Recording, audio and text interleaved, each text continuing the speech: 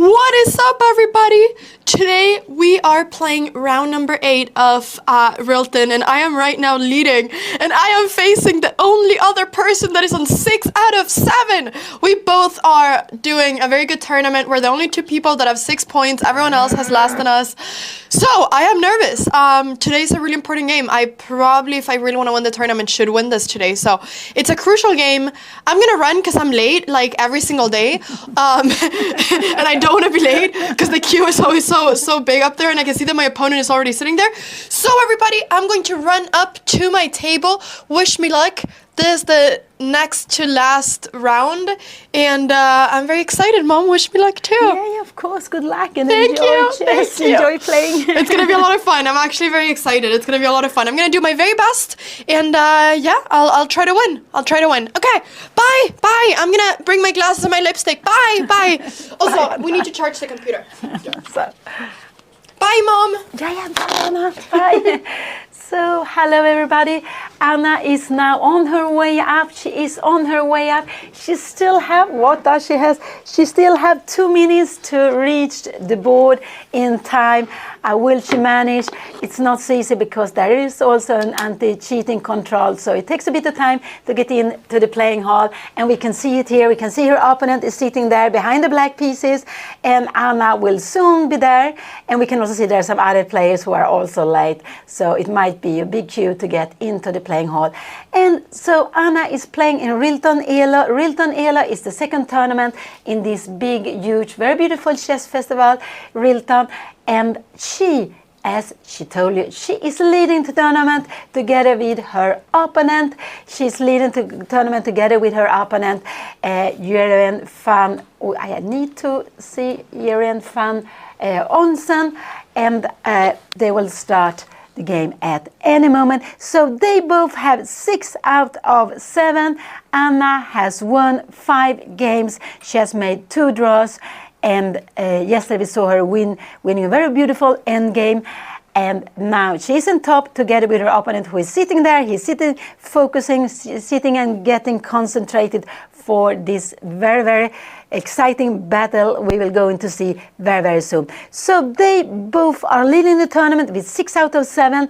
And after them, we have 7 players with 5.5 out of 7. So there are 7 players following them. Among them, there are some Swedish players. I will just mention 2 of them.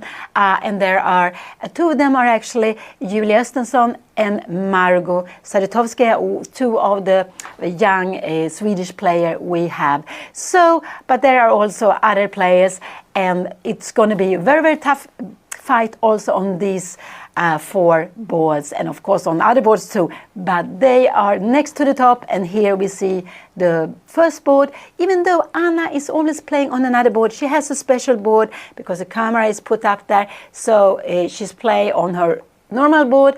It doesn't matter what she's doing, she will always play on this special board. So it's so exciting, really so exciting.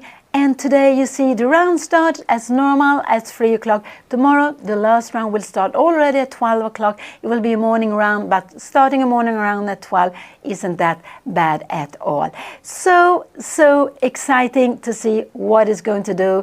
And so this is the 8th round. They will play 1 more round, and tomorrow they will actually play 2 more rounds. They will play the game today, of course, and they're going to play the round tomorrow. So there are 2 more rounds left in this very exciting tournament.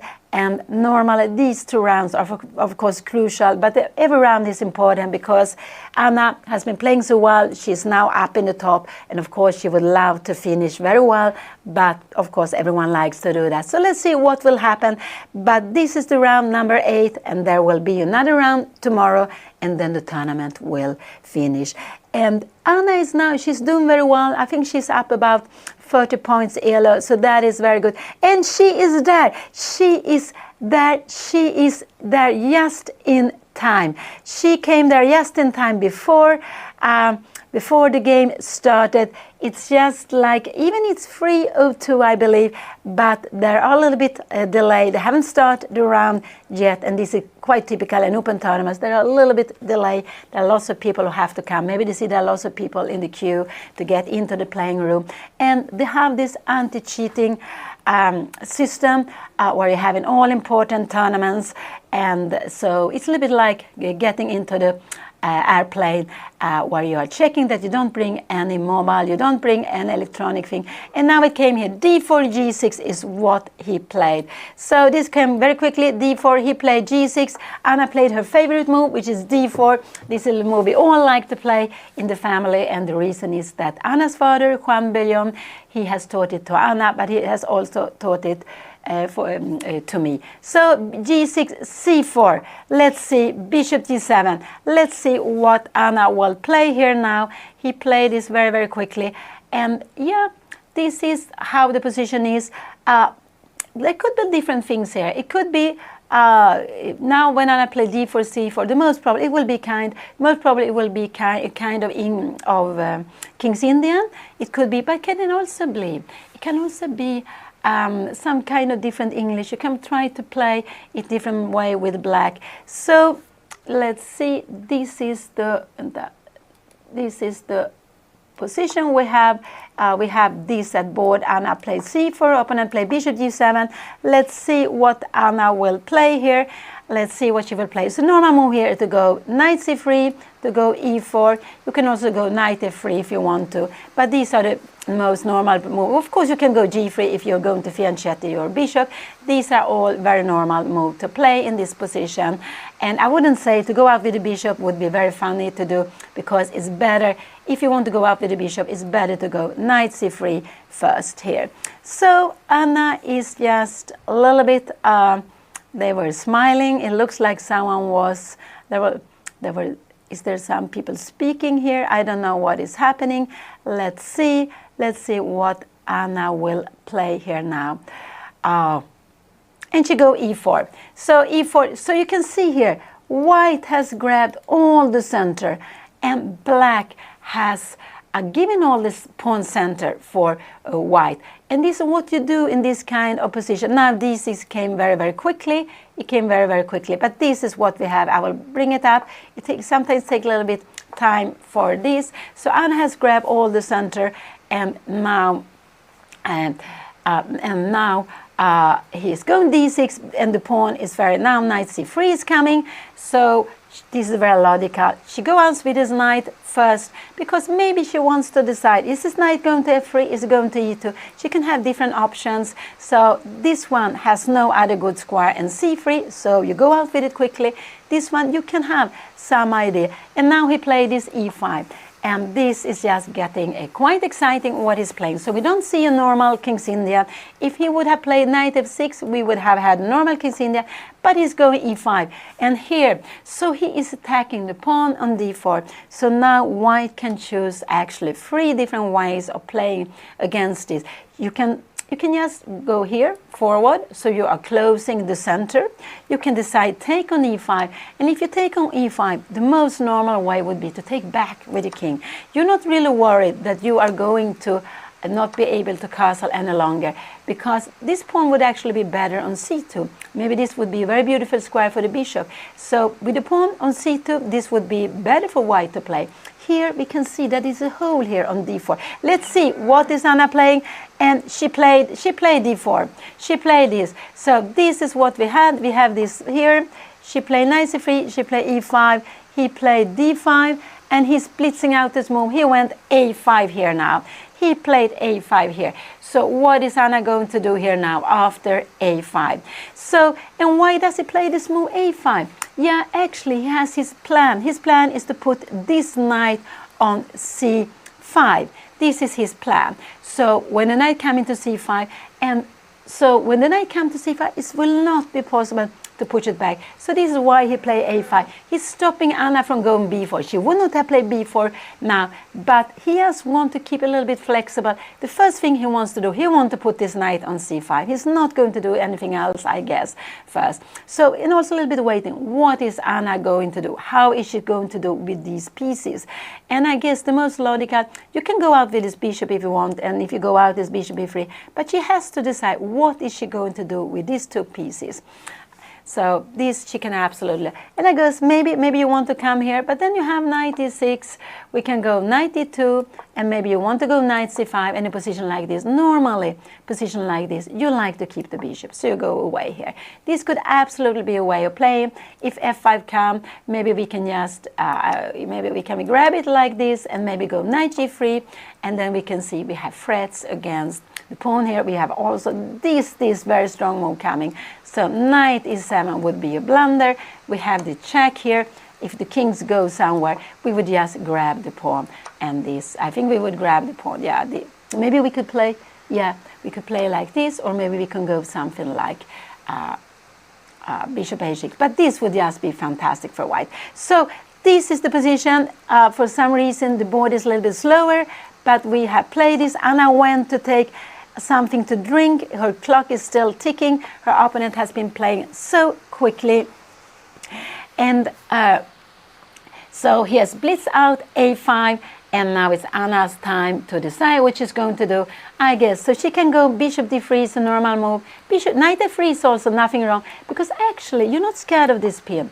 You're not scared of this pin, because this would absolutely just help white. We can see with the pawns here on black squares, we can see that this bishop is very blocked, especially is behind the e5 pawn, and this bishop is just quite passive. So the good bishop for black is the white square bishop. You're not ready to go and exchange it, and white would actually dream of exchanging this white bishop against this bishop, because we can see white's pawns are on white square, and this, the black square bishop, is the more active bishop for black.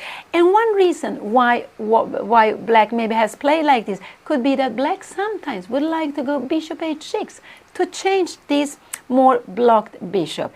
It could be an idea that black wants to do it, and that could be a reason why this knight still stay here on g8. So we have this position, sorry, e5, d5, a5 was played. There's no player at the board, but Anna will go there at any moment. Her opponent played his last move very quickly. He has been blitzing out the moves.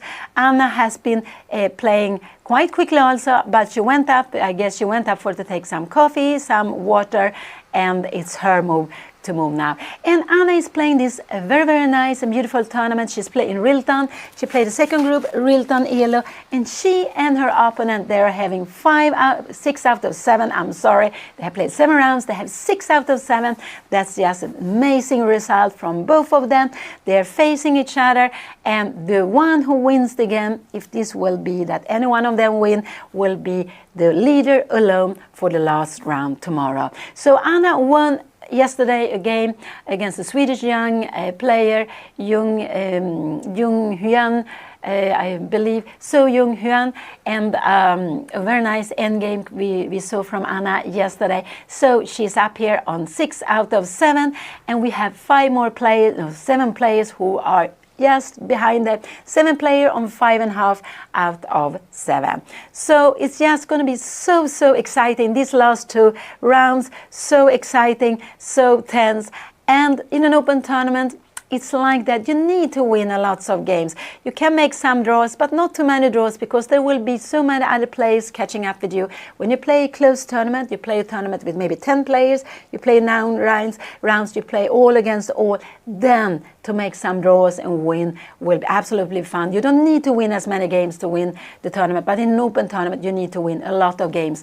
And I would guess that the winner will have like 1.5 point from here now, like 7.5. I would guess the winner will have when the tournament finishes tomorrow afternoon. And this tournament is held in Stockholm, in the heart of Stockholm, in the hotel Scandic Continental, just in front of the train station. So when you get there, you go out, you can go to the old town, you can go around. You have lots of shops, restaurants, nice streets to walk around. It's just a beautiful place, but it's quite cold in Sweden now. It's quite cold here in Stockholm. We have a bit of snow also, but it's held here, and you can see there are not so many people walking around in a playing hall. You can see now it's almost everyone is sitting at the board with just one player behind, and it's because this year they have decided not to allow any audience to go in, but everyone is welcome to come to the hotel. You can be out, you can follow live commentary. There are live commentary from Rilton Cup with Jesper Hall and Tom Wedberg, and you can follow it in a room. You can go in and see when they are speaking. You can sit, there is a room also where you can take coffee, you can drink some water, you can also sit there and play or analyze your games. So it's quite a nice place to be, and with a very nice atmosphere. So let's see, he played a5. What is Anna going to do? Anna play h3. Anna play h3. This is a little bit, it's nothing wrong to play h3, I would say. It's nothing wrong, but her idea is actually to play against f5. So if knight a6 comes, maybe she will go g4, but I wonder now, can you go h5? And now we will need to stop it with g5. How will it put? But now black have f5. So I would say that h3 is not such a good move here.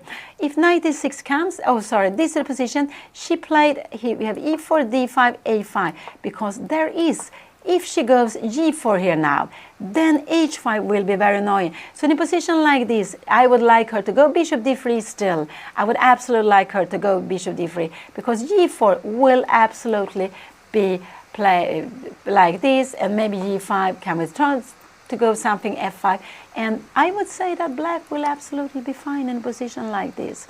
Absolutely will be fine. So after h3, f5, no, we don't worry about it. This would absolutely, and if take with here, we can give check, of course, we can give a check, king f8, but we can also go something like bishop d3, a little bit trying to push the pawns further, and here we will see we will have a square on d4 later on for a knight. So this, and black will not be able to castle, and so this is absolute. But h3 is, the problem is that when this knight has not gone, if you go knight f6, I would say g4, you can absolutely go g4 if you want to, then it's a little bit a different story.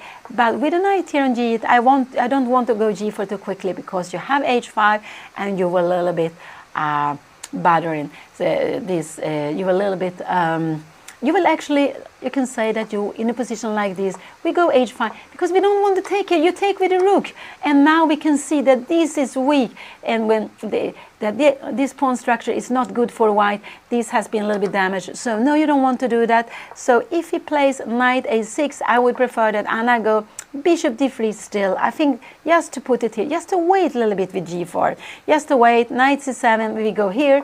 If you go knight f6, now we can go knight d2, or we can go g4, but we don't have to play it immediately. So nothing wrong with h3, but the plan is to go g4 some moments. The plan is also with h3, actually, is a little bit, sometimes you're stopping the bishop to come to g4. You can stop a knight to come to g4, so you can put your bishop on e3 here without being annoyed by a knight. So what did he play? He played knight a6, and this, he played knight a6 here. Let's see what Anna will play. I just hope she doesn't go g4. If she goes g4 here, this is the position, knight a6, she might get into problems already now. Not problems, but so this would be too quickly. But I expect Anna to go maybe bishop e3. Maybe I would prefer bishop d3, because I like this to be here, looking on the pawn on e4 and looking at f5. So this is absolutely fine, both of them.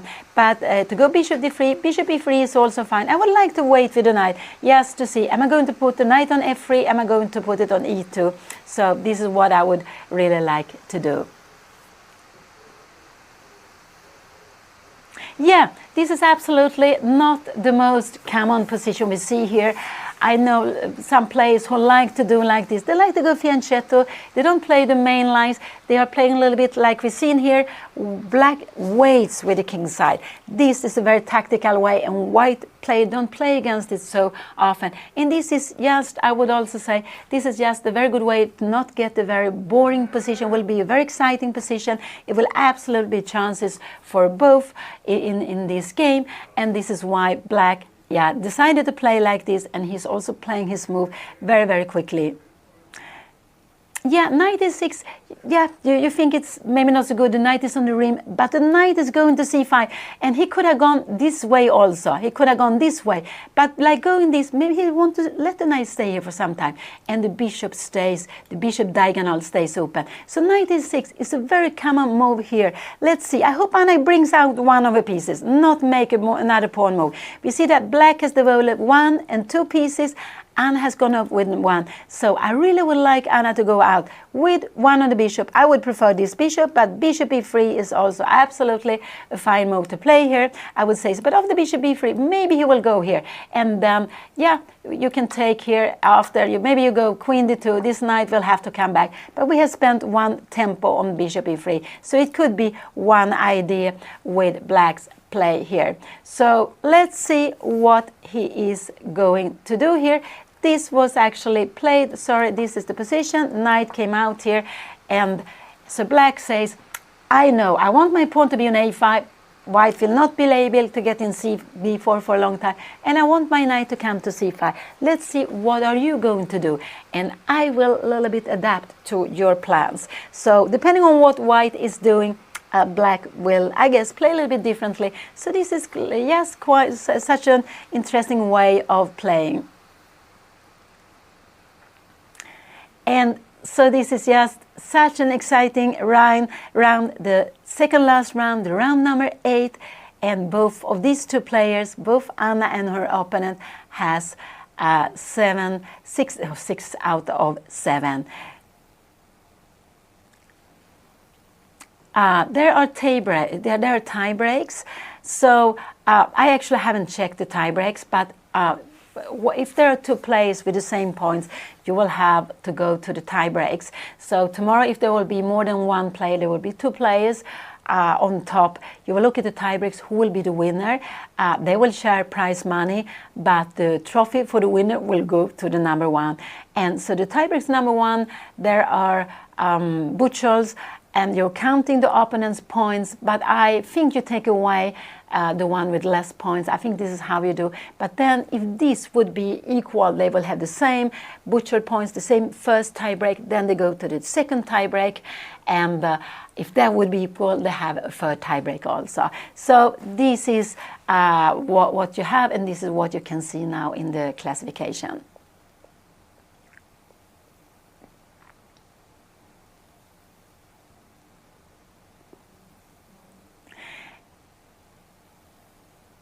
Yeah, of course, a tournament like this tournament is quite long. It's 9 games. You play 1 game each day. So they're playing for 10 days because there was a free day on 1st of January. Very well needed free day for everyone. So of course, to be able to play such a long tournament, if you might need to take some vacation. Some players are professionals, so for them this is easy, but if you are an amateur player, yes, you need to take vacation to play such a long tournament. And this is why there are more tournaments now, also with double rounds. There could be 9 rounds held in 7 days, so it's only 1 week. There could be even 9 rounds held in 5 days, so we have lots of double rounds, but it means that you don't have to take so many days off from work. So this is, and it's a classical tournament. You see, Anna is now, she has spent, I don't know why it's coming, it takes some time before the moves are coming out here. Anna played h3, knight a6 was played, and this is the position on the board. This is what we can see on the board, yeah, so it takes a little bit, I don't know why the board take a bit of time before we see it here, but I just put on the position. So you can see her opponent is blitzing out the moves, but Anna has just spent some few minutes. She has spent some few minutes, and they have just played like 6 moves here. And this, I would more call it like an English opening than a King's Indian, because the knight, they haven't gone out to f6 yet. So let's see. If Anna would go, let's see, bishop e3, we have knight c5, knight f3, knight f6. This would absolutely be a regular King's Indian. But by playing, letting the knight be on g8, Black is keeping lots of options open. Where is this knight going to go? Is he going to go f5 before first? Is he going to put the knight on e7? He might even have some plans of going bishop h6. So let's see what this is the position. This is the position. What is Anna going to play here now? So just take a bit of time. I think this absolutely is fine, just to feel the position. And it's also a bit unusual, this position, the way her opponent has played it. So let's see what she will do. But I just hope she goes out with a piece, she develops a piece. It could be this, it could be the other bishop. Maybe you can go knight f3, but I would just prefer to keep the knight here, just to wait a little bit to decide where the knight will be better placed. Will it be better on e2? Will it be better on f3?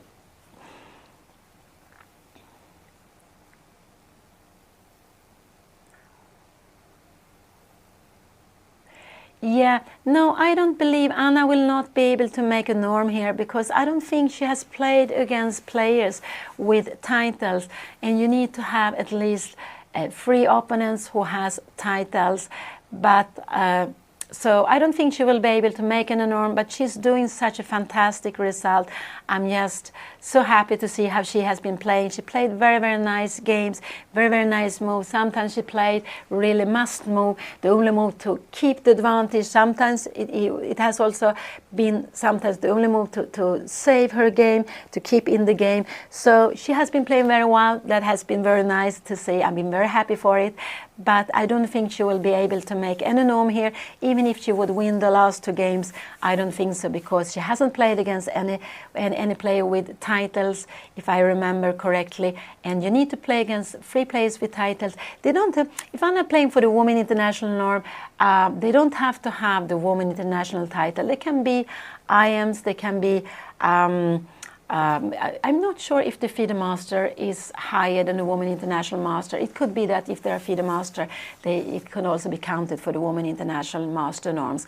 And with norms, we have norms in the open class that anyone can go for, but there are also norms, there are also titles, titles in the open class. You can be grandmaster, international master, you can be FIDE master, and so on, candidate master, but you can also have women titles, and so the women has these double chances. And the reason why we have female titles, we have also still female tournaments, it's because the number of women are very small. I think it's about 11% of all players are female players. It's still a very, very low number. And by having these double chances, it's a way of promote women chess.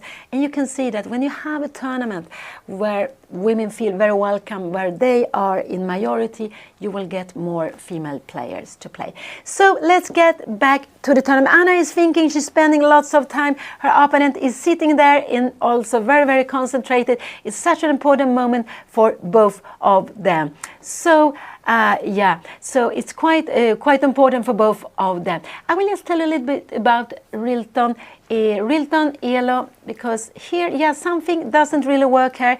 The chess.com board is not moving. I don't know really what is happening. Something is wrong here, but I have put up the position we have on the board. And I just tell you a little bit about Rilton Cup, the first tournament where we have 2 leaders. It's the young Edwin Trost. He's only 16 years old. And they both have 6 out of 7. So we have the same like in Rilton Elo, where Anna and her opponent are leading the tournament. There are 2 players on 6 out of 7, but there we have 2 Swedish players, and we have he's facing the grandmaster Sivuk, who is originally from Ukraine, but now he's playing for the Swedish under the Swedish flag. So this is the position at the board.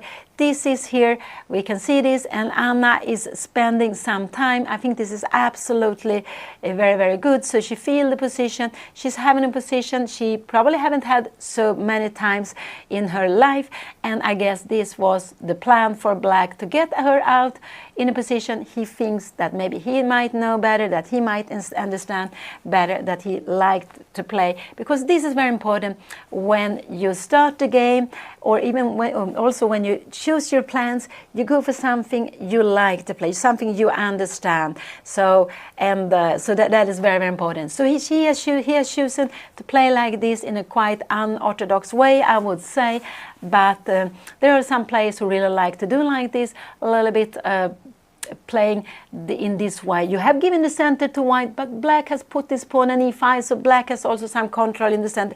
Black will put this knight on c5 now, or it could be later, to put pressure against e4. And this knight will not be, it's not possible for white to take this knight away, because the pawn on a5 is just avoiding that white and will get in b4 for a very, very long time. So this is just such an exciting position, and Anna is thinking here, I still like bishop d3, and if knight c5, I like to keep this bishop, and if this comes here, I just think maybe we can go bishop e3, maybe we can go knight e2, we can also go knight f3, maybe this could be a move to play, and if you go f5, we could just maybe go bishop g5, we can go different, we can also take on f5. There are lots of ways to play this, but I just don't want, after this position, sorry, this was played, knight e6, I don't want Anna to go g4, because after g4, if Anna would have the knight on g3, this is absolutely fine. This is what she wants to play.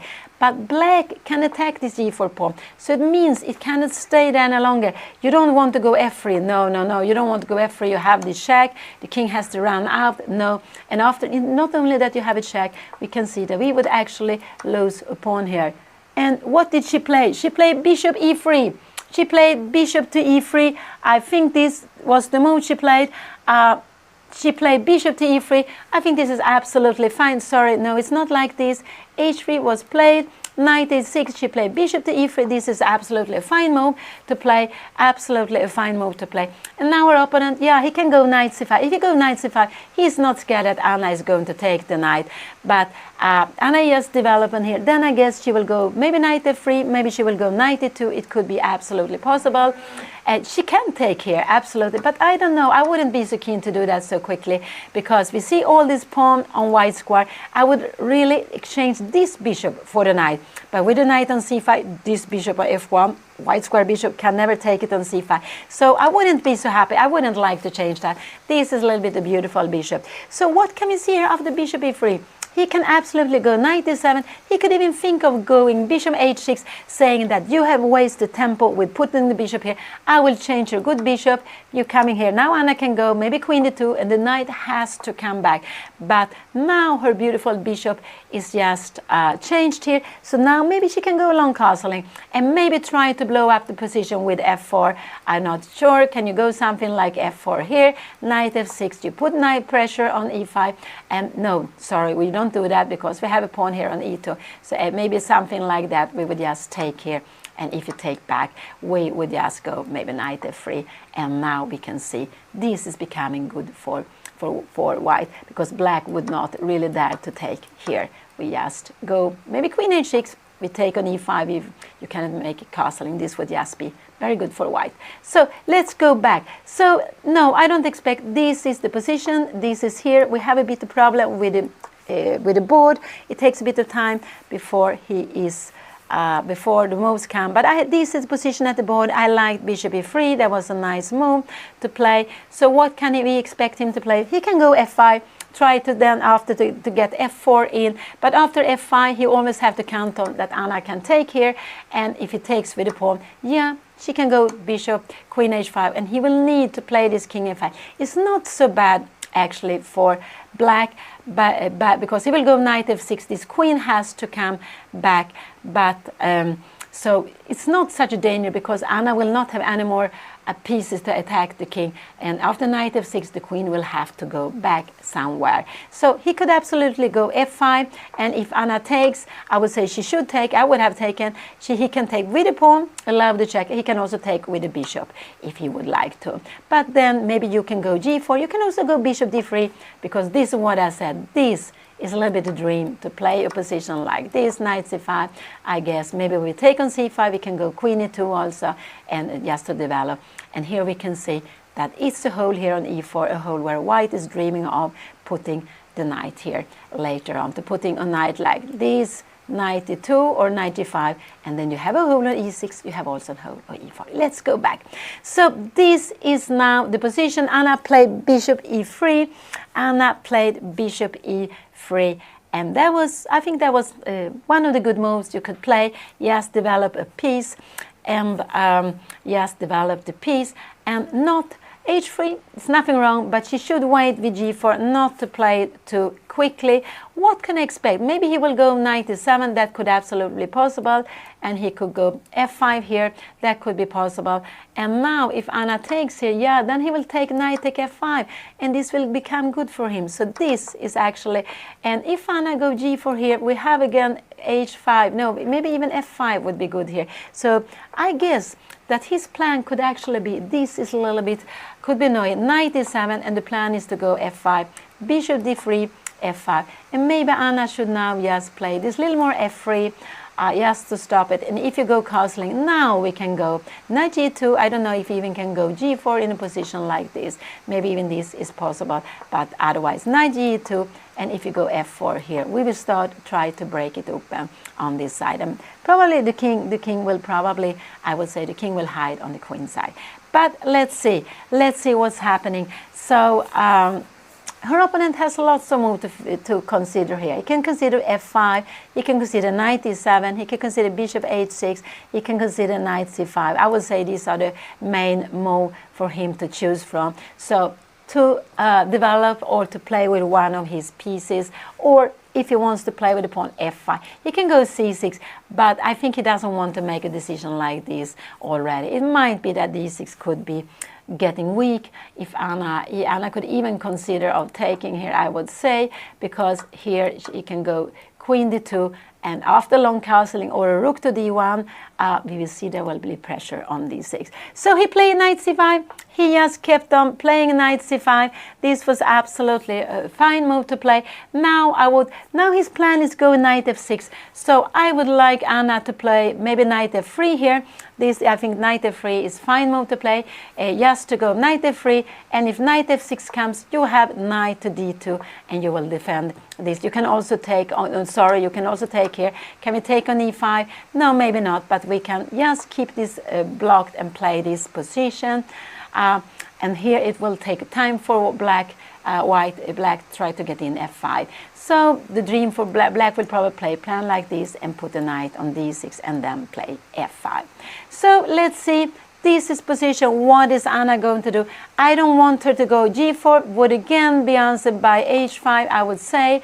And g5, can we go f5 here? How will this be? We take knight take f6, and we go, yeah, and maybe we can try.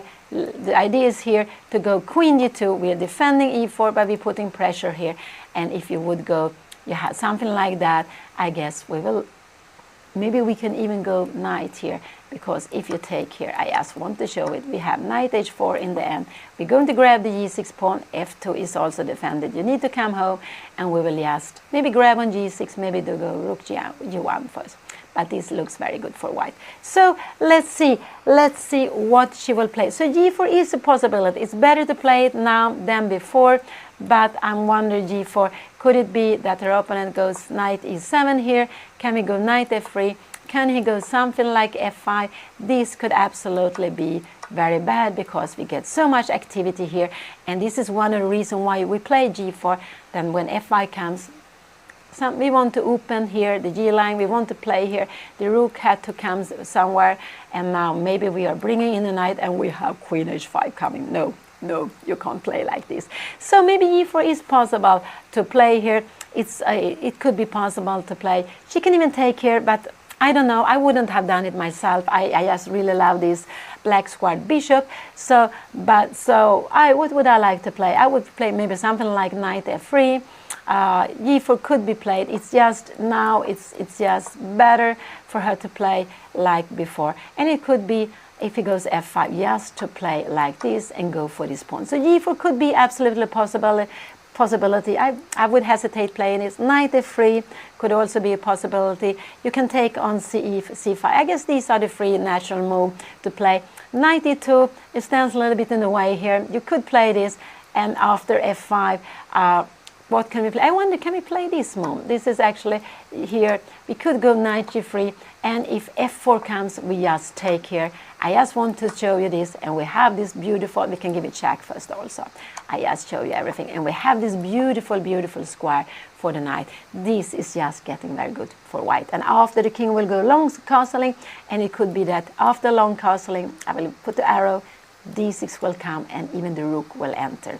This would be just fantastic for white.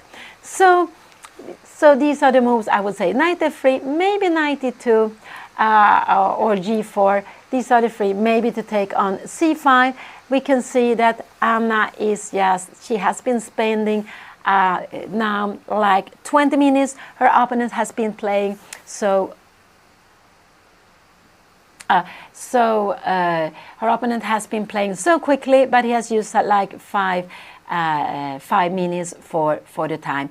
And when you play a tournament like this, there are players invited, and the players who are invited, some of them will get hotel during the tournament. Other players who are coming by themselves, yeah, of course, they will have to pay for it, but they always have, not always, but in this tournament and in lots of tournaments when they organize a tournament, and they normally try to get some special prizes. So there are special prizes for the players coming to play and to stay in the hotel, because that's very convenient that you play in the hotel and you can stay in the same place. Maybe especially when it's very cold, and if you don't feel for going out so much, you can actually stay there, stay in this hotel all the time.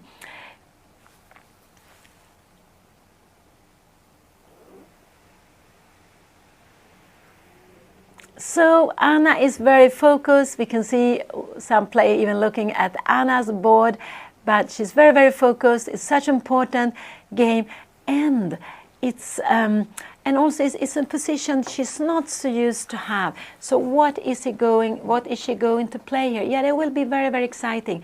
That will be very exciting. It could be g4, it could be knight f3, it could be put the knight here. These are the three moves I would expect. I don't like queen d2 so much, actually. You can play the knight f6, but then we need to have f3. We need to have f3. And in general, yeah, castling. And now we can go maybe g4, or we can go, yeah, I think we will go g4 here. We can also, absolutely, and then after long castling. But yeah, it could be possible also to play like this, absolutely.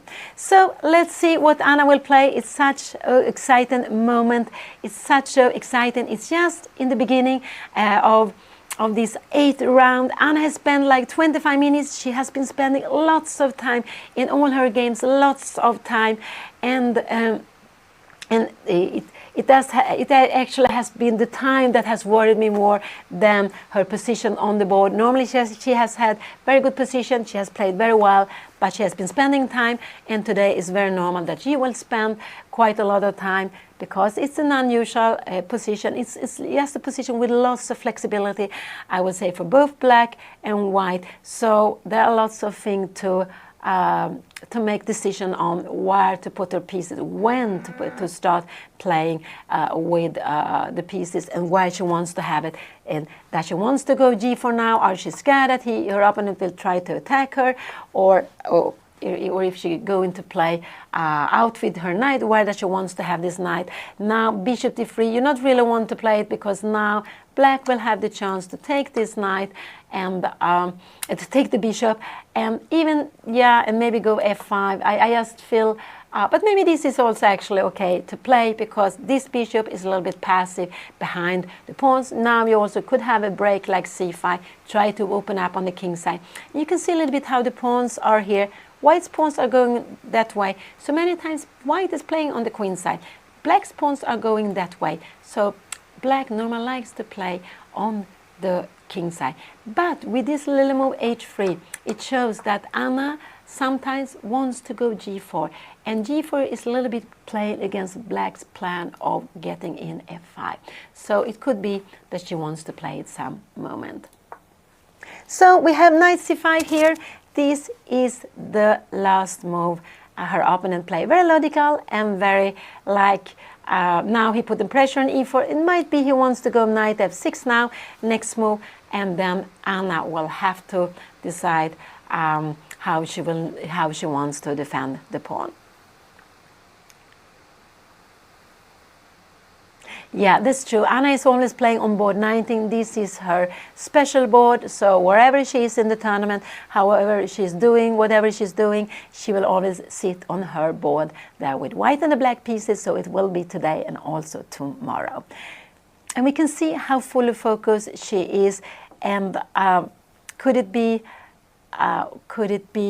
that her opponent wanted also to play on time? He's playing very, very quickly. It seems until now that he's a very quick player, but it could also be that he has decided that he wants to put the pieces like this.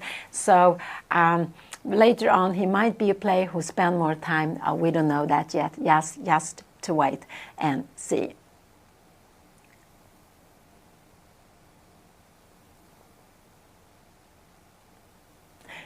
Yeah, there is actually a little bit of danger that Anna will get into time trouble. But if he gets into time trouble, I'm just hoping she has a nice and good position to get in. But actually, some players has these tactics that if things go wrong, it could be maybe the only chance actually to get into time trouble when your opponent has lots of time. Just hope that your opponent will do the same, will just not do the same and start to play very quickly, even if your opponent has lots of time. But I just hope that Anna will spend a little bit of time and then she will make a decision. And what would I have played here? I would have played this. I would go maybe knight e3, maybe g4, but I would a little bit be concerned about h5 coming there. So maybe these are the moves I would like to play. I wouldn't really go out with the bishop here, but you can do it. You can put the bishop here also, but it seems a little bit passive because after knight f6, we will need to have.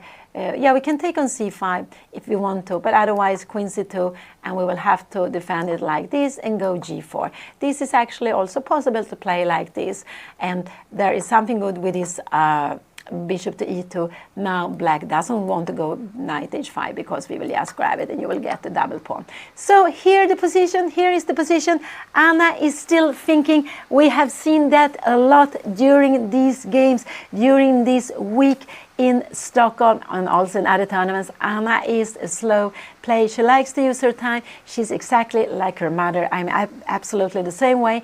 Her father, Juan Bellon, who is playing in Rilton Cup, he is more a quick player. He takes his decision quicker, but we all have our different style. And there are advantages with both ways. The best would, of course, be to play good games, good moves in short time. Then we would be just so strong players, but it's not that easy.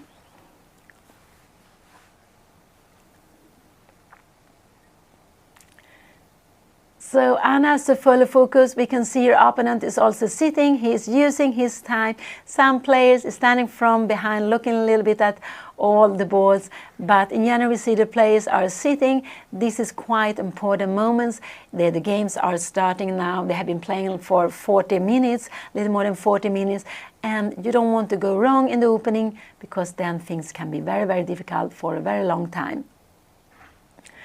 And so, I have played in Rilton Cup many, many times. I don't play now because I'm here commentating on Anna's game. So I am very happy to be commentating on Anna's game, even though it's very, very exciting.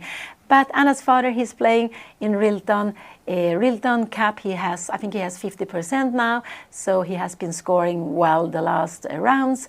And we both played this tournament more than 20 times, I believe. Anna has played quite a lot of times too in different Rilton tournaments, because the Rilton Festival is Rilton Cup, the first group, is Rilton Elo, where Anna is playing, where she's leading together with her opponent. They have 6 out of 7, but there is also other tournaments. They have started a tournament with Rilton up to 1800 for players under 1800, and they have it very intensive. They're playing double round yesterday, the day before, and today and tomorrow. Their tournament will also finish with a single round. So they're playing 7 games in just 3.5 days. I will say that is very much taking a lot of energy. It's very intense, but you don't have to take so many days off if you are working or if you need to be somewhere else. So there are lots of things happen at the same time. Yesterday there was a rapid tournament. I not sure who won it, but there was a blitz tournament on the 1st of January, which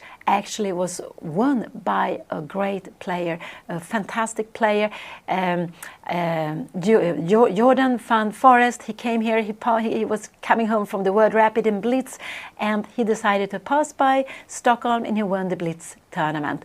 And that's of course always very nice to see, strong players, to see players coming and just want to play. Even if they don't play the whole festival, they're playing one day. That's just very, very beautiful. And it was quite a big Blitz tournament. I think it was close to 100 players playing there. So here we see both of them are so focused on the game. They're really focused. Anna is on her way to move. What is she going to do? What is she going to do? I would just say that this G4 is one move. Knight F3 is one move. This could be a third move. Could Queen D2, I don't like it, but it could be a fourth move. This would be my candidate move for this position. Bishop D3 could be a move, but if you wanted to do it, you would have liked to do it a bit earlier, because you give black the option of taking the bishop. So I would say 1, 2, 3, and 4, and maybe 5. These are the moves I would say would be the candidate moves here to play. So let's see, what is she going to play? It looks like she's on her way to play, but she hasn't decided yet. She hasn't decided yet. So she's spending a little bit more time. She has now used a bit more than half an hour. But I think this is fine, because it's so important that it doesn't go wrong for her, that it gets a position she likes to play. That is very, very important. So, no, this is not bad. You can absolutely play this. If black could take back with a p-pawn, so she played Queen D2. This is what she played. She played Queen D2. I would say, it's absolutely fine to play Queen D2. She's stopping, bishop coming to here now. Sometimes she's playing bishop H6, and it's a little bit a waiting move. So she played Queen D2, but she could absolutely have taken a C5 because black would have to take back. But this bishop is the nice bishop, and it's not such an easy decision to make, to give away, because now white would have been very, very weak on the black square. But Anna went Queen D2, and I'm not really, I guess now F5 might be coming if you take here. And if you take with the G-pawn, you can play you can take a C5, you can also go F4, I believe. Can we do that? No, maybe Queen H5 will make it some problem here. And this endgame, this endgame would not be so good any longer for white, because she cannot put the knight on D4. If she go knight D2, knight D3 check will come. So this would not be a good move. So it could be that F5 is coming, but after F5, maybe we'll let it be like this, and we can go, can we play something else? Yeah, we can even take here, take like this, and play this position with bishop D3. We could do so, and bishop A6 coming here. We just put the queen on E2. Now we have some threats taken on F5, and if you would go F4, you can see how everything is blocked here. This would just be a very, very good position. But white is planning long castling, but before long castling, this would not be possible because we have a check. We would just win the queen, but white would just play a small move between. So after F5, she can absolutely think of playing something like that. This would not be a good move because you have maybe Queen E2. No, I put Knight F3. I think Bishop D3 would be more natural. And if there is, you just go Queen E2 and you see how the queen is looking at the king. So this F5 could be, I guess her opponent will go Knight F6. Then we have a King's Indian, a more normal King's Indian. And how is she going to defend the pawn? She doesn't want to go Queen C2 because she has lost the tempo with Queen D2. So either she will defend it with F3 or she will go Bishop D3. One of these moves. So Queen D2 was played. Her opponent can also go Knight E2. I think that's quite a normal way of playing here. Knight F3. Can you start something with F5? This could absolutely be not so good. Actually, this is a good plan. And when you have this pawn, this is just very difficult. But to go H4 it's just very, very difficult, because what you want to do now, c5 is hanging. I just want to show something here. We can even go d6, because I don't know, after here we have maybe queen d5. I don't know what is going to happen here, but this could just be, but we have this plan of going h5, and we're putting pressure on g6, and we are opening up the 5. We are going to go long castling afterwards. So this is absolutely possible to play. So we have in a very exciting position. I can say, I consider his move to be knight f6, knight e7, f5. Could he even wants to go h5? I wouldn't expect this. I think he has h5 just to go bishop h6. No, I wouldn't expect him to play this, but it could be also a move here. He can also go in this position. This is how we have it on the board. Queen d2 was played. Queen d2 was played. He can also make this little move, and it's because if Anna ever would think to take here, he will probably take back with the b pawn. So he will have this rook, and if Anna go long castling, he will put pressure here on b2. So this would absolutely be better for him to do. So if he go b6, Anna just want to change this for a knight. But what I don't like with this position now is this knight needs to come to e2, because if you go knight f3, you don't have this d2 square any longer for the knight. So I'm a little bit wondering where you're going to put the knight. Maybe knight e2, but then you would like to go out with the bishop first here. So yeah, let's see what he will be playing here, black. So I would say f5 could be a move, this could be a move, and this could be a move, and maybe even b6. These are the 4 moves I would say. I would expect him to do one of these 4 moves.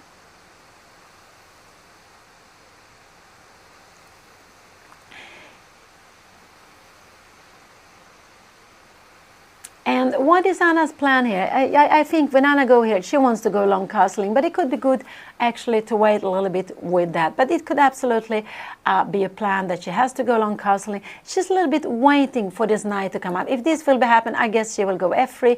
If this will be happen, I think we will see a g4 move here, and maybe her opponent will start playing like this. And now even we can take, can we play this? Go long castling, you need to go knight b7. How would the position be like this? This would absolutely be a double H position, because because d6 is weak, but you don't have any way to win the pawn, and you open files here. The knight is getting a little bit passive, but you can absolutely play like this. And now the plan for white is go h4 and h5. Try to open up, or the h5, or even playing h6 just to put the king very more to play against the pieces, so the king position will be more cramped, which could be good even if they get into the endgame. So here is the position. Anna played queen d2. Now her opponent is taking some time. He has used 10 minutes. Anna has used like 33 minutes. It's such an exciting moment, such an important game, such an exciting moment in this tournament. Let's see what will happen here. If Anna wins, she will be the only sole leader of the tournament coming into the last round. If her opponent wins, he will be the sole leader of the tournament. And for both of them to have a chance to win the tournament, they both of them need to score. If any one of them will lose the game, they will not have a chance to win the tournament any longer. But even with the draw, they have a chance to win, because then they need to win tomorrow. They will be catched by some players. They will be catched by some players. It could be maximum 4 players catching up with them if they make a draw today. So there would be lots of play going into the final round with the same score, and all of them would need to win to have a chance to win the tournament. So this is a crucial game. This is a very important game, and let's see what is going to happen. He played f5. So this, he played f5. This is a quite fine moment for him to play. I would actually say that Anna can play in different way here. She can even go knight g2. Even knight g2 is a good move to play. Absolutely, it is a good move. If she would take here, I don't think maybe this is a good any longer, because he would take with the g pawn. I'm sure he would take with the g pawn. And now maybe Anna needs to go g4. And if f4 comes, she will just grab this. She will grab this, and she would have this beautiful, beautiful square. Maybe go long castling, and if knight f6 comes, we just keep control of the square. We can even go knight f3, because a4 we have knight g5, or we have even g5. we have lots of things here. Even this would be good because it would open up the position for with the king in the middle. So let's go back. Let's go back. This is the position. He played f5. He played f5 now when the queen had moved. He didn't play before because I'm sure if Anna takes here, I'm sure he's going to take here. And with the queen on d2, there's no more queen h5 check. So now he wants to play it. So what can Anna consider to play in this position? She can consider knight e2. She can even consider knight f3, I would guess so. But maybe this would be a mistake. Here you have knight f6. We will have to go for queen c2. How would this position be? Yeah, because maybe you, I don't know, if you go something like castling here, she might go g4, you go c6, what will happen here? The position is going to be very, very, this, you need to take back here, and this is actually getting fine for black now. You cannot take here because we're going to pin you. This is going to be very, very, this is probably going to be fine for her, but you cannot, so this is not, knight f3 would not be a good move here, not with queen d2. This has been just a bit of waste of tempo. So she can consider take on c5. This is actually the strongest one. She can take here, and if he takes, she can go knight d2, hoping for f4. But then I guess knight f6 will be coming. She can now again, she could take here, and can she go maybe something like g4, even giving this pawn, or she could maybe even starting with long castling. And if you go short castling, it might be possible for her to go g4. If you grab the pawn here, we will yes develop our pieces, and this is the pieces. You remember, we always like to change this this bishop. Here black has won a pawn, black has a pawn more, but it doesn't matter. We have this open h5. We're going to play the next rook to h1 or to g1. We are having control of e4 square, and this is a very passive bishop, but a needed bishop because this king is quite open. So let's go back. So taking on c5 is a good move. I would say taking on f5 is a good move. She can also go out with a knight to e2, but I don't know, long castling I don't think would be the right here. If he takes here, this is not a problem because she will go knight e2, you go knight f6, she will go knight c3, and now you had a plan on g4. Maybe you will need to stop this move, and here I'm not sure what is better. You can try to pin it. I don't know if you can go something g3, bishop g2 to try to grab this back, but you will also have bishop f5. But you will have this pawn, but you don't have a special play here. And she might even go g3, and you have a slow plan of getting the pawn to g4. Maybe it could even be possible to play like this. And after bishop g2, the bishop will come to f5. It will have something like this. Maybe you can try to get in g4, but that would not be so easy because you have 1, 2, 3 here. But this would be, it's possible to play like this. It would be about equal chances for both. So I expect Anna to take on f5. I expect her to take on f5. I would say f4 is not a threat. If Anna come here, knight e2. Now maybe knight f4 could. If Anna comes here, f4 would not be a good move because we can see this knight stands on the best square. Here we can go. I think we can go even long castling or bishop e2, bishop d3 out with the bishop.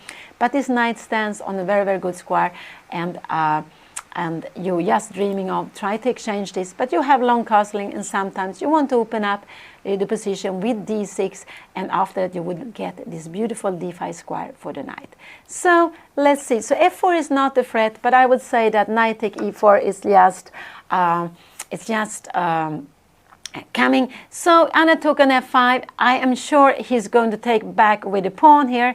Maybe he will think a little bit, but I don't think he will think so long.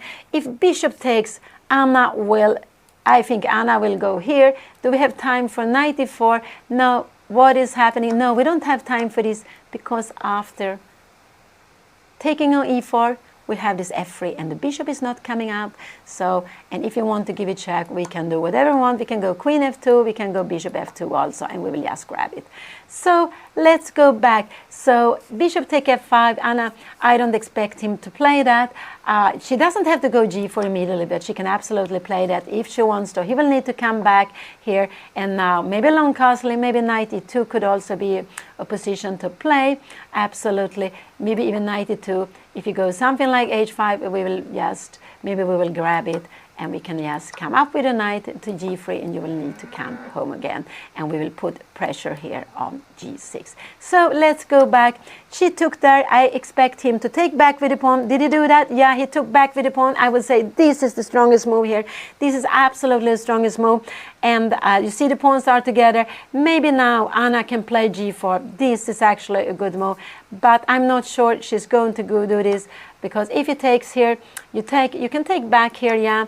And if you go bishop take g4, we will go, I guess we will go maybe bishop e2, maybe take on c5. We can play with this pawn less, and this is absolutely possible to play, but I don't think she would do that. If her queen would have been on d1, yes, I think Anna would have gone g4, but in this position, no, I don't think so. So what can she play? It could be that g4 is the best move to play, but it's not such an easy choice to give the pawn here. And after here, can we go maybe bishop h3, maybe bishop e2, yes, to play it like this, because if you go, I don't know, if you take here, we will just take back with the knight, and if you go knight f6, you can see so beautiful square. We will have knight on e3 here, and we'll go long castling. We can also maybe go long castling directly, or rook to g1. No, this is fantastic. So g4 is a very good move, but it means that you give a pawn, and that is just not so easy, because to make this decision. But knight g2 is also actually a good move. So if knight f6 comes, we can actually go, we can even go knight g3, because after f4 we can take on c5. If you take back here, we will just go back here, and if you take here, we will just take it. Probably, I don't know, maybe with the queen, maybe with, I guess, with the bishop is stronger. So, and here we can go long castling or g4. This is absolutely good move. So queen h5, knight h5 would maybe be good to play, but we will absolutely go to play a position like this, and you have the bishop coming up on a good square, knight f4, and you go bishop e4, and you have everything defended. So let's go back. This is the position. He took on f5, Anna took back. So what are the moves to consider? I would say long castling is one of the moves to consider. g4 is one of the moves to consider. Take on c5. I think, or maybe knight e2. Knight f3 now, could this be possible? It's not sure, this is so good. If knight f6 comes, yeah, maybe this is absolutely fine, because she can take here. She even can take on e5, because if you pin, we will just defend it with f4, and white is absolutely fine here in this position. If you come here, I guess we will just go long castling, and if you take on f4, I think, yeah, we can even go back and this knight, and we are having some threats with rook e1. This would just be fantastic. So let's go back here. Anna is facing this position, a very unusual position, I would say, quite unusual position, maybe not very, but quite unusual position. We have these beautiful pawns here for black in the center. So first white got the center, but then black has got these two pawns in the center. Anna has a very important pawn here on d5, also taking squares in the center, but her e4 pawn has been exchanged, and black has done what is actually a little bit a rule, that when you take back a pawn, black can take back with the bishop and with the pawn. One is that you keep the pawns together. You see how these pawns control all these four squares, and also you take back towards the center. This is a little bit like a rule. Sometimes there are, of course, exceptions for the rules, but you take back towards the center. And this is what he did with g take f5. So he is now having control of these squares. So this was played. Yeah, I don't know how I can. Oh, now they are getting blue instead. I don't know how I can get away with these squares. Now we have them normal again. So I would say long castling. I guess Anna will go long castling. This is what I expect her to play here. She can absolutely go g4, give a pawn. It's not an easy choice, but the idea to give a pawn is actually, it's all about this square, not all about it, but a lot about this square, to get e4 square.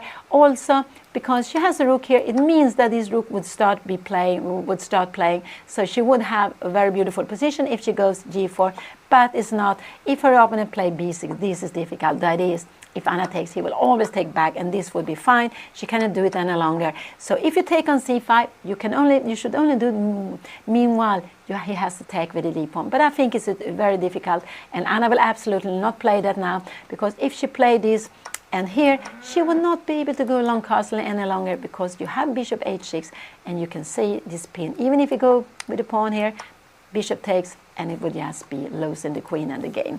So I expect Anna to go long castling here. What more can she do? She can go out with a knight. Knight e2. Knight e2 would probably be the best. She can take on c5. I don't think she's going to take on c5. No, I don't think so. So knight e2 is absolutely a fine move to play here. And g4, of course, it could be the best move, but that's such a difficult move to move. But I expect Anna to go long castling. So these are the three moves, I would say. g4, knight e2, and long castling. But you can put the knight here on f3, but it's not sure it's so good. Knight e7. And how are we now going? Now the plan is to put the knight on g6. And the idea with knight e3 is, of course, if you go e4, we have this beautiful, beautiful square for the knight. And this is a little bit like a dream for white to get it here. So, of course, black wants these pawns to stay here together. They are taking more squares. If you move one of them further, yeah, then we would take, and we would have, I would say, we go bishop d3, and we control e4. And this would, again, be very nice for white. So, let's see. Moving out the knight to the two possible squares, yeah, I would say so. But knight f3 is not, maybe knight e2 would be better, because you would have some plan of going g4 again or knight g3. But actually you want to get in g4. You really want to get in g4 here.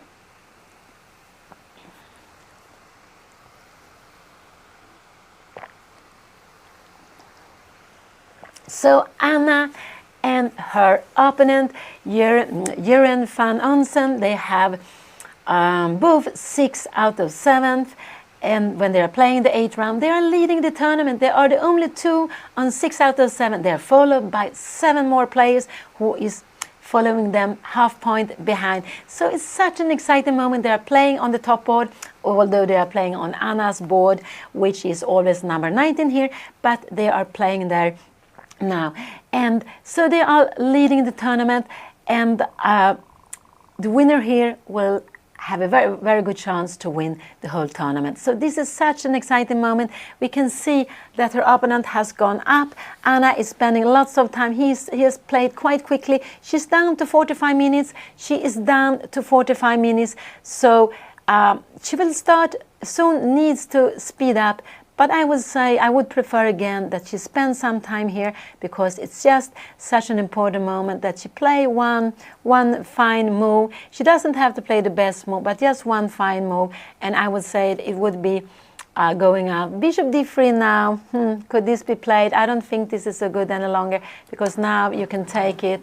And now f4. This would be another story, because you have, well, not bishop f5, but we don't get this knight to get to e4 so easily here now. So this, we need to go knight f3, castling. Maybe can we go knight g5? Maybe, yeah, maybe here on knight e4. Maybe this would be actually possibly to play still, and to put the king here on the, to put the king here like this, and to put the king on the queen side. So I would actually prefer to have it on the queen side. So maybe something like that. And you're trying to open up here with g4. But black will absolutely try to open up on the queen side. So so bishop d3 could be played, but then I would have loved to play it much, much earlier, to play it differently from earlier on here. So Anna now is thinking, and it's not at all easy. You see these two big pawns, and it's not at all easy. f4 would be a mistake. I really hope Anna doesn't go f4. She doesn't have to be scared of this. She's not going to lose any piece, because she can always grab the knight here. So she's not scared of f4. If she goes along castling, this is not the problem. She will just grab here. Maybe she will now go, maybe queen c2, maybe bishop d3. Maybe queen c2 is good. Your knight f6, we will just go, I guess, bishop d3. And if you go something like long castling, we might go g4 or knight f3. We have this plan on knight g5, knight e4. She will be so quick here. This would absolutely be so good for her. So that is absolutely also possible to play. But here he would just yeah, he would take it, so this would not be so nice. So now you're not so keen of changing this bishop against a knight. No, and not even before, because this bishop you want before to change against that bishop. But now black has a pawn here. Anna has not been able to play g4 and take on f5. She couldn't get it in a good way as she would have liked to do, and therefore now black has got his pawn to f5 without Anna having a nasty check on h5. So her opponent has played quite logically. Anna has also played logically, but she needs to keep on finding a good plan where that she wants to put her pieces. I'm sure she wants to put her king on the queen side. I'm sure about that. So if she wants to go f4, she needs to go long castling first. But after long castling, I would say we would have probably knight f6, and now maybe we can just take here and to play a position like this. And maybe even now we can go g4, but I would say this would be more difficult to play a move like this already here. So after the idea is maybe to come here, maybe we will just start to put pressure on maybe on the e-line, but no, this would be very, very difficult move to play. Maybe to go knight e2, for go knight g3, maybe knight f3 could also be possible. Maybe king b1, this is logical. He has a black square bishop, I put my king on a white square, and when you go long castling, king b1 is lots of time a move you need to play. You need to put it away there. So let's see, but I don't think Anna is going to take on c5 if it's not necessary. I don't think so, and I don't think she will do that. So let's see, she played g4. She played g4. This is amazing. She played g4. This is absolutely a very, very good move. I am surprised because it's such a strong move to go g4. So he can actually now grab the pawn. What is she going to do if he grabs the pawn? I assume he's going to go back. But if he goes here, what is she going to go? Is she going to go bishop d2? Bishop h3, I would say, would be a bit, maybe it's fine. I'm wondering what is happening after this. Now, this would not be so good because we have some tactics here. We are playing against c7. We have some tactics here. How are you going to defend c7? You don't want to go long castling because we would have this queen take h5 and we would actually threaten mate in one. So Anna played g4. Yeah, and remember she told me she wants to play for win. So she played this very, very active move. Now, if f4 comes, she has only one move to do. She needs to take the knight. But this would absolutely be fine for her to play. She needs to take the knight. So she played g4. I didn't expect it because you are giving a pawn. I expect her opponent to take on g4. He can do something slowly. Can he go knight e7 here also? If he goes something like that, maybe Anna just go long castling. She will just keep it, just keep the control here. Just keep it like this. She could absolutely play long castling. So knight e7 is a move for him to play, and if you take here, this would probably not be good because the knight is coming up here and black wants the knight to come here. If you go here, we can see that he has this beautiful square here on d4 for a knight. No, we don't want to allow this. We have to wait with it. So Anna went g4. She's really showing she's going for the full point. She's going to play very actively. Let's hope it will work all the way. She is giving a pawn now. Black can take the pawn. He can also be very careful to just defend the pawn, and if he wants to defend the pawn, he can do it like this. He can also go knight a7, which means that he's threatening f4, and if Anna takes, he can go knight e7. This could absolutely be a way for him to play. Can Anna go bishop d3? Actually, sometimes f6 is a good move to put this a little bit on a worse square. You have to come, maybe you come back here, and now we could even pin the knight with bishop g5. We can even play something like this. What is happening here? Knight f5, and maybe we go like this. If you take here, I assume that we are going to take with the f pawn.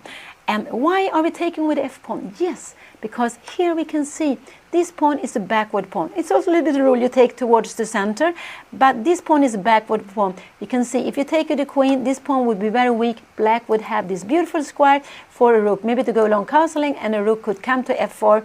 So you need to take with the pawn, and like that, this pawn controls these two squares. And you have a beautiful knight here, you have another beautiful knight here, and you're planning to go bishop d3, maybe even bishop e2, bishop g4, and long castling, put a rook on g1, another one on maybe f1, or it could be that sometimes you will start walking just to annoy this bishop. So this could absolutely be possible to play. So, oh, it's such an exciting moment. Can her opponent go e4? Yes, he could absolutely go e4 here. What happened if Anna takes here? Can he go then maybe take back? Can he go knight e7? No, maybe that would be a mistake, because we will give lots of things with tempo. We will take this with tempo, and he needs to come back. But he has still, maybe she can take on c5. Maybe she should not do that. Knight f5 is coming, and we will go something like long castling. You're going short castling, but probably put a rook on g1 just to annoy the bishop. So this could be a very double-edged position. Black's bishop is playing, but Anna is just knight f4 could actually be good. You have this square here. I don't know what would be happening. This would all be very, very, very, very crazy. Yeah, there's a lots of crazy things going on here. So, but this is not the game.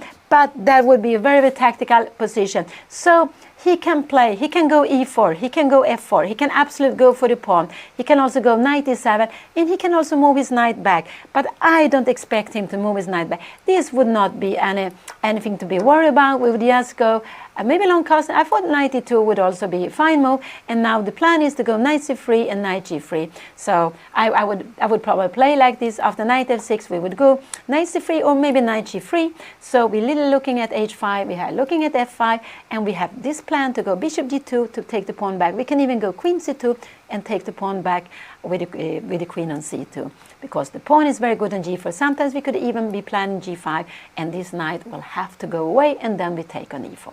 So let's go back. This is such an exciting position. Anna played g4. This is a very beautiful move, but she's giving a pawn. He can absolutely grab it, but what will happen then is Anna will get lots of squares for her pieces, lots of squares, lots of lines. If he takes here, and Anna should take back here, she should take back. She can take on c5, but she should take back, because otherwise he might go g3. If she plays something like that, could g3 be a possibility? It could be, but in general, so I think that if he goes here, this is better to play. If he takes here, he will absolutely take back. Knight f6 here, I don't think this would be such a good way to play. Maybe you come here, and after g5, you can't go here actively, because you can see after f3, the knight is not coming out. You will need to go with the knight maybe to d7, but this would absolutely be very good with the g5 pawn here, and you will have bishop h3 whenever you want. So, and if castling, yeah, we would just go bishop d3, and we would have so many threats against the king. So let's see what he will play. Will he take the pawn? I expect him to take the pawn. He has played, and he played knight f6. He played knight f6. This was absolutely a shocking move to me. He played knight f6. So he doesn't want to take the pawn. He's just, is he threatening to take the pawn? No, I wouldn't say so.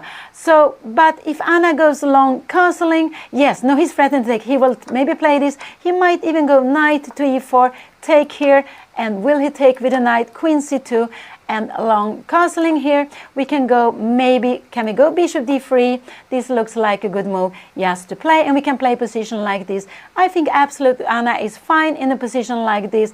Maybe you go, I don't know, maybe we go something like a4, and the idea now we would take on e4. This would be very, very good. We keep it close. We would keep it close, and after f take e4. We don't take with the queen. We can take with the queen, but I would have preferred to go knight e2, knight c3, or knight g3, and take here with the knight. So what can Anna play? Anna can absolutely go long castling, but then I think he's going to take the pawn. What is going to happen if Anna takes back? He can now take, he can take with the bishop. Can he take with the knight also? Yeah, this would be just so I don't know what is happening. f3, you're coming back with the knight at f6, and you are, yes, getting out with your pieces. So there will be open lines. This will absolutely be fine for Anna to play. So he played knight f6. This is just, both of them are playing for the initiative. Both of them wants to have the initiative. If Anna takes here, he will absolutely take back, and I think black will be fine here because he controls e4 so much. Anna doesn't have time for knight e2 because then it would be a terrible check here. We don't want to have the king in the middle. No, she can't play it. So what can she do? Can she go knight e2? Could this be a move? It could be, but then could a knight come here to e4? We take it. What are you going to do? You take it. We come here and we play like this. I think this could be a possibility to play, but we have this queen h4, and what is going to happen? We have threats here. No, this would not be good. Knight e2 is not a good move. I really hope she doesn't play it, but her opponent is playing so quickly. He is playing quite quickly, and it's a very Anna is down to 40 minutes, and it's a position which is quite not easy. g5, no, I don't want her to go g5. This would be a mistake because now you don't have pressure on these two beautiful pawns. He can go knight e4, he can go knight to d7. No, not go g5. She needs to keep it. So maybe the best is that final to go here, and maybe now you can go g5, because now this is not at all any problem to play. I would say this is not at all any problem to play. You can go bishop g2. If you can bishop f5, we will just go. Maybe we go h4, we can also go knight e2, knight g3, and we are, after this, we are getting the knight to g3. We can even go h4 or knight g3, and we will just going to take the pawn. So let's see here now. Let's see what Anna is going to play.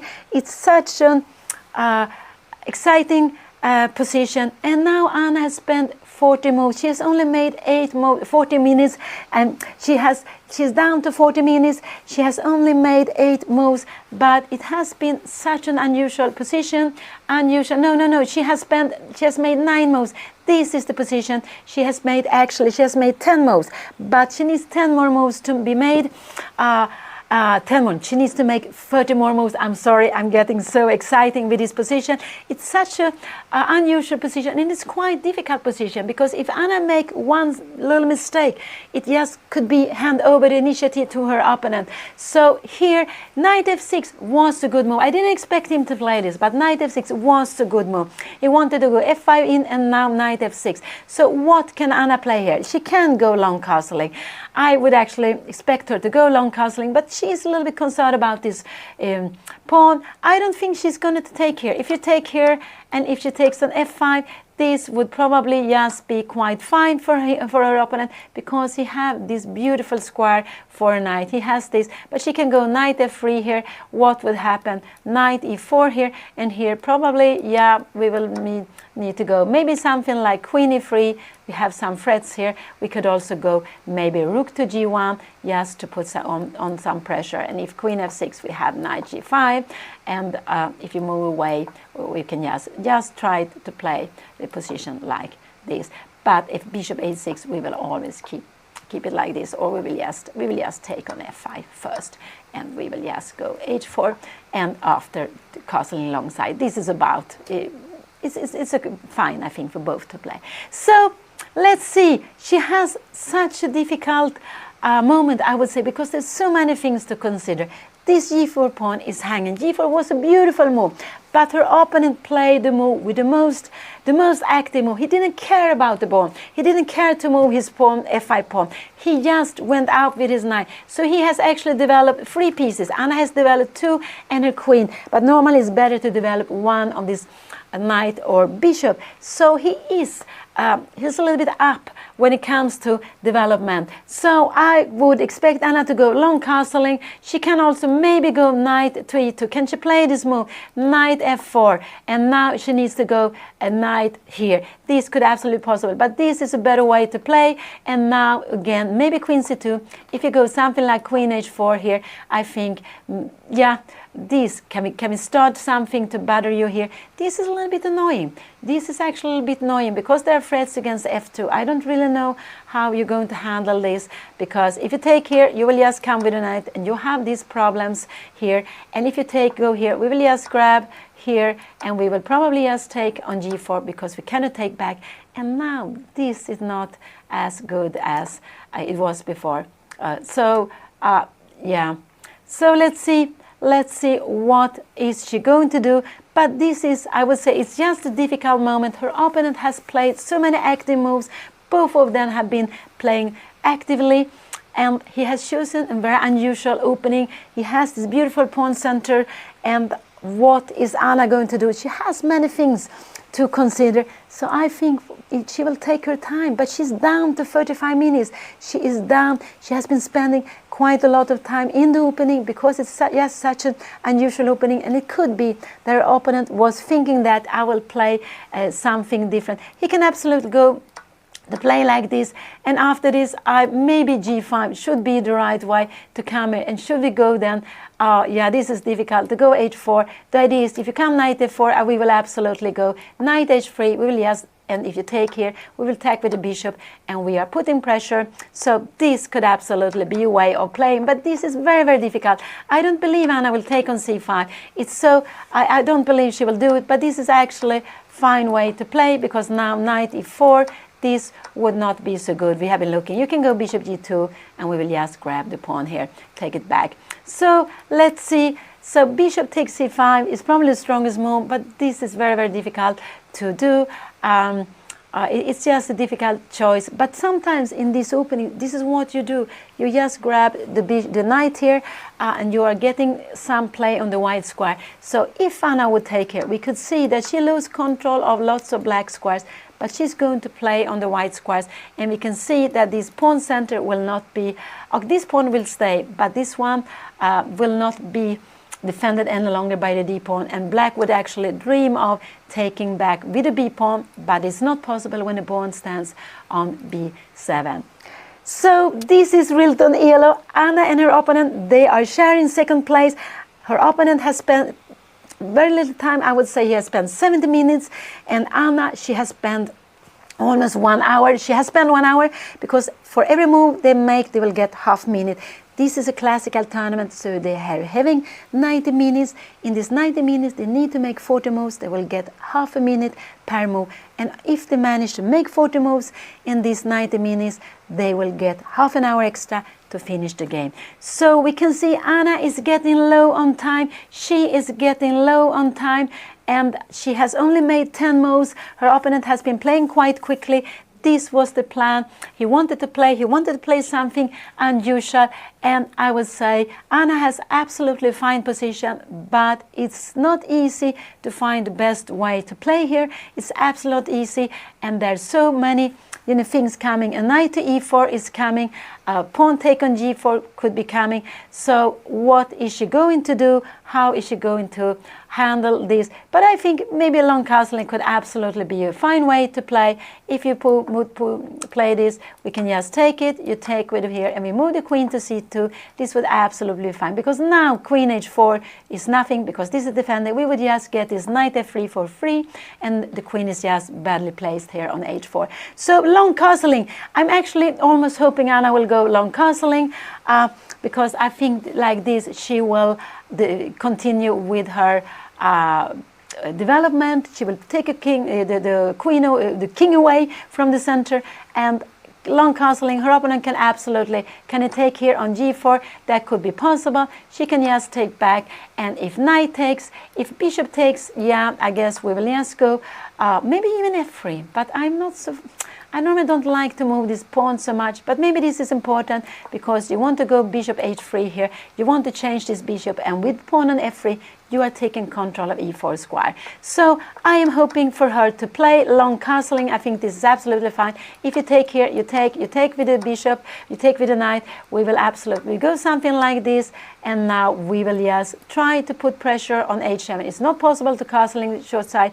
If you go something like queen f6, you can do, but then we have knight e4, and we are putting pressure on c5. You're also attacking the queen. So let's go back. Let's go back. So I hope Anna will go long castling. This is what I hope. But maybe bishop takes c5 is the best move. But she can also go wrong here. She can also make lots of different moves. And it could be that she's annoyed by knight e4.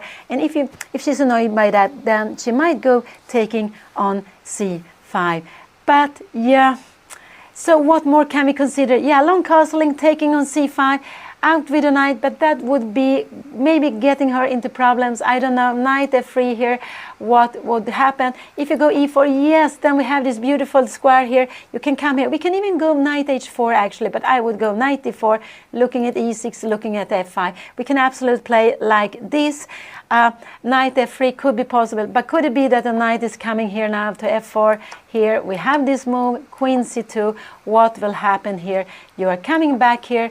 We can take on f5, but now maybe castling and bishop f5.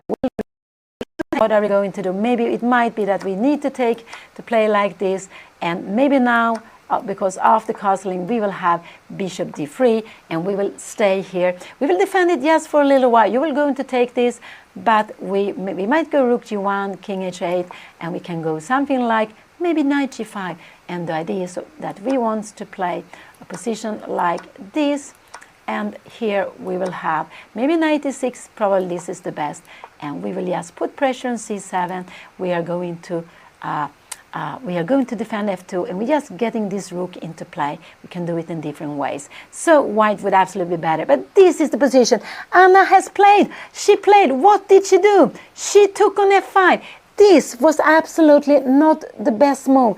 I'm a little bit worried about that, because now bishop take f5 will absolutely be coming. He will absolutely play that. And what is she going to do now?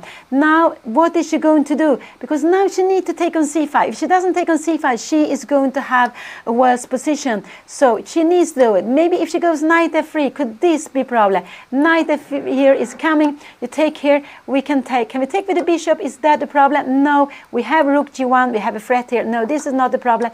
But after knight takes, you take here, and we don't have queen c2, because queen c2 we have this knight g3. This is a problem. The queen doesn't have any good square to play to. So she took on f5. I am a little bit worried about this, taking on f5. Because bishop take f5. Now she needs to take on c5. She needs to play this position.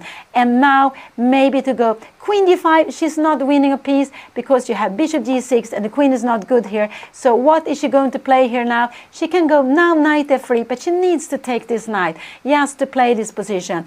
And I think that will be very difficult for her to play here. So she took on f5. This is not a good move now. We will take it here. Queen c2. Bishop take f5, and we have bishop d3, and now Anna would actually be so much better. Queen h4 is not possible because we have knight f3. The queen has to go away, and we will just win a piece here. Because after, if you go something like that, we will just give a check. We have this very important check here between. If you go b5, we give a check. If you go here, we will just take the check, and finally we have won a piece. This is very far away, but if bishop takes f5, and this is the move he absolutely surely will play. If Anna was to move, she would go knight e2, knight g3, but it's black to move. If black goes this move, we could absolutely go knight. You can take on c5, but you can also, I think this is absolutely also possible to play. Maybe I'm wrong. I am probably wrong. Maybe you need to play like this, and now knight to f3 or knight to e2, maybe to play like this, and the knight to g3 just to kick you in here. Maybe we can start something, maybe bishop e2 just to stop anything coming to h5, and then after long castling this would be about equal. But I am sure he took his time. But what did he play? He took on f5, and now Anna needs to take on c5. If she plays something else, she is getting into problems. She is getting into problems. So she needs to take on c5, because this is such a tremendous threat now. This is a very big threat. So she cannot go bishop g2 to stop it, because then we have knight e3. No, you cannot allow it. She will need to take on c5. And so what is she going to do? If she go long castling, this could be happening, but we have a knight to e4. You take it. You will take it with a knight. Her queen needs to go to e1. What will happen here? Knight c5. She will need to play something like knight f3. What is going to happen? This is absolutely a very dangerous position, I guess, but this could be happen. It's not also so easy to make this choice. So it could be that Anna is going to play this is a position that she will castling alongside. She will castling alongside, but here maybe he can go to e4. If he goes something like that, knight e4 is still coming. Can she now take here on c5? Yeah, she can do that. But we have a position like this where I would say that black is now better. So this, after taking on f5, the position is not easy at all for Anna. It's not easy at all for her.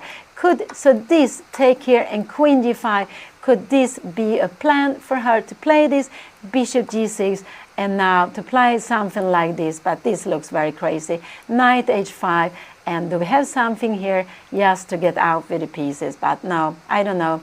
This looks very, very strange way of playing. So this would look also, if you come here, I was just wondering, queen here, can we go also queen d7? We're defending both of them.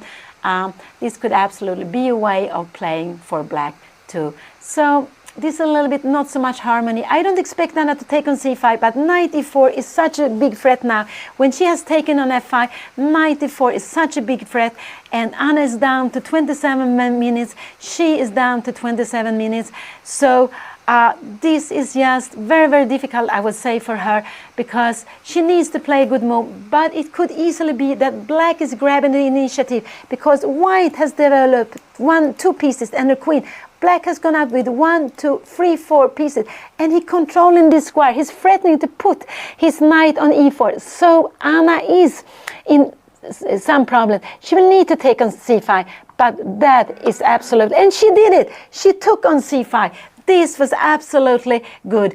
It would have been stronger, I believe, to take it the move before, not taking f5, but she decided to do it now. She realized how strong a knight to e4 can be. So let's see, what is she going to do? It could be that she was going to play queen g5, yes, to play against her opponent's bishop. He took back quickly. This has been played. Is she going to go queen d5? She's threatening 1, 2 bishop, but he can defend the bishop in 2 ways. He can go bishop take, bishop g6, absolutely. And now Anna can start to put pressure. She can take on e5, but this would be, I would say, this would actually, it's possible that she would play this. This is possible that Anna would go for this, but we open up here. So black would absolutely not be worse than this position. Anna would have a pawn more, but maybe knight e4 is coming. I don't know. And here we have, I just want to show you here, maybe you can even take on c3 here. How is a position like this? We are getting, yeah, because we cannot escape. We have this here. This is the problem. And we cannot make long castling because bishop h6. These bishops are tremendous. So it could be that Anna in this position is coming here. And if he goes bishop g6, she shouldn't take the pawn. She can go knight f3. It's absolutely a fine move to play. Then he should go knight h5. So maybe h4 is a better move. Knight h5, and you can go knight h3. And the point with knight h3 is actually that you're controlling here. Don't go for the pawn. This pawn is a little bit in the way. So it could be even that white wants to go e4. So let's see what she will play. But it could be that Anna go queen d5 because she wants to go for the pawn. He can go queen d7, absolutely. But now we go knight f3. We have some threats against e5. He has to decide what he's going to do. Is he going to go long castling? No, I don't know. Maybe we go knight h4 and we manage to exchange this bishop here. Maybe we can grab it. Yeah, we can absolutely grab it. We can go afterwards. We can go maybe we can take the pawn. Maybe we can go h4. We are starting to have some things like this. And yeah, so this is absolutely possible to play. I like queen g5. Will Anna go for this queen g5? She has only 25 minutes left. She needs to make another 28 moves. So it's such, she is getting very close to having only 1 minute, maybe 1.5 minutes per move. She actually has less than 1.5 minutes per move. Yes, a bit below 1.5 minutes per move. So she doesn't have so long time. Yeah, but it's such a difficult moment, so I understand Anna is thinking queen d5 is a good move, and I think Anna is very tempted to play queen d5. I think she's absolutely very tempted to play queen d5. Knight f3 is actually also a good move. If you go long castling, do we dare to take on e5? No, but maybe you want to go rook g1, because after king h8 we might go yes long castling, and if e4 comes we can put our knight on g5, but we can also go knight h4, because we want to grab this bishop, we want to grab the bishop pair, we want to play against the bishop pair, and maybe this knight actually is coming to e3. So if it comes something like that, I don't think you dare to take this. We will go knight f4, and so we have pawn, we have this. If we go back here, we might go something like rook h1, and again you can see how things are coming here. This is getting very, very nasty for for black because for black because she's getting all her pieces into play. So let's see. Queen d5 is a very good move. Knight f3 could also be played, absolutely. And she played queen d5. She played it. She's threatening 2 pieces at one go. This is what she played. There is no time for knight e4 because Anna will just grab. She can grab on f5 or grab on g7. He needs to defend the bishop. He needs to defend the 2 bishops, and he has 2 ways. He can go bishop g6, but if he goes bishop g6, this is the most dangerous move. I'm very scared Anna take on e5.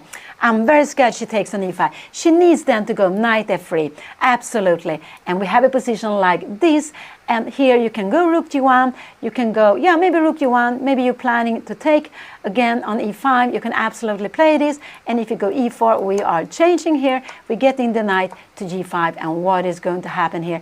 Now, yeah, she will absolutely, black is better in this position, absolutely, even if you grab the pawn, black will absolutely be better in a position like this because we had the 2 bishops play. This e5 pawn has actually opened up for the 2 bishops, and it's not so easy to hide away with the king. It's not easy to hide away the king. Could we even make this? No, this is not the problem. We can run away with the king to a white square. So she played queen d5, and will he play quickly? He has only 2 moves to choose from. He can go bishop g6. I think this is a very tricky move, and I'm very scared Anna take on e5 because then she will come into problems. So I'm scared he plays it. This queen d7 would defend also the 2 bishops, but then Anna can go for knight f3. If knight e4 is coming, she can absolutely just take here if she wants to, and she can go rook g1, putting threats against g7. If castling is coming, she can just play knight to e5, and you see what is white going to do? This would absolutely be,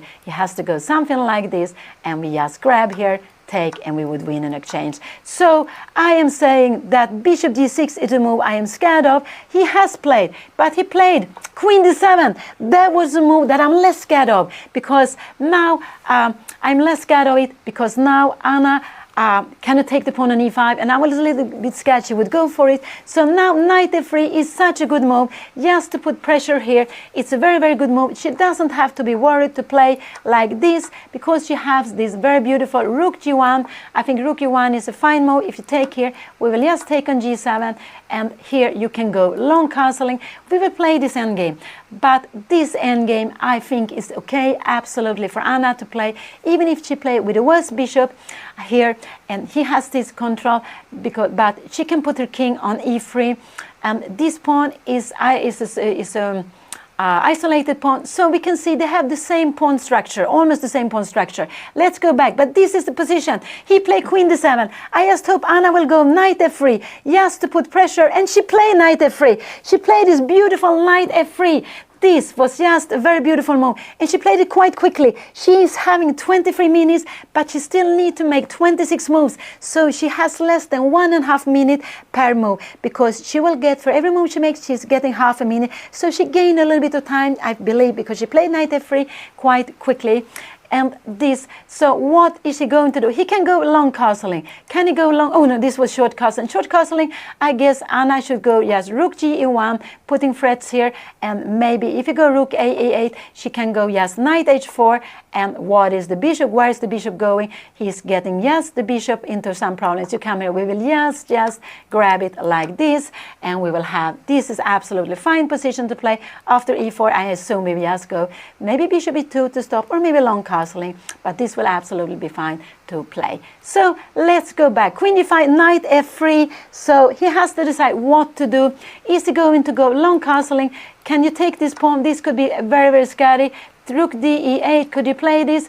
No, we have f4. What is happening here? What we are defending, maybe a knight to e4. What will happening here? If you take bishop take e5, oh, this is so scary. You go rook take e5, and now we have long castling. It's so important because you cannot take bishop here. You cannot take because we take, and when you grab here, we have a rook hanging in the end. So in this position, you will need to put the rook on e8, and we will just go queen f4.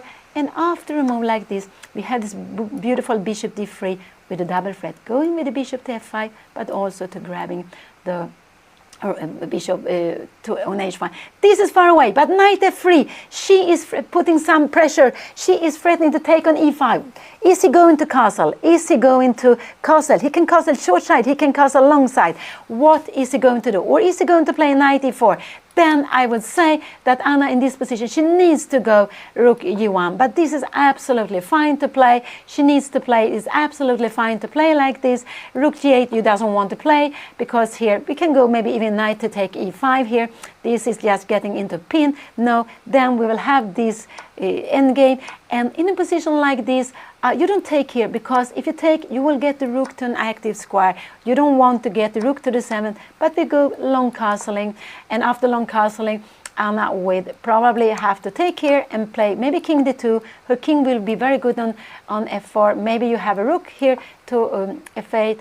And now we are putting some pressure here with rook g5. We want to take this. If you're going here, we might go maybe rook e1. And you see we have pressure against e5.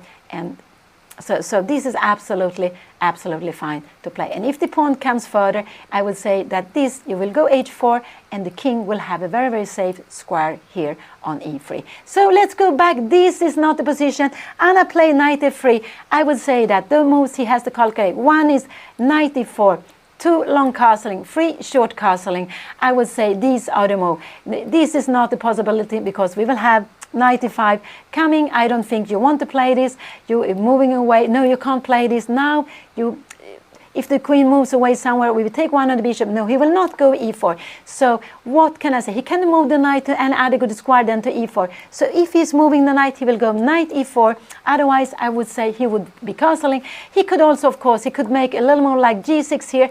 Then I would say queen e3 is a good move. You are putting pressure on c5. You are putting pressure on e5. And if you go e4 here, maybe we can play actually different things. Maybe knight h4 is a good move. You don't threaten to take it, so we can maybe activate. And when you're coming something like here, we can now go knight h7. And if you come here, maybe we will just grab the pawn. You see that this pin is just so good. And we are getting our pieces very close to black's king. So let's go back. Anna played this very nice move, knight f3. She played this very, very beautiful move, knight h3, knight f3. I would say knight e4 could be the best move, but it could be that he's tempting to go long castling here. And now this is actually the best move, just to go after this bishop, bishop g6. So these are things you have to consider, because Anna she's threatening to take on e5. In this moment, yes, she's threatening to take on e5. But if he castle, Anna can absolutely just play. She can go rook e1. Can she play knight h4 here? Maybe this is not possible, because you have this move here. You have knight e4. So maybe here rook e1 would be a better move. And if you go knight e4 here, we can take, and we have this beautiful knight take e5, because the bishop is pinned. The queen cannot go somewhere to defend the bishop. You have to attack the white king, the white queen. So Anna would be winning here. She would have had a winning position here. So let's see, what is he going to play? Anna has plans taking on e5. She has some plan going knight h4. So she has to consider everything. He can go h6, but then queen e3 would be a good move. One is you stay with your queen a little bit close to the king side. You have it in the center, because the queen in the center can look to the king side, to the queen side, can also look to the king side, and it's also putting pressure on e5. So this could be happening, and then maybe could he go castling here? I would just go, I think rook g1 would be just a pleasant move to play, king h8. You don't have to go after the pawns here. And now maybe we can go knight e5. And if you go, queen e7 would not be possible, because we had a fork, and it would be, and then no game. So maybe you have to go queen e8, and now we can just go long castling, or maybe to go even f4. Long castling is absolutely fine to play here. If you go something like knight h5, we would actually start with some fireworks. I don't really know how this could be. This could absolutely be possible. Maybe after knight h5, we can also maybe even just to play f4, to play like this. And if you play like this, we could even take on g7 before we takes back the king, this king, or we can even take on e5, f4. But this is so much tactics. This is not the game. So it's lots of different things can happen, and depending on black will do, the course of the game will be very, very different. So Anna, yeah, her opponent is now, he has used about half an hour because he has got half a minute per move he has played, and he has made his first 13 moves. He has got like 6.5 minutes plus the 26 minutes he has spent on his clock. So he has used some time, but Anna has used more than 1 hour. She is getting into time travel, but she played this Queen e5 beautiful. She played this Knight f3, putting some pressure on her opponent. And what is he going to do? I just can see 4 moves to consider. Short castling, long castling 2, Knight e4, 3, and maybe h6 to kick the queen. These are the moves I would consider in this position. So I believe that he will make one of these 4 moves. Which one, I really don't know, because this is just such a big threat. So, but if he gets castling, if he goes short castling, Anna should not go for the pawn. She should actually go, no, not knight h4. She should play this beautiful move, just to make a pin. And now he can go maybe king h8, and now we have this move. And if queen here, oh no, then we will take the bishop. We need a rook here, and now we can defend it with f4. I'm not sure. Maybe this will go long castling. Maybe this will be better for white. I don't know, but better for black or not. But it will be absolutely a very exciting position. Black will win back a pawn here. Black will absolutely win back a pawn here, and we will have this, but then he will have to give up his beautiful bishop for that. So let's see, what is he going to play? He's just taking a longer thought than he has done before, I believe, and it's because now Anna is putting pressure on him. She is having some threats. She's planning knight to e5. She also has some ideas sometimes to go knight h4, so he needs to decide what to do with the bishop. He wants to keep the 2 bishops, because otherwise, if Anna can exchange this bishop, she will be stronger on the white squares. Black is stronger on the black squares now, because we don't have the black squared bishop, but we have, Anna has managed to a little bit destroy the pawn structure. You can see, this is always important to look at. You see, this is one like this is one pawn chain, this is one pawn island, this is the second one, and this is third one. So black has 3 pawn islands, and Anna has the same. She has this 1, she has this 2 and 3, and this would, it would be better for Anna to have the pawn on g3, for example. That would be wonderful to have it like that, the 2 pawns together. But instead it's on f2. It would be better to have it on e3 also, so it would stand together, control d4 and f4 square. But it is like this, the pawn stands on f2. And so they have this, so this f2 is against this e5. This is a bit weak. This can also become weak. So the pawn structure is always important to look at. It's the pawns are the soul of the position, and it's very important to be careful with the pawn moves, because pawns can move forward, but you never can take back a pawn move, and that's why we always have to be a little bit careful with our pawn moves.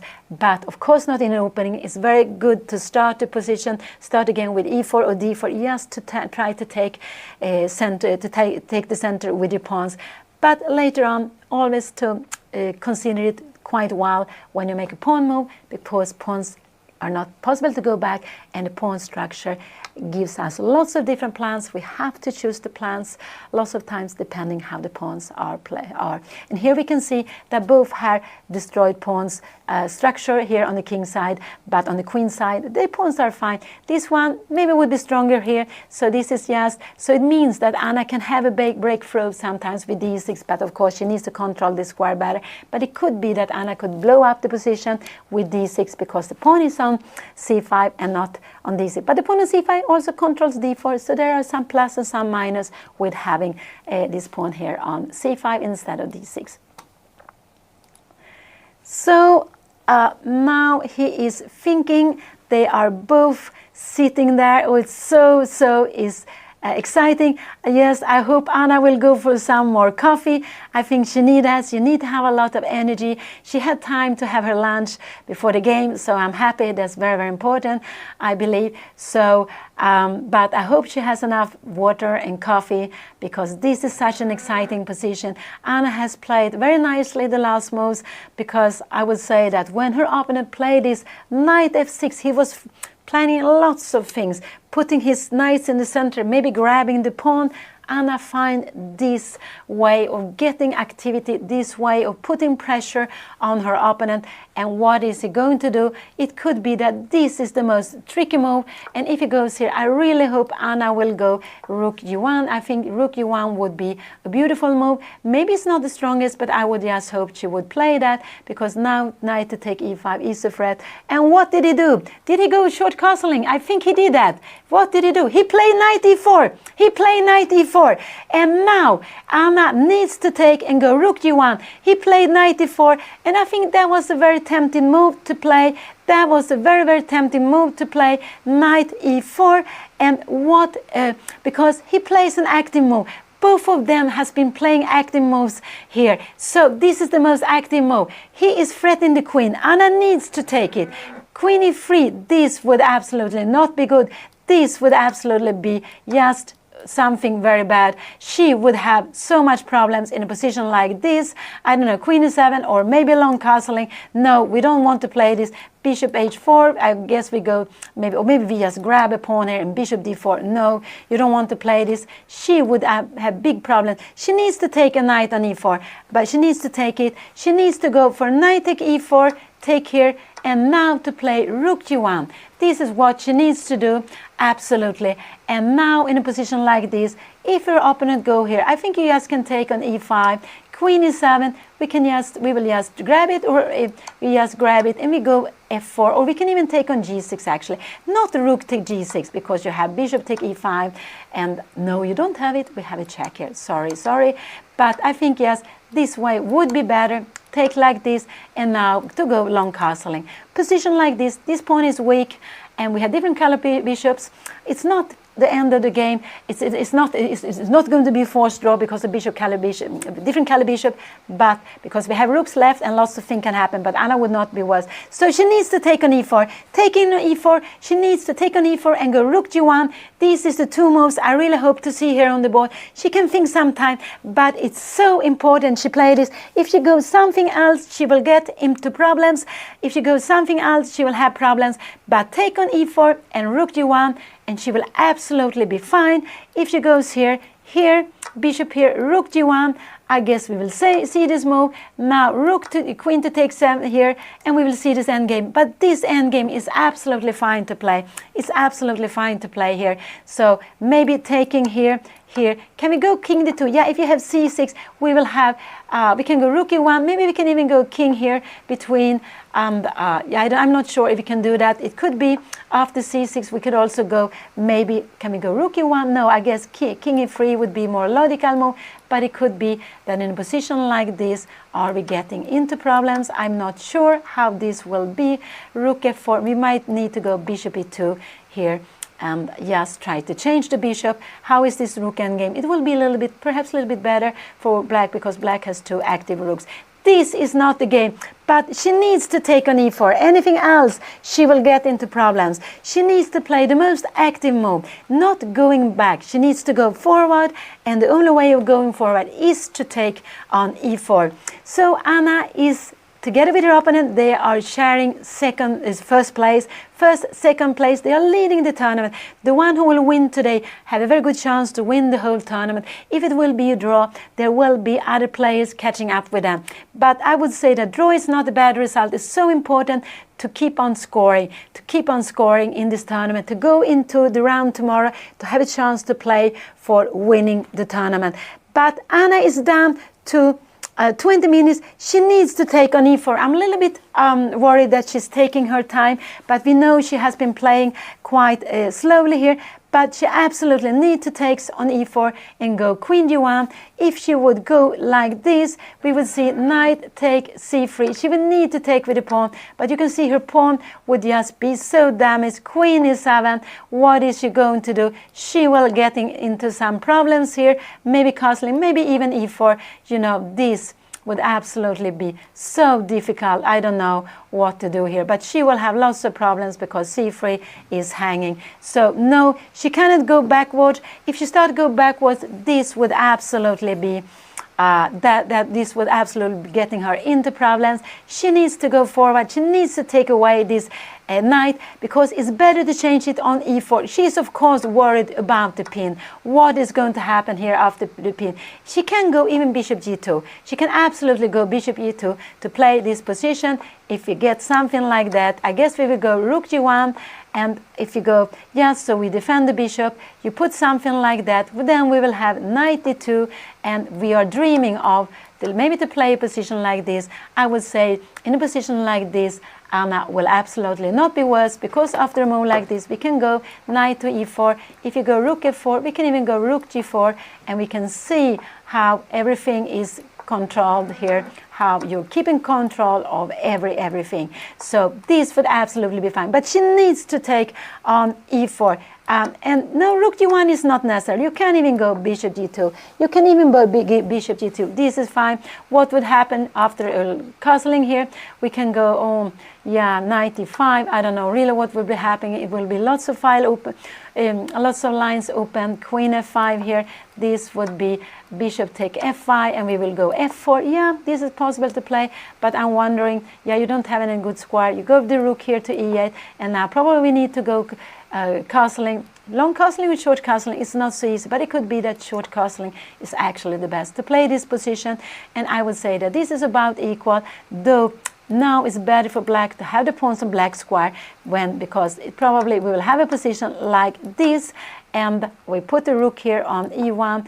After rook e8, we need to take this, and we will play this position. Maybe put rook to f3. Maybe we can go, yeah, bishop d3 is the threat, so we need to defend against it. Maybe rook f3 would be a good move. And if this comes, we would go, yes, rook f2. No, we would just grab the bishop. This is far away from the game, but she needs to take on e4. After that, she can play different things. Anna is now down to 16 minutes. She is down to 16 minutes, and that is getting little time, but it's such an important moment. She has only one move she can do, and it's to take on e4. I saw a hand coming out there, but it was not Anna's hand. It was a little bit further on. We can see how her opponent is looking at the other board, but he has lots of time. I guess it's a way for him to relax from his board. So Anna needs now take on e4 and go. Rook e1 is what I like. She can also take on e4 and go bishop g2. This would absolutely be fine. Just take here. Now she has this one move. She has also this move. And we don't want to go here because this pin will stay after castling. We cannot move this away because the rook is hanging. So we would get into problems here. After knight e5, we have this bishop here. After take here, you can take with the bishop. And the only move we can play here would be to go f3. And now you have bishop take d5. This would just get into, problems. We will play with different color bishop, but there will be so much activity, so this will be the one who has initiative is better. So she needs to go to take on e4. She absolutely needs to do that. That's the only move to consider here. Everything else would get her into problems, but this pin is not a problem. She can go bishop g2. She's getting out to the pin. If you go castling here, we will just go. We can go knight e5 now if you want to. Maybe can we go knight e2 could also be a possibility, but I think knight take e5, just grab the pawn would be good, because the only move you can do is queen f5, and we will play like this. If you take with a rook, we will just take here rook take e5, and we have this little important move f3. We are keeping a pawn extra, but it's very important. We will bring our king to d3 on a white square. If you're coming down here, I guess we will just go rook, maybe even rook g1. You are going with the king here. We can even go, and now maybe long castling, and after to put the king on a white square, and we are having a pawn up. We might want to break up the position with d6 sometimes, but we are having a healthy pawn up. So Anna, please just take on e4. It looks like she's going to play. It looks absolutely like she is going to play at any moment, and I just hope that not she's going to play, that she play this, I would say, only move to have a good position in the game, to be about equal in the game. If she plays something else, she is going to get into problems. So just take on e4. You have no time to go backwards. We can see that white has only 2 pieces up. Her opponent has got 3 pieces out. Her queen has gone forward. Don't bring it back somewhere. You need to take on e4. And we can see how her opponent all the way has chosen the most active moves. Anna has also chosen active moves when she finds this beautiful plan with queen g5, knight f3, and her opponent, he just answered with going knight d4, which was having threats against Anna, putting her in a pin, but this pin is not at all a problem. So just see what are you going to do. We see her opponent is also focused on the game. Anna is down to 13 minutes. She's down to 13 minutes, and she has only made 14 moves. So she is going to have lots of time trouble. But it's such an important moment. So really, if she just take on e4, if she doesn't want to take on e4, please think a bit longer, and then after you decide to take on e4, because you need to do that. This is absolutely a must to do. Anna cannot afford to go backwards any longer. She needs to go forward, and we need to see this. And after here, she has I would say 2 good moves to play. Both of them are absolutely fine to play. And she grabbed the knight. This was absolutely the best move. He will take it back immediately. And now let's see. This is the position on the board. This is what he played. He took back on e4. Here we have it. And now Anna can go rook g1. She can go bishop g2. I would say that both of them are very good move. What do we expect her to play? I'm not sure. Rook g1 is the most active move, so I guess maybe she will go rook g1. But maybe bishop g2 would be a better move to play. So she go rook g1. I'm not sure which is the best. It could be that bishop g2 was better. Rook g1 she played. This is the most active move. Now her opponent will need to think, what is he going to do? So this was played, and now Anna put the rook to g1. I am quite sure we will see this endgame, and now he will need to go long castling, and we have this position. And here, can Anna go out with rook to g5? Could this be a good move? But we might see e4 here now. And now, what is she going to do? She has a little bit problems to get away. If this comes, it could be that he goes c6. What is happening? Can she go here? Can he just start taking the pawn? No, now will actually be better. So this could absolutely be happening. So I would say that this endgame, if we get to this endgame, and Anna go here, rook g5, I would say he would go rook e8, and maybe this is a good way to get the rook into the play. If you go king c7, we have c6, I guess. Can we go c6? No, we have king e3. We have some threats against the bishop. If the bishop go e4, we will just grab here, and not only grab a pawn, we will have another pawn to take. So that would absolutely be fine. So Anna played, this is the position. She played rook g1. She has played rook g1. Bishop take e4 was played, rook g1. So there are a knight hanging on f3. There is a bishop hanging on g7. And if her opponent go long castling, go short castling, this would absolutely be a mistake. Anna would be winning after knight take e5, because she would threaten the queen, and the queen needs to defend g7, needs to defend the bishop. Otherwise, I just show you, if he goes away, yeah, we have mating 1, so it's not possible. So the only thing he could do was to kick away here, would be to kick away it, and now Anna could just take an exchange. I will always take it back like this, and this would be a very good position for Anna. He could make some complicated with bishop take b2, but I guess maybe we go knight e6, maybe we give the exchange back, and maybe here we can just go knight takes c7. There are lots of things happen, but we see that black's pawn are getting away from the board. But let's see. So she played rook g1. This is a very exciting position. I'm very happy Anna played it. I wasn't sure what is better, bishop g2, rook g1. I think it's about the same. So I think it's about the same to play both of it. But it will make a different character to the game. So both was absolutely fine. He took an f3, so he played it quite quickly. I would say he's a quick player. Anna will absolutely take on g7, and this is what she did. I expect him now to go long castling. Long castling is a good move. is absolutely good move. I don't expect him to take on g7 because he doesn't want Anna to have an active rook, and he cannot avoid, so he has only 2 more moves. Oh, he can go rook f8, but to go rook f8, no, why would he do that? Anna is also threatening to take the pawn, so he can do 2 things. Either he take on g7 or he go long castling. These are the only move he can consider, long castling or take on g7. And these are the moments where maybe when you haven't played chess too long, and also when you're starting up with chess, and even if you have been playing for some years, you see you can grab a piece, you can exchange pieces, you want to change it, but lots of time it's better to let your opponent exchange. So if you go long castling, Anna can never take this pawn. We have rook e8. This would be the finish of the game. She needs now to just to get this away like this, and I say that I think rook g5 would be maybe a possible move to play like this. And now king d2, c6 we're not really worried about, maybe king e3 here. Are you putting some pressure here with that? No, because we can go maybe we can we take this one? I'm wondering, can we take it? Could it be that we are getting into problems here? Yes, could it be that we are getting into problems here? It could actually be so. Because after bishop g4 we have this beautiful pin here, and after this move we have this beautiful pin here. So let's see, we will taking here, bishop take, and we will have to play a position like this, and this is very far away, but this would absolutely be an equal position because white has so many pawns for the exchange. So this is very, very far away.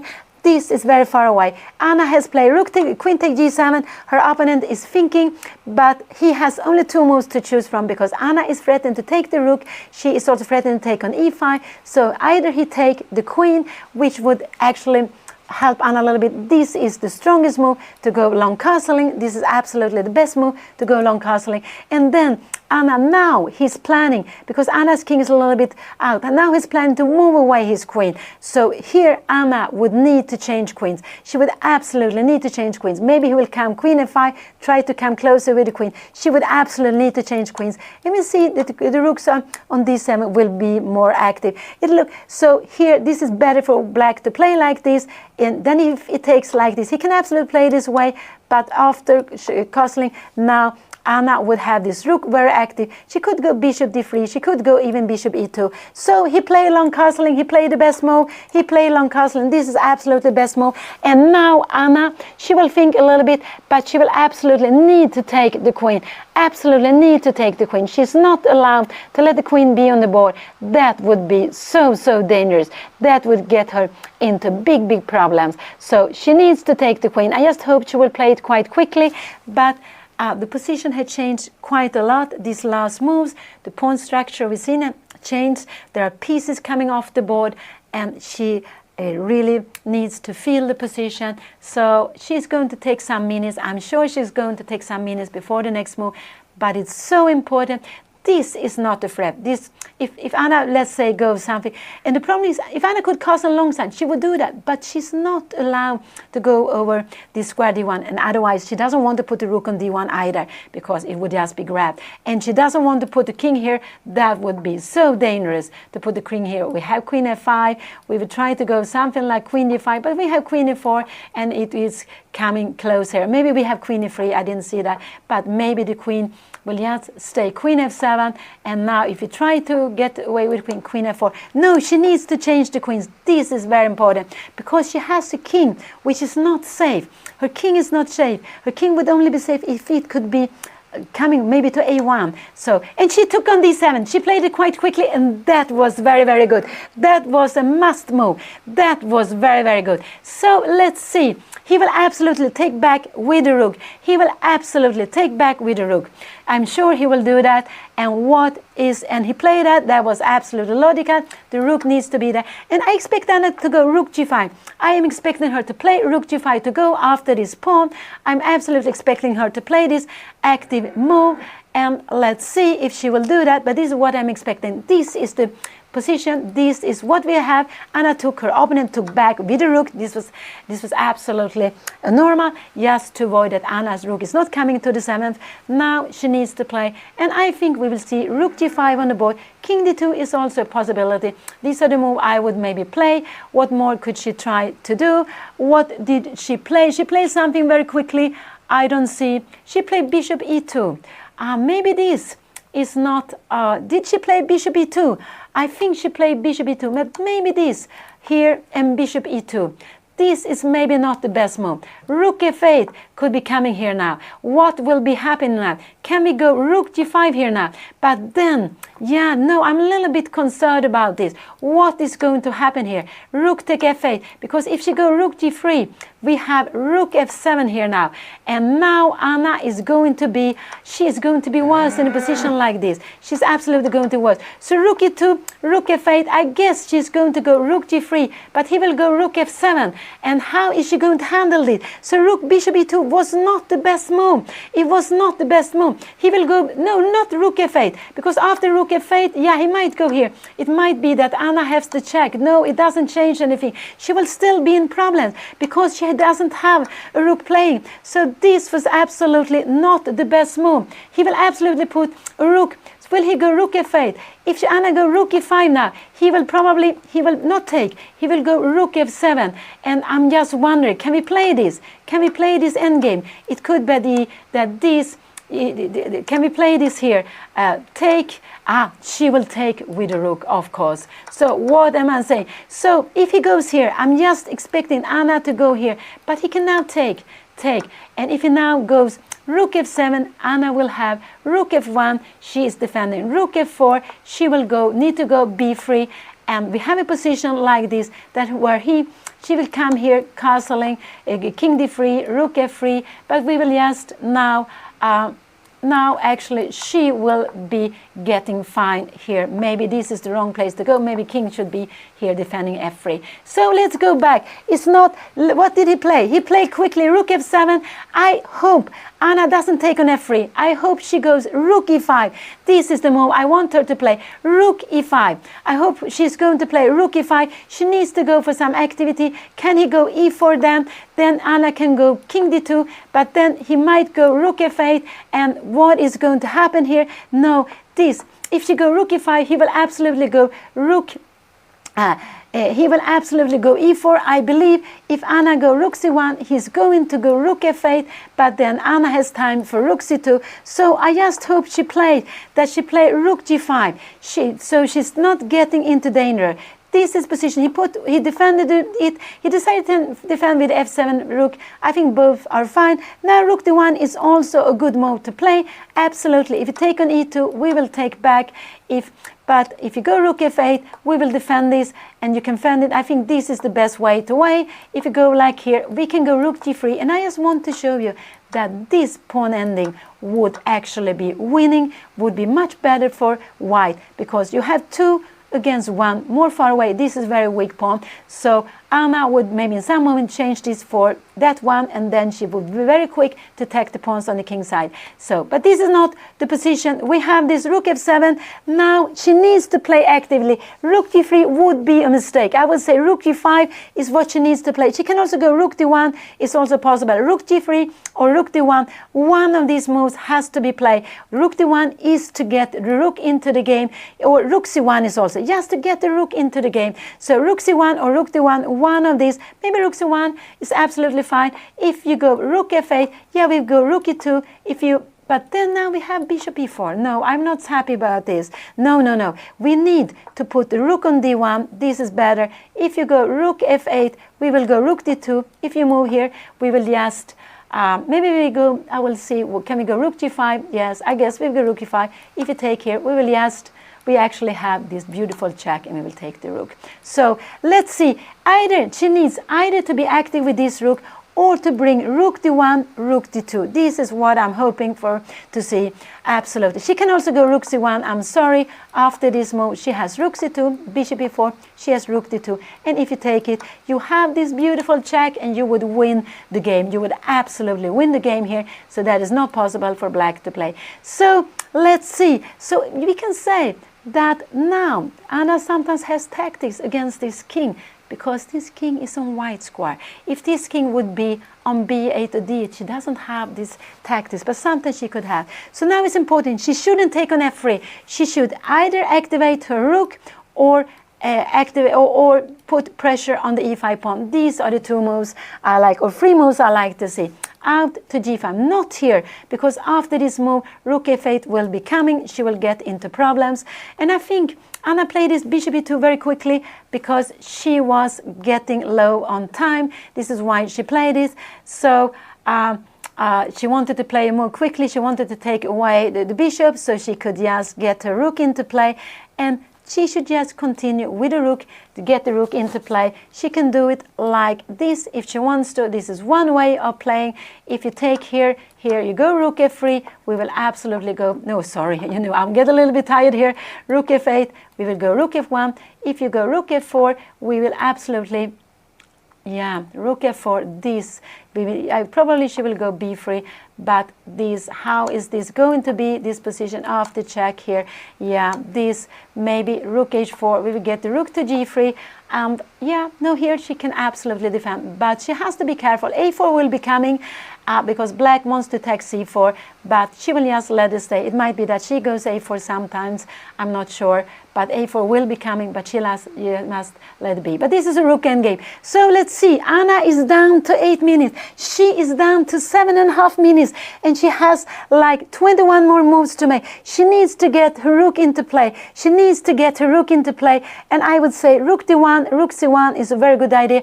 If she do something else, she needs to go after this pawn. She needs to go, and something, if he goes e4, I like, maybe king d2 could be a way of playing. It could absolutely be a way of playing. I'm just wondering, rook f8, what is going to happen here? We have rook e1, you can take here, you take here, and we have rook take f2, and like this, but I guess we will just go, maybe rook h5, so we are going to grab, we're actually going to grab a pawn here, and if you go like this, you go rook f7, we will go rook h4, you go rook e7, we will king here, so we will absolutely go and take this pawn.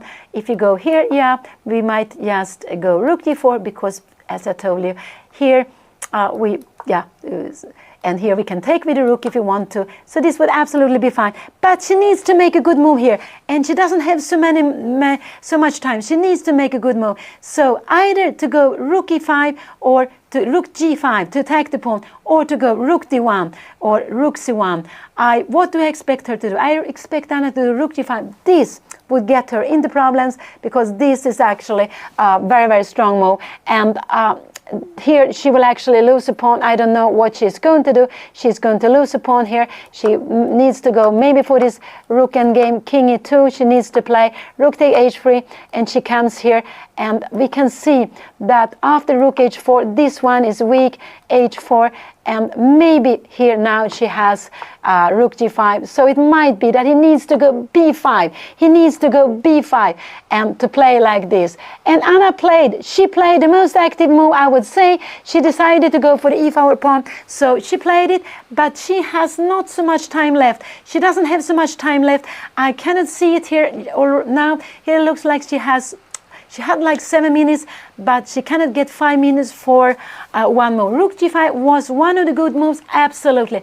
What is white going to do? Is he going to go e4? If he goes e4, now Anna absolutely can go rook d1. This is absolutely fine, because this pawn is absolutely, and after rook f8, she can just go rook to d2. This is absolutely fine for her to play here, because if he takes, we will just take back, and Anna would absolutely be completely fine here. She can go rook g7. She can do actually lots of different things here, but she's absolutely fine here, absolutely fine. So let's go back here. This is the position. Anna play rook g5. What is he going to do? If he go rook f8, Anna will take on e5. If he takes here on e2, she can take back. She will have a pawn more, but this will absolutely be equality, because this f pawn is not possible to save. You can see here we have a double threat here. So maybe here, maybe king d2 is actually the better move to play. Maybe this would be mistake just to put it here, and you come here, and we are activating our rook here. If you go something like that, we can actually skip the pawn. We can try to play against c7. Can we go b3? That could be a possibility also, because we're planning to put our rooks on the 7th, and we are getting lots of counterplay here. This is absolutely fine to play. So rook g5 she played. What is her opponent going to do? Is he going to go? Is he going to defend the pawn? Is he going for rook f8? Or if he takes here first now, Anna will take back. And now if he goes here, Anna will just play this little beautiful move. He can go now rook f4. He can absolutely play this, but then Anna will go b3. And now if you go for this pawn, she should just take on e5. This will absolutely be very, very fine position to play. This is absolutely equality. Because we have a rook endgame, maybe you want to keep the rooks, but maybe now we can go rook g1. If you try to get some counterplay here, we just defend everything with rook f1.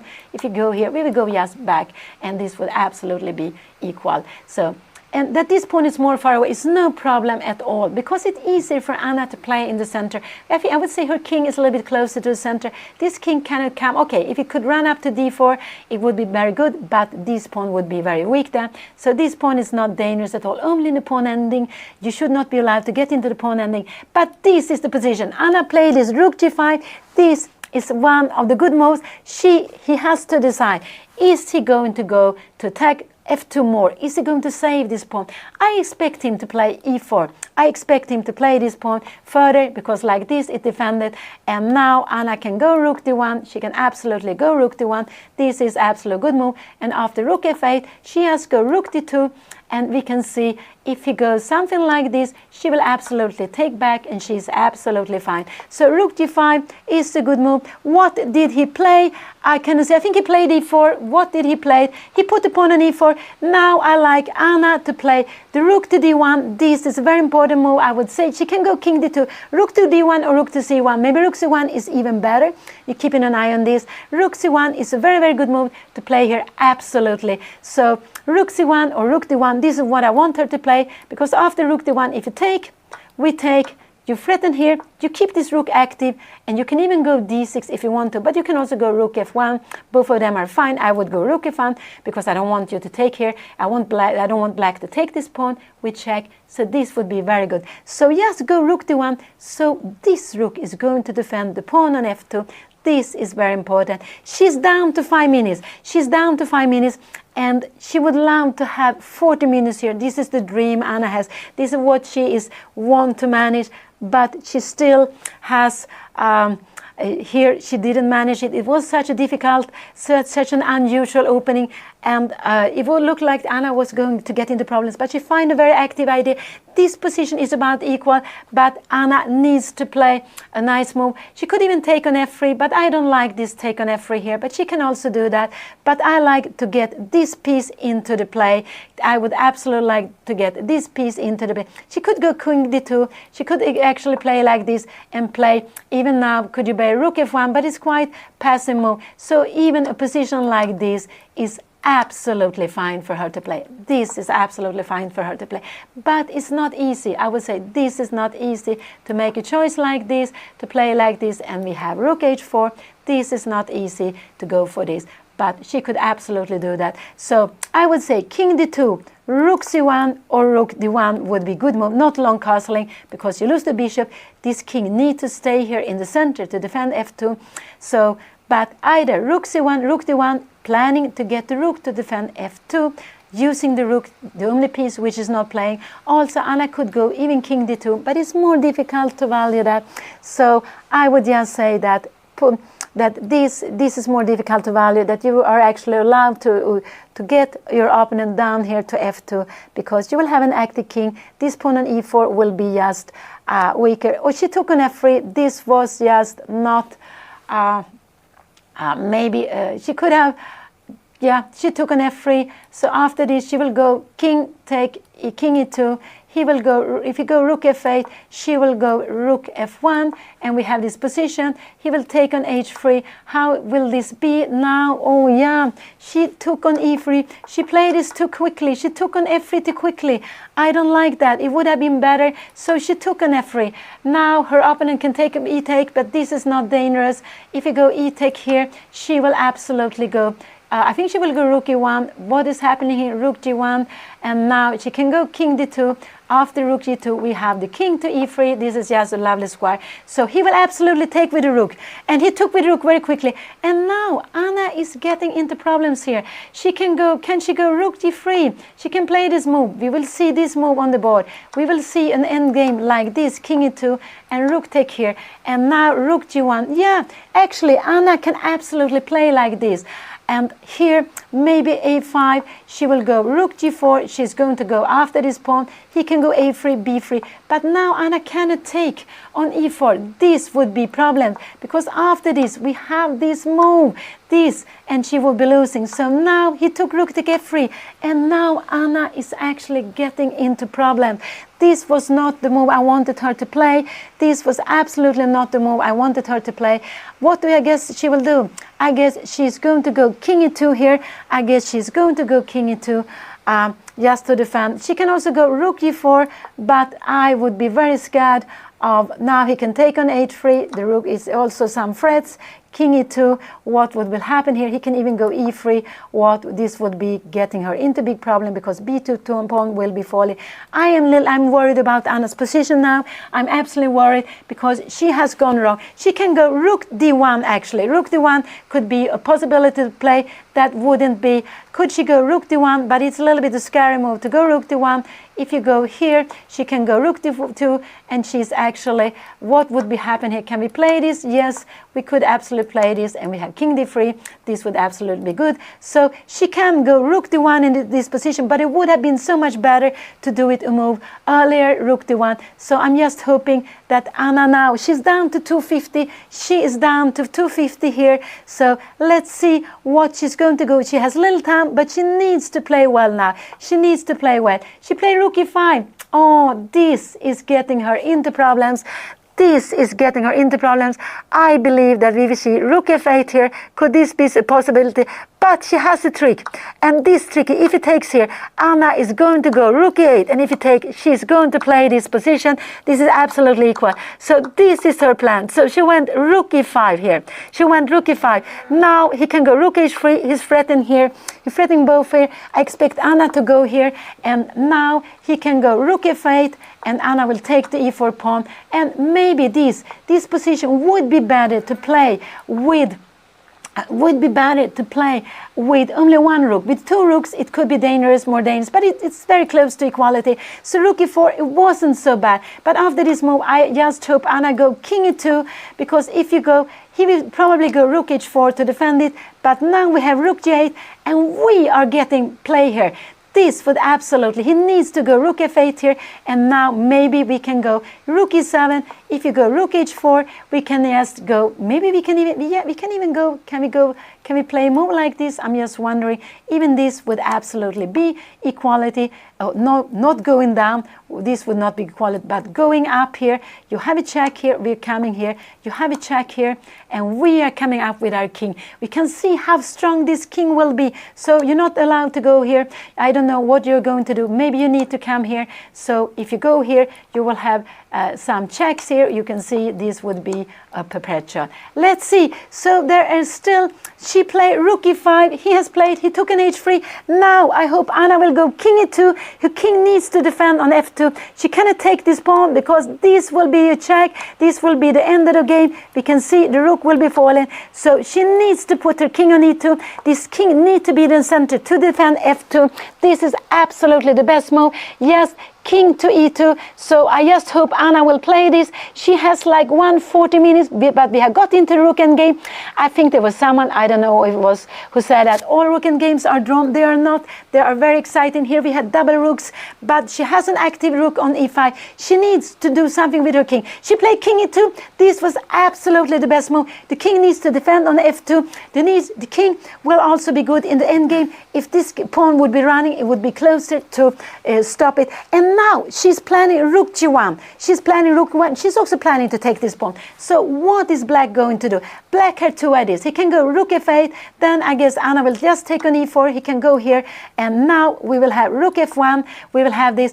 Black will be maybe a little bit better here in this position, but we come here and I think we can just go rook e3 here, and the plan is to go rook f3. It's absolutely the plan to go rook f3, and if you go something, I don't know, if you come here, yeah, maybe we might go rook f3 here. If you give a check here, we will absolutely come back. So this is absolutely a possibility, because Anna wants this to happen, because here she will absolutely have completely equality. If a rook is changed, she will be able to play with the king. She's not, because now she doesn't have to defend this any longer. She's going to put her rook on one of the active square. You can come here, but we go king the rook here, and we will go king here. If you give a check here, we will just go. We can go even king e4. If you give a check here, we can even go f4. And if you go down here, I guess we will just...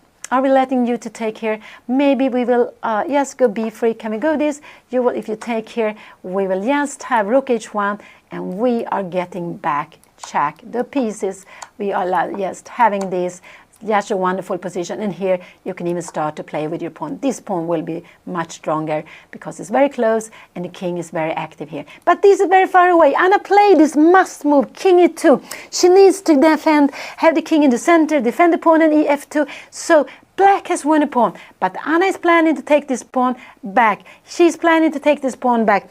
And what is Black going to do? What is he going to do here? Maybe he play rook h4. This is the move I expected him to play. Now I think Anna will go rook g1.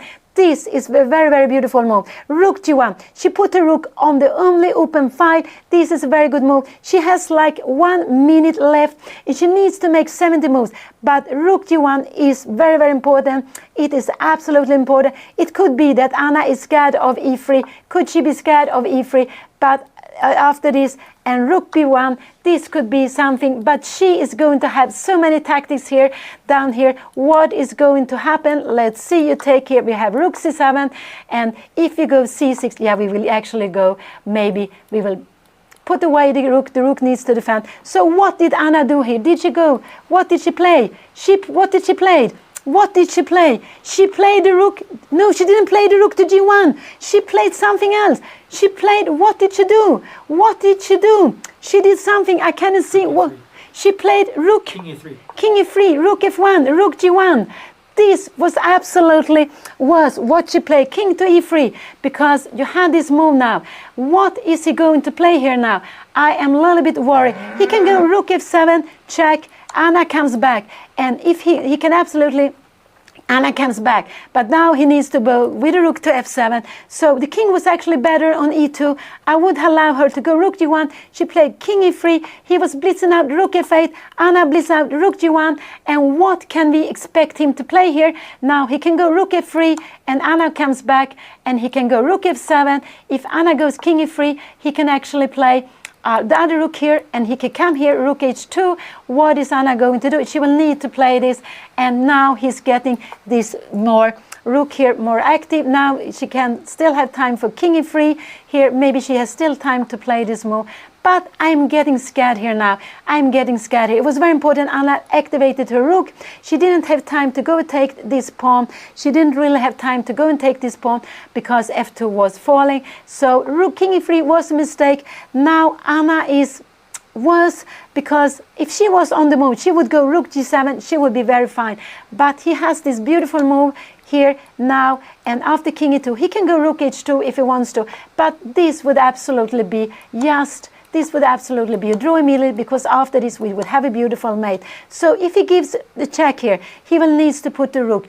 If he goes here, this would not be so good for him to play here. I guess we come here, we come here. Can we start some counterplay? Maybe like this. Try to make a lot of checks here.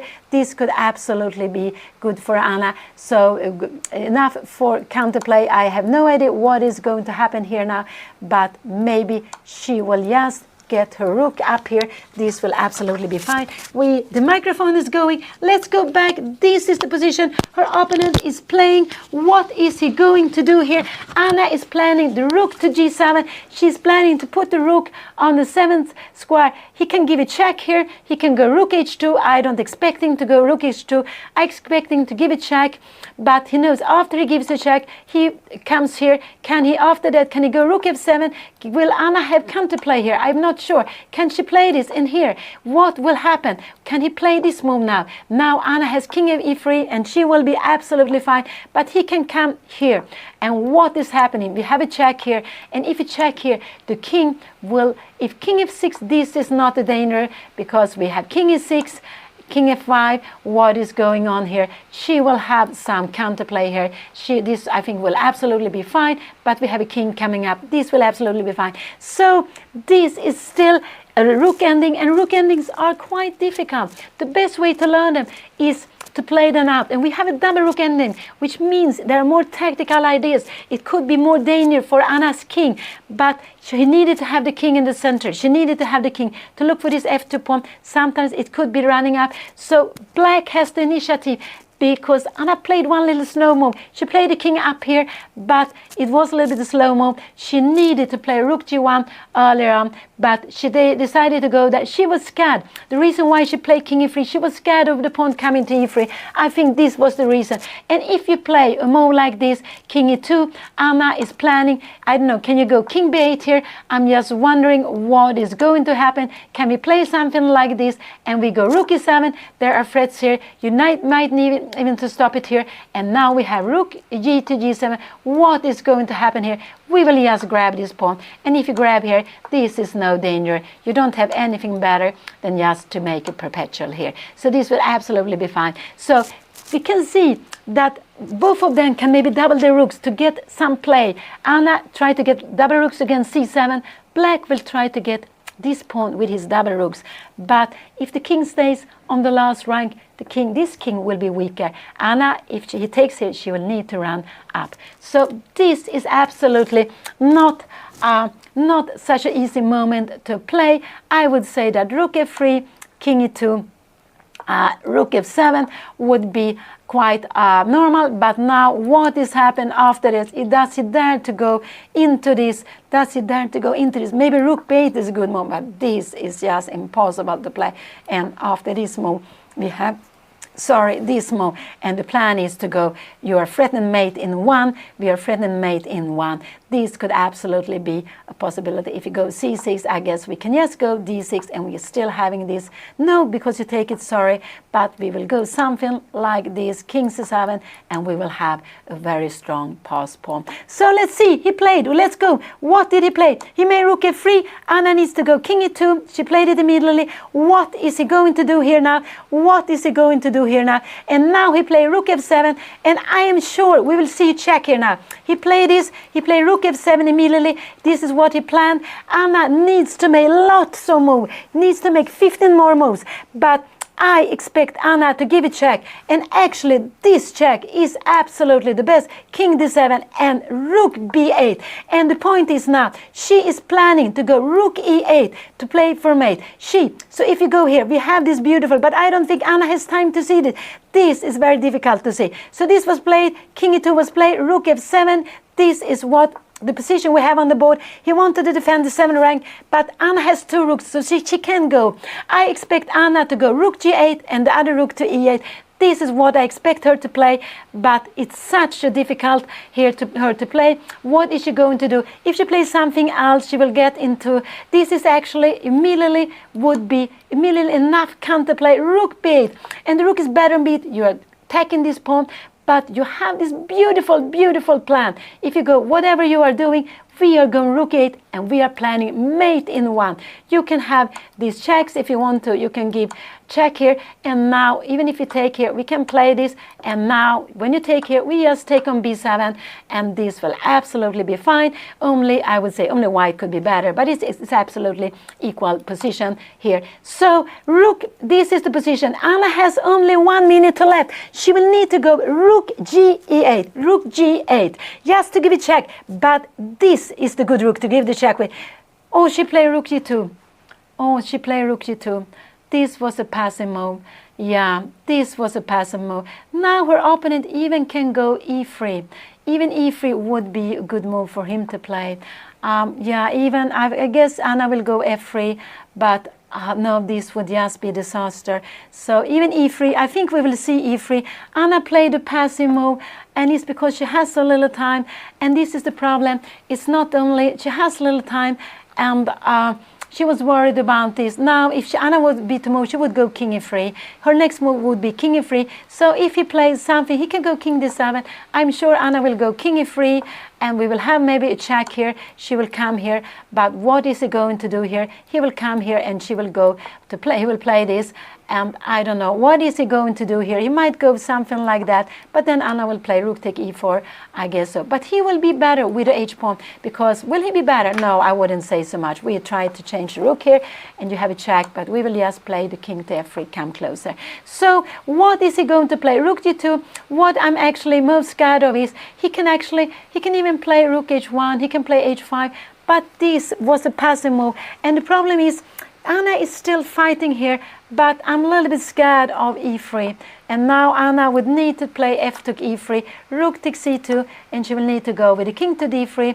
We will have probably the rook coming back here.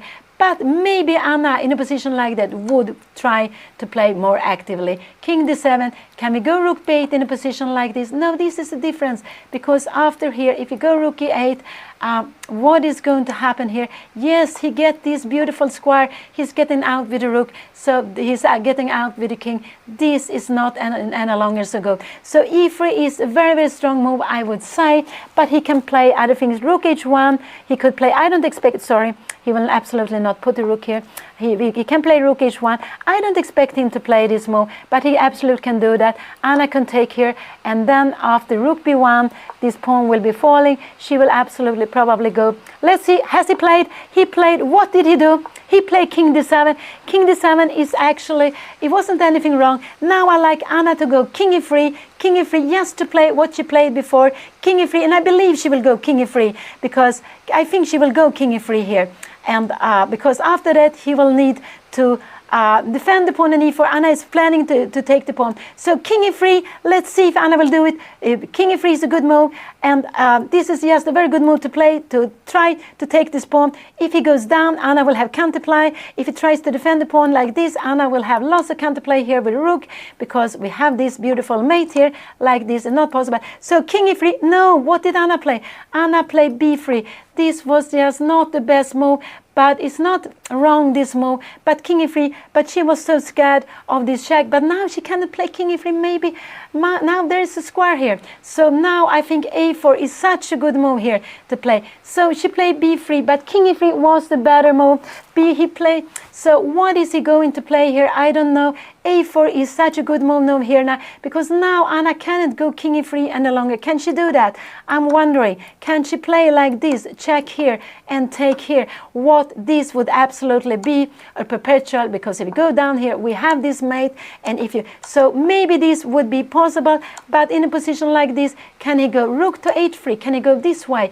And now we need to take here, and he take here. Yeah, she will have to be fighting this, and this is absolutely fine to be fighting, because after here she has 3 pawns. She has a pawn less, but he has a double pawn. So okay, b3 wasn't so bad, but after king a4, will she dare to go here? And I don't think she dares to put the king here. I don't dare. And what I'm a little bit scared, will he go here, rook take e4? Now rook take h5 check. And now king e2, what is going to happen here? And rook h1, this pawn is getting very, very weak, and I'm getting worried about this pawn, where if she goes somewhere here, he can give a check here, and now king d3, he can actually go here, because, okay, Anna has f4 now, and so she will survive. But there's lots of tactics. What did he play? He played a4, and this was absolutely a very good move. This was absolutely very good move. She needs to go king e3 now, but this is so much more difficult to play in this position, and she is only having 25 seconds. And this is what I think. The problem is that Anna is not the one who is pushing. Her opponent is pushing, so she is having problems. I don't know if she will be able to save this. She needs to play more quickly. She needs to play more quickly, and I don't know what she's going to do. She only has some seconds left. She needs to play something quickly. What is she going to do? What is she going to do? She needs to make something here, and she played the king to e3, and this was absolutely the good move. This was absolutely the good move. This was the must move. But I would say that I'm so astonished. Anna made it now. She understood she needs to put the king here. She has nothing more she can do. It was stronger with the pawn on b2. Now, what is he going to play here now? Is he going to let her take on e4? Is he going to give her a check? He took quickly on b3. And taking on b3, Anna will quickly take back. We have this position. I guess he's going to give her a check. And he's going maybe for the pawn. But this is a less, I would say, this pawn could be more dangerous a3. That changing on b3 was very logical that he would play, but it's maybe not the most dangerous for her. Maybe now he could go rook h1 is maybe the best way to play. Then Anna needs to take here, and he can go rook b1. He's going to grab the pawn here, and he's going to play with these pawns. But you see, we have a double pawn here, so it's not such a danger. We had this position. What did he play now? I guess he's going to go rook h3 here now. I think this is absolutely what he's going to do. He can go rook h3 here, but then Anna will just take the pawn, I guess, take here, and if he goes rook take b3, now rook c3 is coming. Anna needs to play rook f5. She needs to play rook f5, and if he gives the check here, she needs to go rook f5. And the idea to go here is because after rook c3, now we will get counterplay, of course. We have this beautiful, beautiful counterplay. Actually, king e6 here. And yeah, you don't have a check now. Actually, Anna would be winning. It would be a mate here. This would just be so fantastically. But so rook h3, king take e4. So what is he going to do? He was very quickly taking on b3. I would absolutely say that he maybe, but he wants to play for Anna's time. But it was just very important to consider. Is it better to take this b3 pawn, or is it better to keep the pawn on a3 and have this tremendous threat to go here and to take it with the rook? But he was scared that Anna could take on e4 and then be able to defend a2, and he would just lose this pawn for nothing. So that's why he played this. But now we can see that it's better for white that he has double pawns. It will be more difficult for him to use his pawns with this pawn structure. So I expect him to go rook h3 now. I'm actually going to play like this, take here, and after if he takes here, now this pawn is becoming very weak. Anna will need to go rook f5. And rook f5 is also very important because she needs to get away with the active rook. And if this would come, she will just take here. She can absolutely go king e5. If he takes here, she will have this. And again, if you come here, we will have this. Yeah, we can give perpetual if you want. But if you go king e8, we will just grab on c7 first. This is the most important pawn. And we will take one of the other pawns. This would absolutely, her e6 pawn, even if you go b5, she takes on h7. She can also go d6. She can go king e6. Just take this one. This b4 will not be dangerous. She will just go maybe d6 here, and king e6. It absolutely completely equal this position. We put this, yeah, we can just go like this, and we can give a check. If you come up here, we can absolutely give like this, and we are going rook c8. If you go b2, we will just give a check and we'll grab it. And if you go something like king b7, we will go just d7, and actually white would win. But this is not the position. So what is he going to play here now? Now he's thinking. Anna has only 1 minute, and she still has 10 more moves to do. I'm just so worried about it. But she played this very beautiful king e3. What is he going to do? Anna is planning to take on e4. She's planning to take on e4. I think, so maybe rook h1 is a better way to take on e4. The better way to take it, she will take here. And now he goes rook b1. And in a position like this, she might, here he's more active. He's going to take this with check. He's going to take this with check. I don't know, king e2 maybe rook h2. I don't know, maybe king e2 is a move. If you give check with king f1, you take it like this, and we go king e2, and we will just play this position.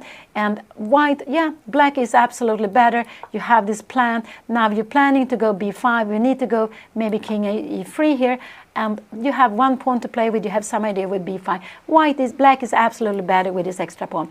But this rook h3, I would expect him to play, but rook h1 is absolutely the strongest move because Anna cannot take with the king. She would love to take with the queen, but then she would lose the rook, so that is not possible. So this rook h1 is a very good move, and let's see what he is playing, but because it's just quite difficult to play this move.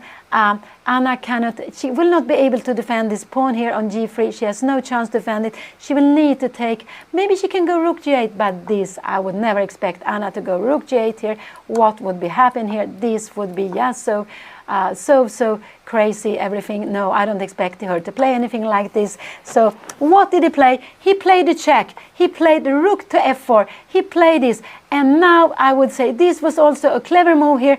This was absolutely also a clever move, because if he takes here, he will go rook to f3, and he will have this better position. He will have the king on e2. He will get it. So this was absolutely a very good move he played here. This was absolutely a very good move he played here, I would say so. So the best for Anna is to go rook h5, but this is very, very difficult to see. Rook h5 is the best move. If you go here, she would take here. This would absolutely be equal. If he takes here, Anna would have this beautiful rook f5, but this is impossible to see. I think he will, what happened? Anna took on e4, we have rook f3, so he played this very beautiful move, he king e2, and now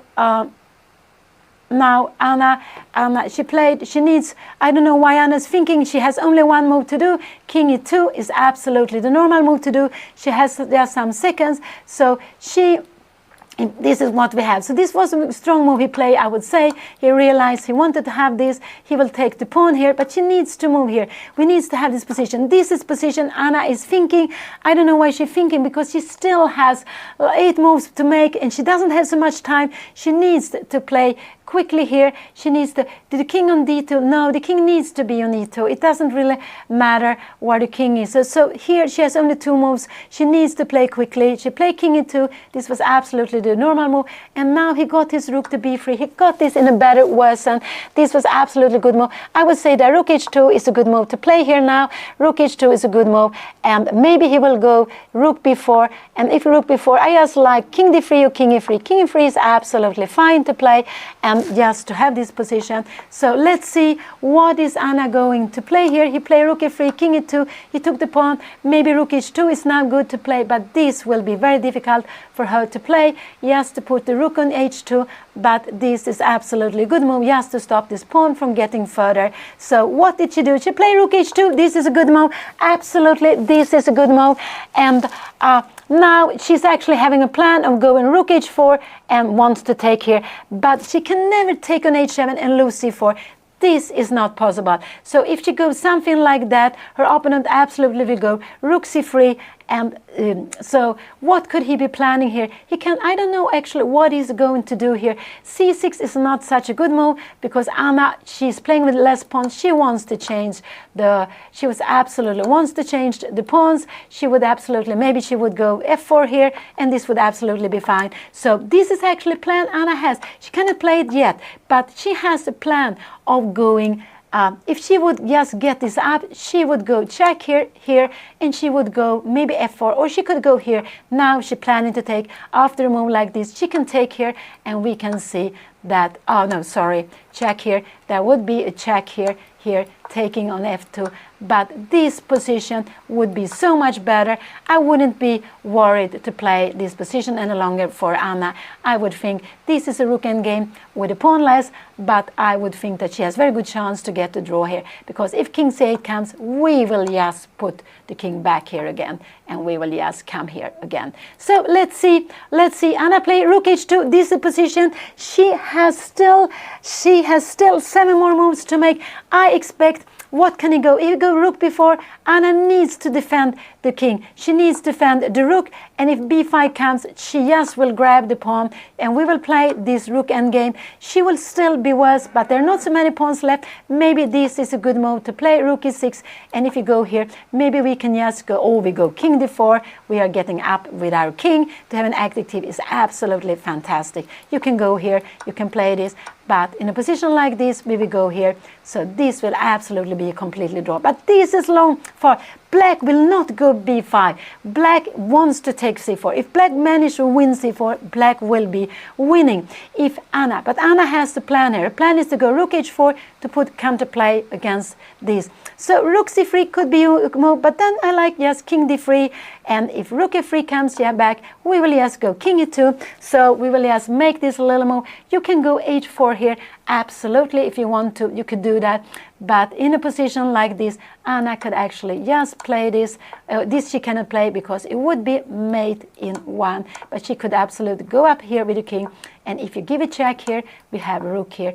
And if you go, and now she threatened to give some checks down here. So this is what Anna is dreaming of to play. She's dreaming of to play an endgame where she would change her f-pawn against this h7 pawn, and she will defend c4. She cannot allow black to win c4, then it would just be lost because these 3 pawns would be so strong. Her d5 pawn would not be worth anything. The king would just come up and active and take it. So let's see what he's going to do. But Anna played this very, very good rook h2 move. She played this very, very good move. Let's see if she will manage this. But she still has 7 more moves to do. And it's so exciting. These 2 players are leading the tournament. And Anna is under pressure, but she's defending well. But she's also under pressure, not on her position because she's having a pawn less. She is also under pressure on the clock. And this is something we have seen in lots of games. But the problem is both the clock and the position. So it means that it's not so easy for her. But we just hope that she will manage, manage to get to the control, that this position will not change. If it changes, that she win the h7 pawn. She has a plan now. Rook h4 is her big plan to play. This is absolutely her big plan to play. If you have a move like this, maybe not the rook h4 here now, actually, because if she comes here, I would guess if she comes here, then her opponent maybe can he go king c7 here, king here. Now we start going king d2. No, if he comes here, we just kick the rook. The rook is not well placed here. You go away somewhere, but then we just can go. We can play this move absolutely. If you play something like that now, we have time to take this. This is absolutely fine. You can absolutely go here and take this, but this will absolutely be an equal position. And here you can play lots of things. You can even keep the 2 rooks. You can absolutely keep the 2 rooks if you want to. You go like here, and we can absolutely play this position. So let's see, we are not so scared of having that position, not too scared to have these 2 pawns against these 3. So, but c4 has to be safe. This is the position. Anna play rook h2. Her opponent is thinking he has still lots of time left. Anna needs to make 7 more moves and less. She will get half a minute. She has a little more than half a minute per move, not so much more time. So it's just so exciting, and it's such an important game, so important that Anna will save a draw here. She cannot play for a win. She is under pressure. She's a pawn down in a rook endgame. There are double rooks here, and but she have this beautiful active rook here on e4. This is also active, looking at h7. She is planning rook h4 here now. She is planning to go after the pawn. So if rook b4 comes here, she can go rook a4. She can also, but I like just to go king e3, just to defend the rook. And if this move comes, maybe we can go something like, we can go king. Maybe king d3 is also possible to play. I was just wondering if this is something to be scared of, but no, maybe not rook e3 because maybe we have rook e4. No, we go back and we have this again. So this is absolutely fine to play. Let's see what's going to happen here. It's so exciting, and I'm of course not happy. Anna has to play uphills, and also with this little time. If she had more time, I would believe that this wouldn't be a problem for her. But with little time, it's not only to find the good moves, it's to understand the position. What is the position asking from you? And here, white want to change. White want to grab h7. Don't mind you lose this, but you need to keep this c4 pawn. This is what you need to keep. And this king is not so far away from defender. There are some tricky things with the 2 rooks. There could be some dangers, but we are not scared of anything like this. This would just be a dream for Anna. She would change, she would grab it, and she would have so much counterplay here. So she could even go f4. f4 would actually be a good move after rook c3. She would just give lots of check here. She would give lots of checks, and if you come here, we would just grab this pawn. We would come here and we would grab this, and this would absolutely be a draw. So let's go back. So we are hoping that Anna will manage to get get a draw in this position. She's under pressure because she has a pawn less, but what is her opponent going to play? It's not so easy for him. Anna played this beautiful rook h2, stopping the pawn from coming further. She has a plan of going rook h4. Now, did he play? No, he didn't play, but she has a plan of going rook h4 to grab the pawn. He gave a check, and then Anna will absolutely, he give a check, and then Anna will absolutely go with the king to b3. This is very important, that she goes with the king to b3. She needs to have the king actively. She needs to have the king very actively. She played the king to e3, and it could be now that he wants to go with the rook to c2. Could it be that he wants, yeah, he played his rook c2. This is what he played here now. Now Anna can go rook h to a4. She can absolutely go this way. She can go with her rook to h to h4. What is happening? Can he go king c8 here? But now she can go king d3. So this would absolutely be absolutely fine for her to play, and she can absolutely take here. No, she cannot take here. Yes, she can absolutely take here. So let's see, what did Anna play? He played king c2. This was played. He played rook c2. Anna has played. What did she play? What did she play? She put her other rook on h4. She going after his pawn. She going after his pawn. I guess he's going to go a5. But if you go here a5, Anna should just go king to d3. She should just go after. She should just go after the rook. So what did he do? He played h5, and now he played. Anna played rook h4. He played. So this is check. This was played. Rook c2 was played. Rook h4, and he played h5. Now Anna has like 1 minute. But king d3 is a very good move. King d3 is a very good move. Just to play king d3, just to defend her c4 pawn. She's not allowed to lose this pawn. Yes, king d3. He can take on f2, but this is not dangerous. This is absolutely not dangerous, because after king d3, he will take on f2. You will take here, she will take here. He will maybe give a check, but we just go down. If you come here, we just defend this. This would absolutely, after a check here, she can even go, can she go king e4? No, this could be dangerous. This could be dangerous. So let's see, what did she do? She played, did she play king d3? Did she play king d3? This is a very good move, because Anna understands, she wants to change pawn. This is the big pawn. This is the pawn she needs to keep. She cannot give it away. If you go king c1, she can even go, she can absolutely, yeah, she take on h5. Of course, she would take on h5. No, he's not going to go this. So now he has to make a choice. Is he going to take on f2? Yes, and I'm sure he will take on f2. Otherwise, he will lose the pawn. So he is going to take on f2. I believe so. I believe that we will see this position. And then we have, that has helped Anna. She has changed her, these 2 pawns. She has got, there is only 1 rook on the board, and I think that will help her. It will be, what could we see? I think absolutely we will see this. We will see this here. He will maybe give a check here, and if Anna comes here, he will maybe go king d6. But in a position like this, can Anna go here? She can't even play this, and rook h7. If he goes here, Anna will just grab the pawn, and now he go b6, but she will just play like this, and after this we can play this position, and this is absolutely, now we go d6. This is absolutely a draw. So of course he would go absolutely play this, but this is a very well known rook endgame. You just go away with the rook, and if the king comes, you will just give check here. So it's just a draw here. So let's see, she played this beautiful king d3, and what is he going to do here?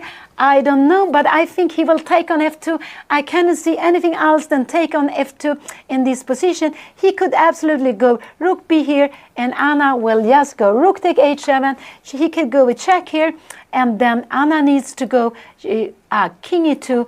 But if he tries to, then again, to attack c3, Anna can absolutely just go rook h7, and we will have this position, or she can just come back, defend all her pawns. This will absolutely be equal now. So what is he going to go? What is he going to go? Anna played this beautiful rook king d3. She has played so nicely. She has played, I would say, the best moves, the last moves, so nicely. She has played this rook h2, putting pressure on the h pawn. Afterwards, she went with the other rook. She wanted to grab the h5 pawn. She wanted to take a pawn back. And when black tried to give his h pawn against Anna's big c4 pawn, because this pawn is what Anna needs to have. Without this pawn, she would lose the game. But this is the big pawn. It defends d5, but it also is the one who is stopping all these 2 pawns. c4 are stopping these 2 pawns, so it's just so important. What is her opponent going to play here? What will he play here? Is he going to take on f2? I cannot see that he will do something else than take on f2. He can try to play for something like this, but then Anna would certainly just take here. And what could he try? There is no mate here. She will absolutely run up. And if he goes for this, it would actually be Anna who would be playing for win his king. She would at least have perpetual, but she would be better here. So this is not possible for her opponent to play. This is absolutely not possible for her opponent to play like this. So here she would have 2 kings to attack with and an active king. So, sorry, this is not the position. King d3 was played, and this was such a good move. This was such a good move. She defended her c4 pawn. She's going to take on h5. She's going to take this h5 pawn. Now, more or less, whatever her opponent is doing, she's going to take it. If he takes on f2, she will just take back here first, and after he takes, she will take her. If he goes to check here, I'm just wondering, can we play this? Yeah, this is absolutely also possible to play because we have all this check. So you can absolutely go here, check here. Can you go king f6? No, I think, yeah, we keep another check here. King g5, what? This is absolutely, what is going to happen here now? Rook h7, but you don't want to give away the pawns like this.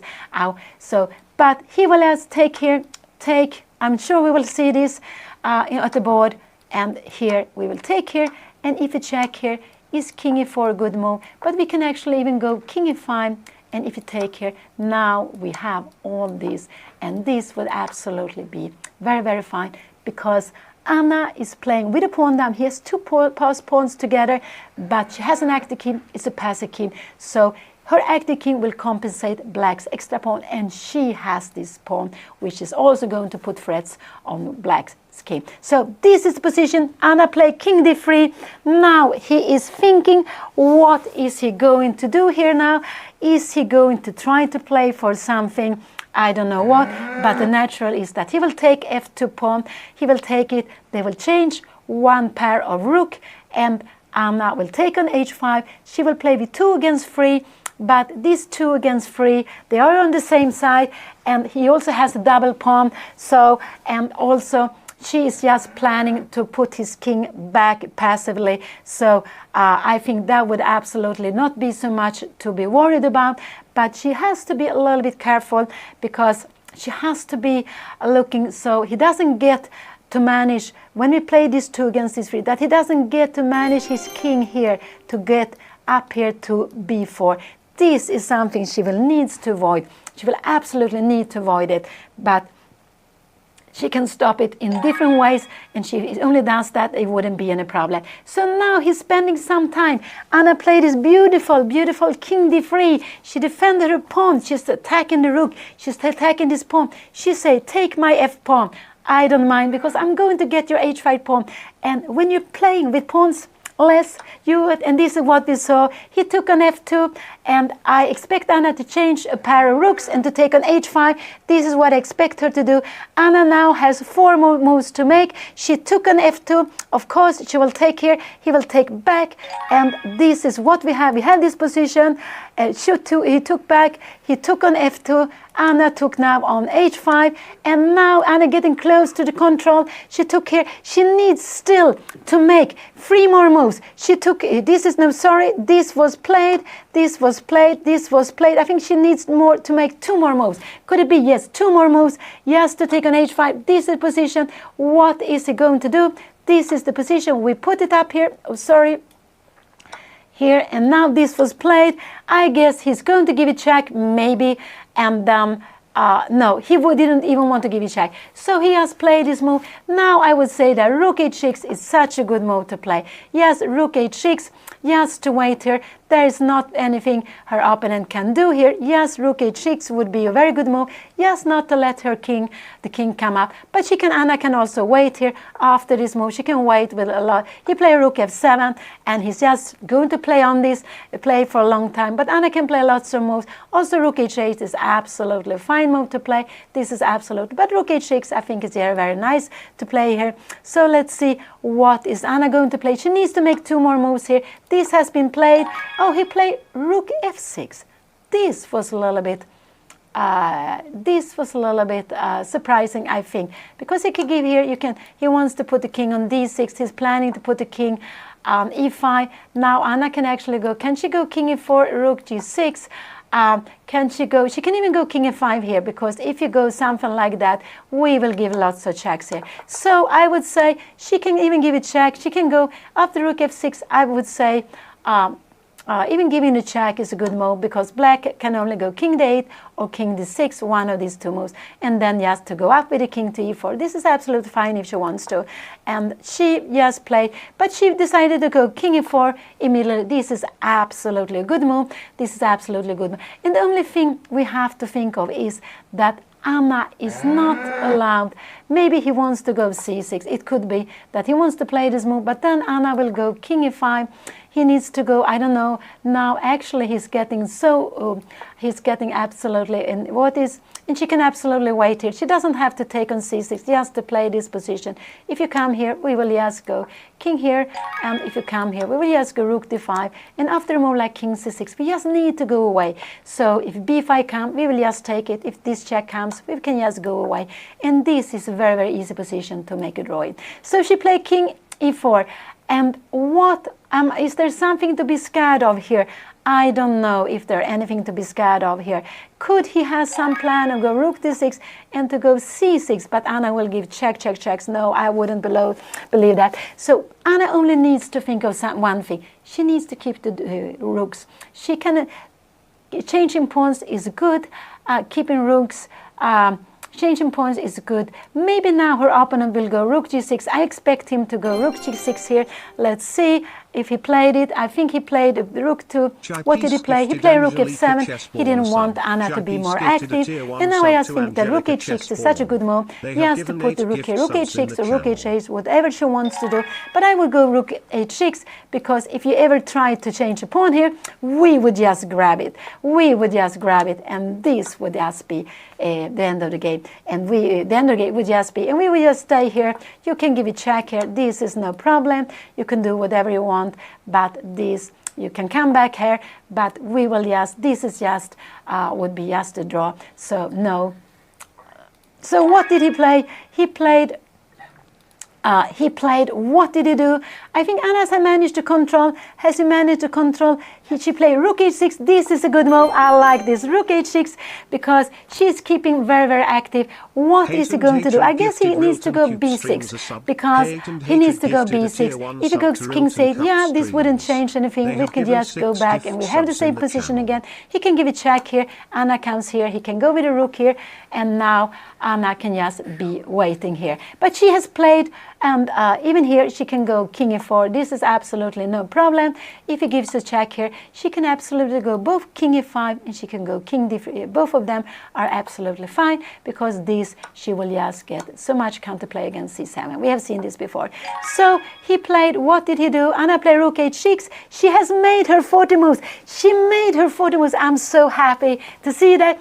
And this was such important that she made her 40 moves. There is a rook endgame. Anna is a pawn down, but this, she should normally be able to save this. I cannot say what could his plan be. His plan could be to go b6, and now he's planning king c8 out with the king here. But we could just be waiting somewhere. You can wait here. We could be waiting here, and when you start running up here, we can just give a check here, and after that we can put the rook maybe here if you want to, and if you give a check, we will just put it here. You cannot get further. Maybe you want to go c6. It doesn't work. If you come here, we will just put you back. So this is what I mean. We just put you back. If you go c6, we'll give you a check. So you might need to go something like that. But then we will just go here. And even this is not a problem to play. This is absolutely not a problem to play this position. We play like this, and this is absolutely unequal. Not is equal. Black is better. Black has a pawn up, but this is absolutely a position not to be worried about. This should be a draw. So Anna played rook h6. Her opponent has played. He played b6. Now his plan is to go king c8 and run with the king over here. Anna can go king e6. She can absolutely even go playing this move if she would like to. If she wants to play, she can absolutely play this. And then maybe rook e7 will come. It will come like this. This will come. She will not be allowed to change rook. Absolutely, she can never change rook, and the king would be coming here now. This would be a mistake. This would be a mistake because we also have the pin, but this is a mistake. You just wait here. The king is coming here. You can even wait. Now we could go d6 because if you come here, we have this check here, and we will actually stay with extra pawn, and we are planning to go up here. So this would be a draw. So absolutely, he go b6. And yeah, now Anna in a position like this. He went, this is the position. She can just, I think I like this move, bishop. Yeah, I like it here because there's not so much you can do. Okay, now maybe if you want, you can go something like here. But Anna can you be waiting? You are coming here now, and now we will, now rook e3 is actually, is this a threat? Could this be a danger? This could absolutely be, I'm wondering, is this a danger here now? No, we have this.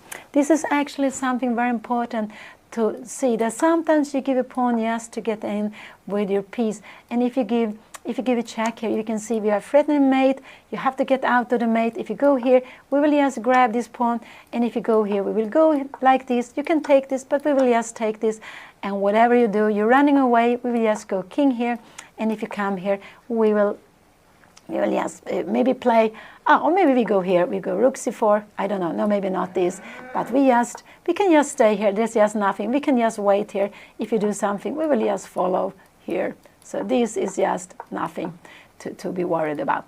So I would like, yeah, I like rook h8. I think this is a good move. It could be that he's going c6. He could absolutely go c6 here in this position, but then we will just give a check, and we can go king d3. You can absolutely give these checks to your control. He will come here. And now this is very, very important that you get your king to d3, that you not get your king cut. So this, there is still some danger. But I think Anna doesn't want him to get the king here to b7. So I think she's actually, what is she going to play here? She can even go, can she play rook c6? Could this be a move to play? And the idea is if you go king c8, I will go, she can even play, no, this she cannot play because she have king b7. And actually, this would actually be a drawing endgame, but go into pawn endgames are always a little bit tricky, so I don't think she would like to do that. So let's see, go back, we have this position. So now I think Anna is going to spend some time. Her opponent played b6. So why did he play b6? Yes, he's planning to put his king on b7. This is what he's planning. Anna can play this little no-mo. I guess her opponent will just go here with the rook. She can, and now Anna needs to go king d3. I think this is important. He can give some checks here, but she goes just king d2. This she shouldn't play because now we have rook c3. But she has to stay here. She just after the check, she come here. If the comes up, you can go king d4. This is absolutely fine to play here. And of course, he can play this plan that he's planning to go b5 here.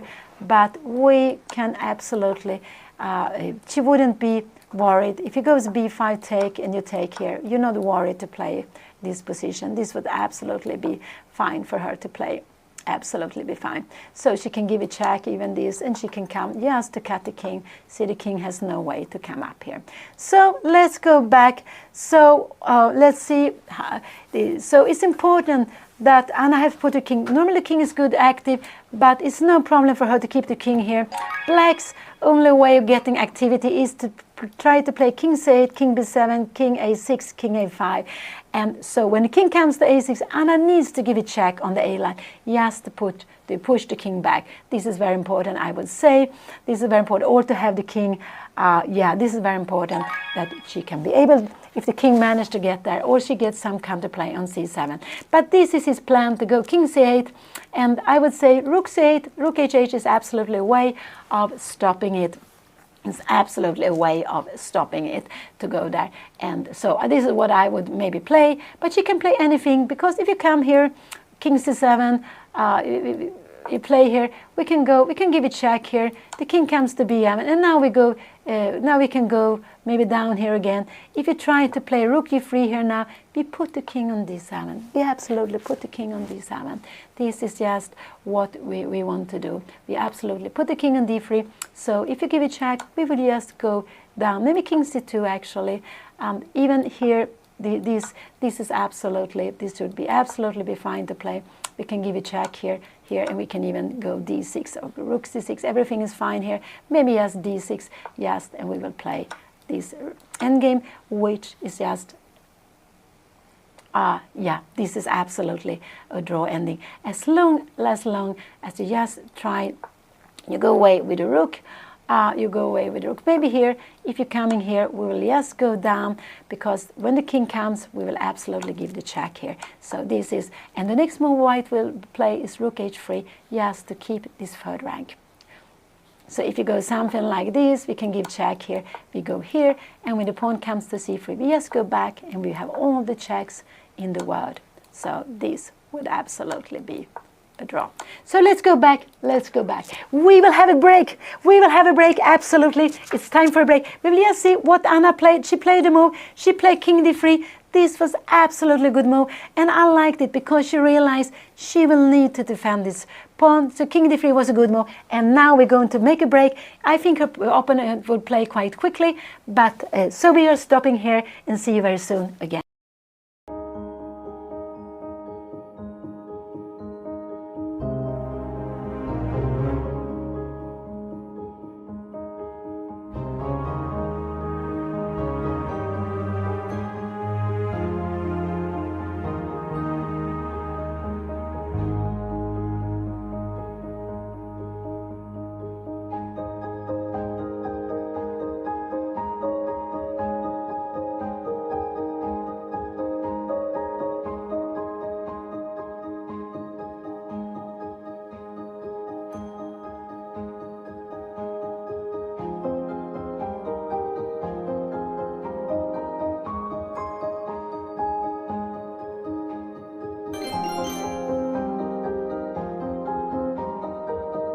Sterling Driggs gifted us a sub. Sterling Driggs gifted a tier 1 sub to GM Hess. They have given 265 gift subs in the channel.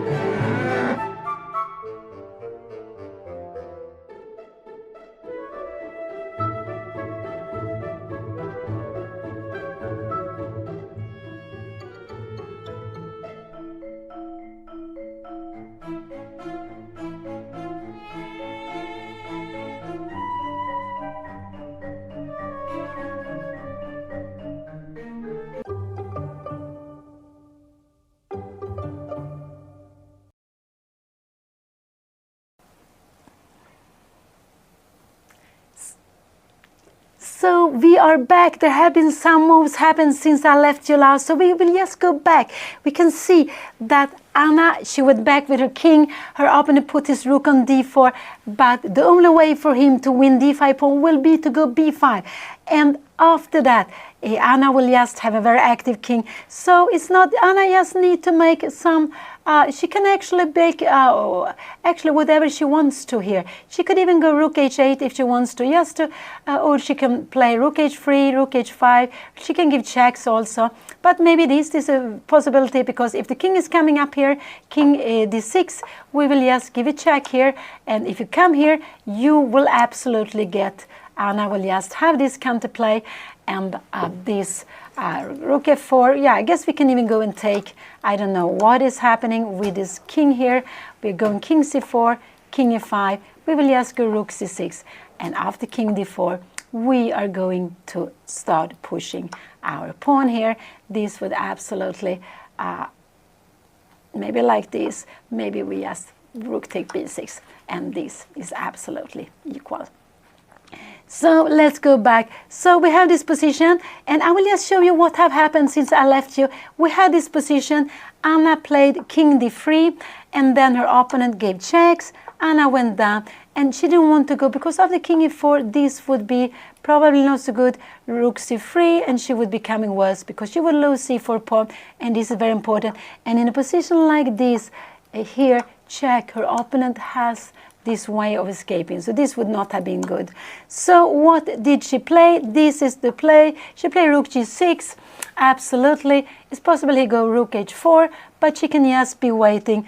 And what he played something immediately. What did he play? He played king to c8. This is what he did. He played king to c8, but I would say now Anna can absolutely give a check, king b7, and she can go rook g7. And now what is he going to do? She's not planning d6, but she's planning to take the pawn. And I just want to show you curiosity. If her opponent wants to be too active, we have this beautiful mate. It's a mate here. I just wanted to show you this. So I think now he went king c8. I just think that she can play lots of different things, but I think just giving the check here. Now king b7 and rook g7. And what is it going? She's not threatening d6, but if the king goes away, we grab it. And if the rook goes away, yeah, you can go here, but we will go rook d1. And as soon you go somewhere here, we will go d6. And we will actually take this pawn. We can take it like this. You will have to go king b7. You will go, maybe later you will go and grab this pawn. But maybe you go something like king b3. You have to go very far away like this, and we will get, I don't know, maybe we will get a king b7 rook here, and we will actually just be waiting. There is nothing you can do in a position like this with such an active rook. So let's go back. So this is what he played king c8. I just think that now checking, and this is what I would do. I would actually give check here, and after king b7, I would absolutely give a check here. I would play this rook here because this rook cannot move. I will change one pawn. The king cannot move. So yeah, you can king b8, but it doesn't really matter. And we will come here again. And you have nothing more to do. And we will just wait in a position like this. We just wait. We're not doing anything. We are just waiting. Of course, if you go b5, we will take it. Is this the plan, to go king b6? But no, we're not really worried about anything like this, because here we will just go and we will play this endgame, and this is absolutely fine to play. Maybe now we give a check also here. Here we would actually, this is absolutely drawing endgame, king b7, and we will come in rook here. or maybe rook b8 is just the simplest way to play, to give checks behind. But our king is just so fantastic here. So this is Anna. This is what I would have done. She can wait, absolutely wait, but I would have given check and rook b7. A little bit asking you, where are your king going? Yes, you can go to the queen side, but I don't mind, because after this check, king b7, and after king b7, I will just go here. What are you going to do? I'm not afraid of anything. I guess his plan is to go b5, but this is not anything. And if you come here, we will go here. And if you go somewhere away, now we will just play this beautiful move. We are taking away, or we can even wait. We can also wait. We can just wait here. And if you come here, we will give a check. And be careful, you cannot go here because we have this mate again. So this would absolutely be completely draw position. So let's go back here. So this is what I would play. Anna is having, she is down to 70 minutes, but I was so happy that she managed to, because she was under pressure on the position, she was playing with a pawn less, and she had so little time. She was playing with half minute for such a long time. She had such a time trouble, but she managed to make the control. And here we see her position. And this, if Anna, I just think that this, we shouldn't be so much worried about it. Anna will have to show her skill in rook endings, of course, and this is something which is very important to train, but she doesn't have to be worried about anything. She can go here, rook here also, but I would actually go give this check. I would absolutely give this check, because where is this king going? You come here, I would actually give a check here either, and I would maybe give another check here, or check here, comes here, we go back, we had this position. And this is what she did. What did she do? She made rook h6, this was played, sorry, this is the position. So this, she played rook h6, king b7 immediately, and now I like rook h7. I think this is such a good move, just to pin the pawn, And after that, after rook h7, what is her opponent going to do? Yeah, I guess he needs to go some rook f4, but then we have this d6, and he needs to go something like that, check, he comes back, and we will just, we will just play this position. And this is, Anna can wait here. No, not wait here, sorry. She can wait here. He will have to go all this way back to take the pawn. But this will absolutely be, shouldn't be any problems for Anna to play. So let's see, what did she play? She hasn't played. Anna is thinking this is the position. King b7 was played, and now I just like rook h7, just so you let the king stay there. The king has to stay. And after rook h7, I don't know. What is her opponent going to do? He can play something like this. I don't know what he's going to do. And you're just waiting. You can give it check. We come here. You're coming here. You come here. And he's go rook c8. So now finally his plan is to go up with the king. But now we can wait. We can wait here. And when the king is planning to come up, we will just come here. And you will need to come back somewhere again. And we will give this check.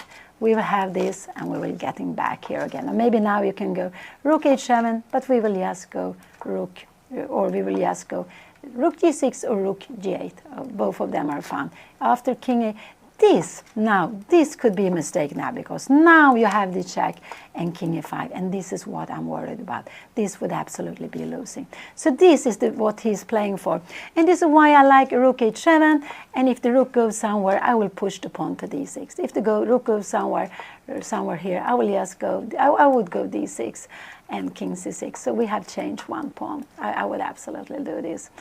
You can play this if you want to cut the king here.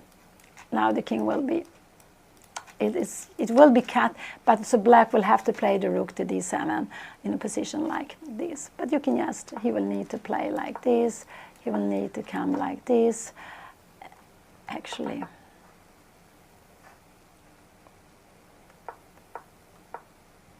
And we can go something like this, and rook d7 finally. But then we can just play here, he come here, and we just play this position. This is absolutely no problem at all. So this is position. What did Anna play here? She played rook to, I don't know what she played, I couldn't see, rook c6, he played rook to h4, and I think this was a little bit strange that Anna went, no. Now I'm getting a little bit worried about Anna's position here now. Okay, so I'm getting a little bit worried, but I shouldn't be. She can just make some small moves. She can make king b3 here now. Can she do that? Check here, and he wants to play this. This is what he wants to play. We go king here, and we go king a6. So how will this position be here now? Can Anna be waiting here? No. Here she needs to go something like d6. Yes, she will need to go d6. Absolutely. She will absolutely need to go d6 here in a position like this. And how is this going to be? We have a check here. Sorry, we're coming here. We give it check here. Check. King here. I don't know, king c2, probably king b2 here. And we will go somewhere here. And now, yeah, so as soon as you come here, we will just grab this with check and we will play this position, king takes c4. And we have maybe rook g6 is a good move to play. So let's go back. Let's go back. This is a position, but Anna played rook c6. I didn't like this move, rook c6. He played rook h4. Anna played king b3. He gave a check. Anna, what did she do? She played king c2 here. Now he will absolutely go rook h7. He will absolutely go rook h7. I think so. I think absolutely. He's going to play this move here now. Anna can go king c3, and he's going to go king a6. And here, Anna, if Anna go here, I'm just wondering, can he go king a5 here now? What? Now she needs to go d6. This is just a very, very must. So he go rook h7. And Anna had the right idea, but I don't understand why she decided to attack the pawn with the rook on c6. But so he gave check here. What has been played? Anna played king c2. He played rook h7. This is but Anna will need to go. So Anna will need to go king b3, something like that. And of course, then he will start to play this move. And now Anna need to go d6. This is very, very important. He can play this move to pin it, but this would absolutely be a mistake because we had d7. And the only way to stop it is like that. And the only way to stop it is with this move. And in a position like this, it's Anna who would be better because you can only, it would be a draw, but black has only b5. That is the only move to play. That is the only move to play, and this would absolutely be a draw. But Anna would be the one with the pawn up. So we have this position. He played now rook h7, and I think king b3 is a good move to play. If you go king e6, Anna will need to go d6 to change the pawns. She will absolutely need to change the pawns to play like this. So king b3 is a good move to play. King b3 is absolutely a good move to play here, just to keep the king more active. She can also go, can she go here? But now I'm a little bit worried about this move. This could absolutely give her into problems. Could it get her into problems? King a6 here, and now she needs to go d6 or needs to go back. Is this still fine here? Is this, yeah, she still has d6 here. She still has d6, and after here we will take here, and this one will be under attack. And as soon, if you go rook b3, planning king b4, we have king b3, and the king is not coming further. So that would be a draw. So I'm a little bit, but I would have wished that Anna played this in another way. So she can go rook g6, she can go king b3, but she will need, I actually like king b3 here. If you go up with the king, I will go d6. I will absolutely go d6. And if you go rook d7, because now the plan is rook d6 to play, we will come back here. If you come here, we will just kick you back. You go somewhere here, and now we will give a check. You needs to come back, and we will just, you can go back here again once more. And if you give a check here, I just wondering, you check here, we come here, king a6, we will just go after this pawn, king a5, and we will just grab this pawn. So king b4, and here we will just maybe go d6 or maybe rook c6, and we take the b pawn. Why not? So like this, and now we just should take the b6 pawn. play this rook endgame. So let's see. But Anna, yeah, she played rook c6. That was a very strange move to me. But now he's planning, yeah, he defended c7. So he's planning to activate. It could be he wants to go rook d7, rook d6 to play the pawn ending. And Anna is not allowed to play the pawn ending. So she can absolutely go king b3. Rook d7 is no problem. And after rook d7, if rook d7 will come, rook d6 is a threat. But she only needs to move away. This would absolutely not be good because you have, I think rook d6, this would be, maybe this is, yes, yeah, maybe this is okay to play also. Maybe this is absolutely okay to play this position, yeah, but this will be all of a sudden king d6. So all of a sudden king c6, you will need to go b5, king b5, and this would be a draw. So she could actually even play king b3, rook here, and now she could absolutely go king a4 if she wants to. So this is absolutely fine to play. But of course, it's not, she could absolutely actually play this, but this is just very, very difficult to make this decision because if you come here, we have king a5. If you start going away, we will be active, but you have b5 and here. So sometimes Anna can play pawn endings if she gets a very active king, but only with a very, very active king she could play that. So king b3, what I like, rook e6 is absolutely possible. But if king here comes now, I am just wondering, can we go d6 here now? Can he go c6 here? If he goes c6, I would say that d7 would be the easiest to play. You're threatening to take here, and we will go here. And now we are threats against b6. You can come here, but we will go just king c3. You come here, we will just go away. And if you give it check, if you give it check here, we go down. You can absolutely take here, but we will play a position like this, and this is absolutely a draw. Anna has played. What did she play? No, she's still thinking. She is still thinking. And rook endings are not so easy. They're absolutely not so easy to play. So what is she worried about? I think she was worried about b5. I think this is why she played the rook to c6, but that was not necessary. We're not worried about b5 at all. Not at all we are worried, because then black will only have these 2 pawns back. Anna wants to change pawns. She is not worried about b5, but this is actually probably why she played like this. So yeah, that was a little bit, but we were not worried about b5 at any moment. But now she is start thinking, and this is the position. It should absolutely be not so much to be worried about, but of course she's not allowed to let this king come to b4. It's 1, 2, 3 moves more. She will need to stop it. One way to stop it is to push her d pawn, so there will be threats against b6.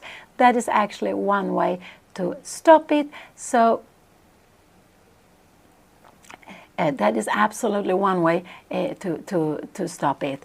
So when it starts coming here, it should go d6, and then b6 will not be defended any longer. So Anna is playing in this beautiful tournament, Rilton Elo. It's the second tournament in the chess festival here in Stockholm, in the heart of Stockholm, in Continental Hotel, Scandic Continental, and Anna and her opponent is leading. This is such an important game. Of course, he will keep on playing for a long time.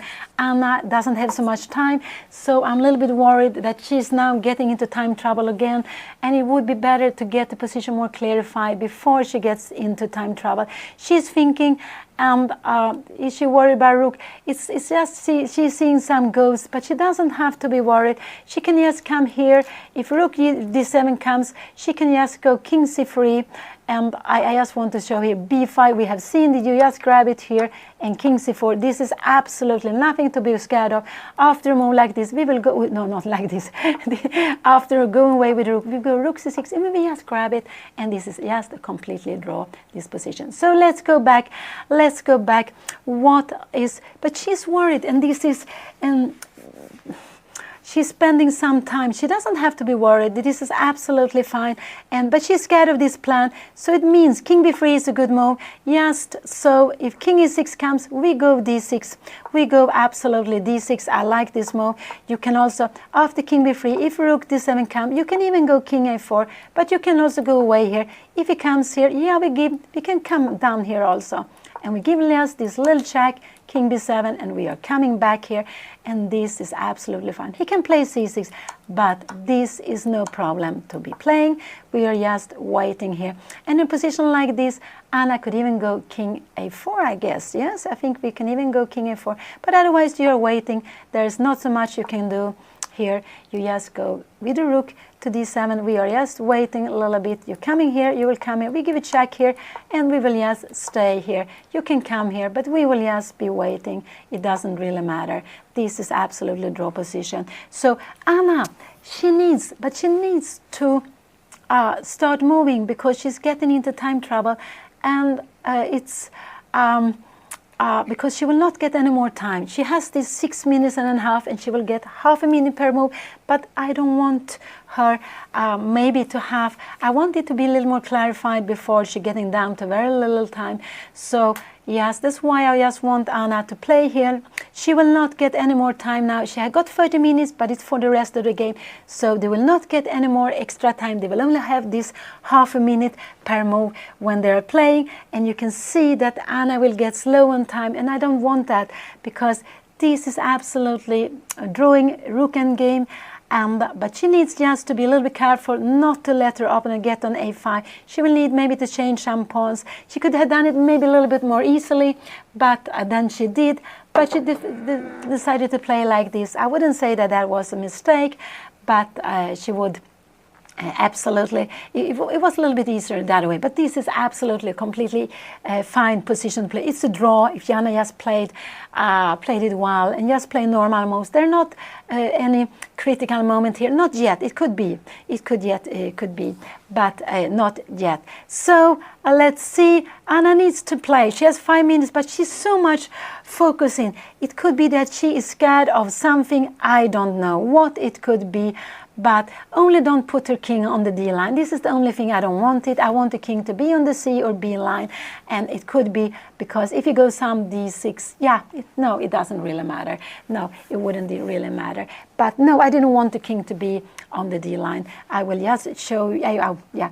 But let's see. So if Anna plays just a slow-mo, king c3, king b3, I would like to, king e6, we should just put, after king e6 here, we go d6, and we are changing a pawn. This one will be weak. You will take here, and you have king e5, but this is no problem. We will just come here.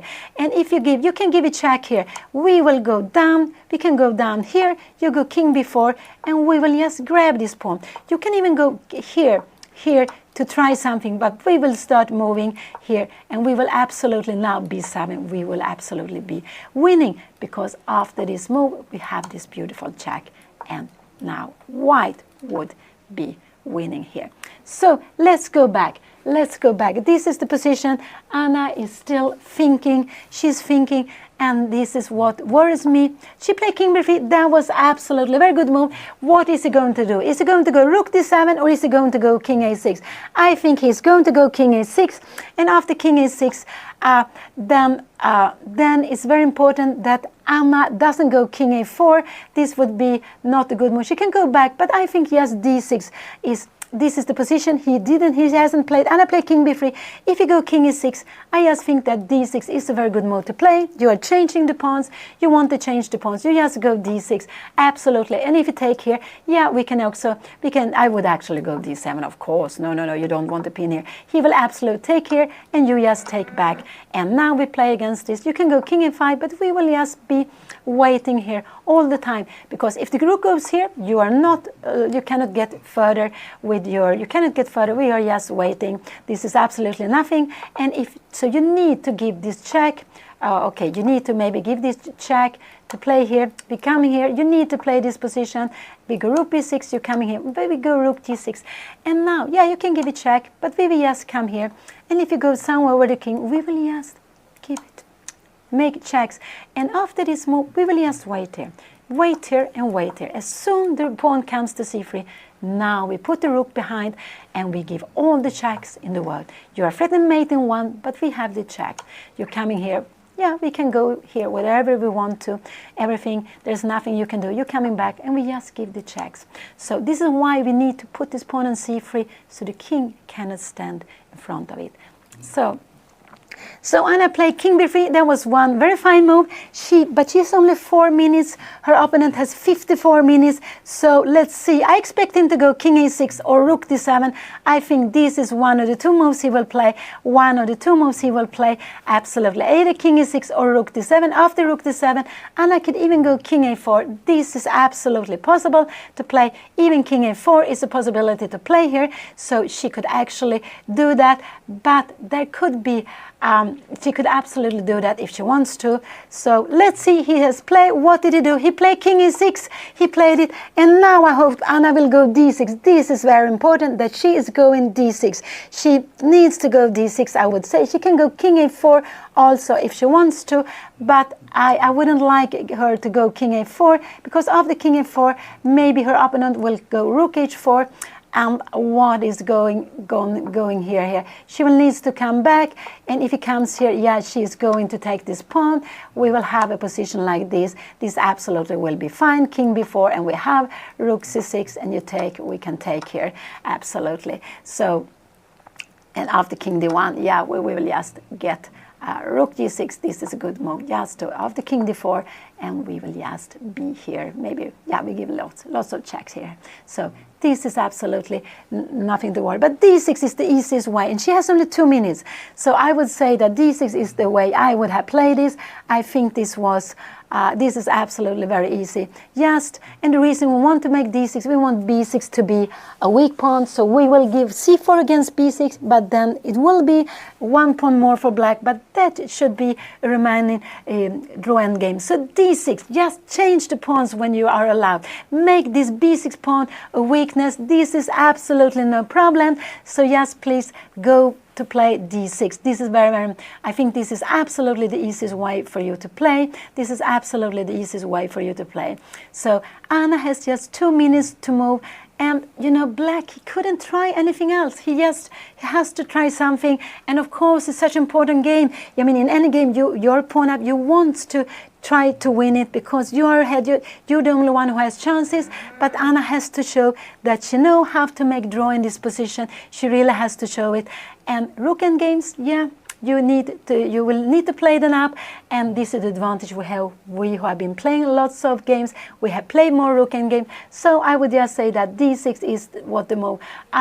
Could it be that she's scared of king b7? But no, we're not scared of king b7, because after king b7 we take here. You will need to take here, and we just move away our rook. Actually, even this could be possible to play, but yeah, this I don't think Anna would like to play. But even this is possible to play this pawn end game. But after rook c here, the easiest is just to move away the rook. This would absolutely be the easiest.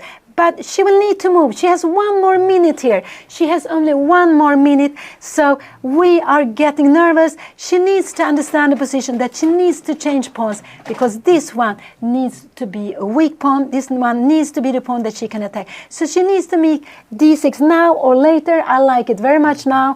I really like it very much now. So come on, Anna. Yes, play d6. I really hope that you will manage, but you have. She played king a4. I wasn't so happy about this move. But it's absolutely, is it fine to play? I don't know. If you go here, what will happen here now?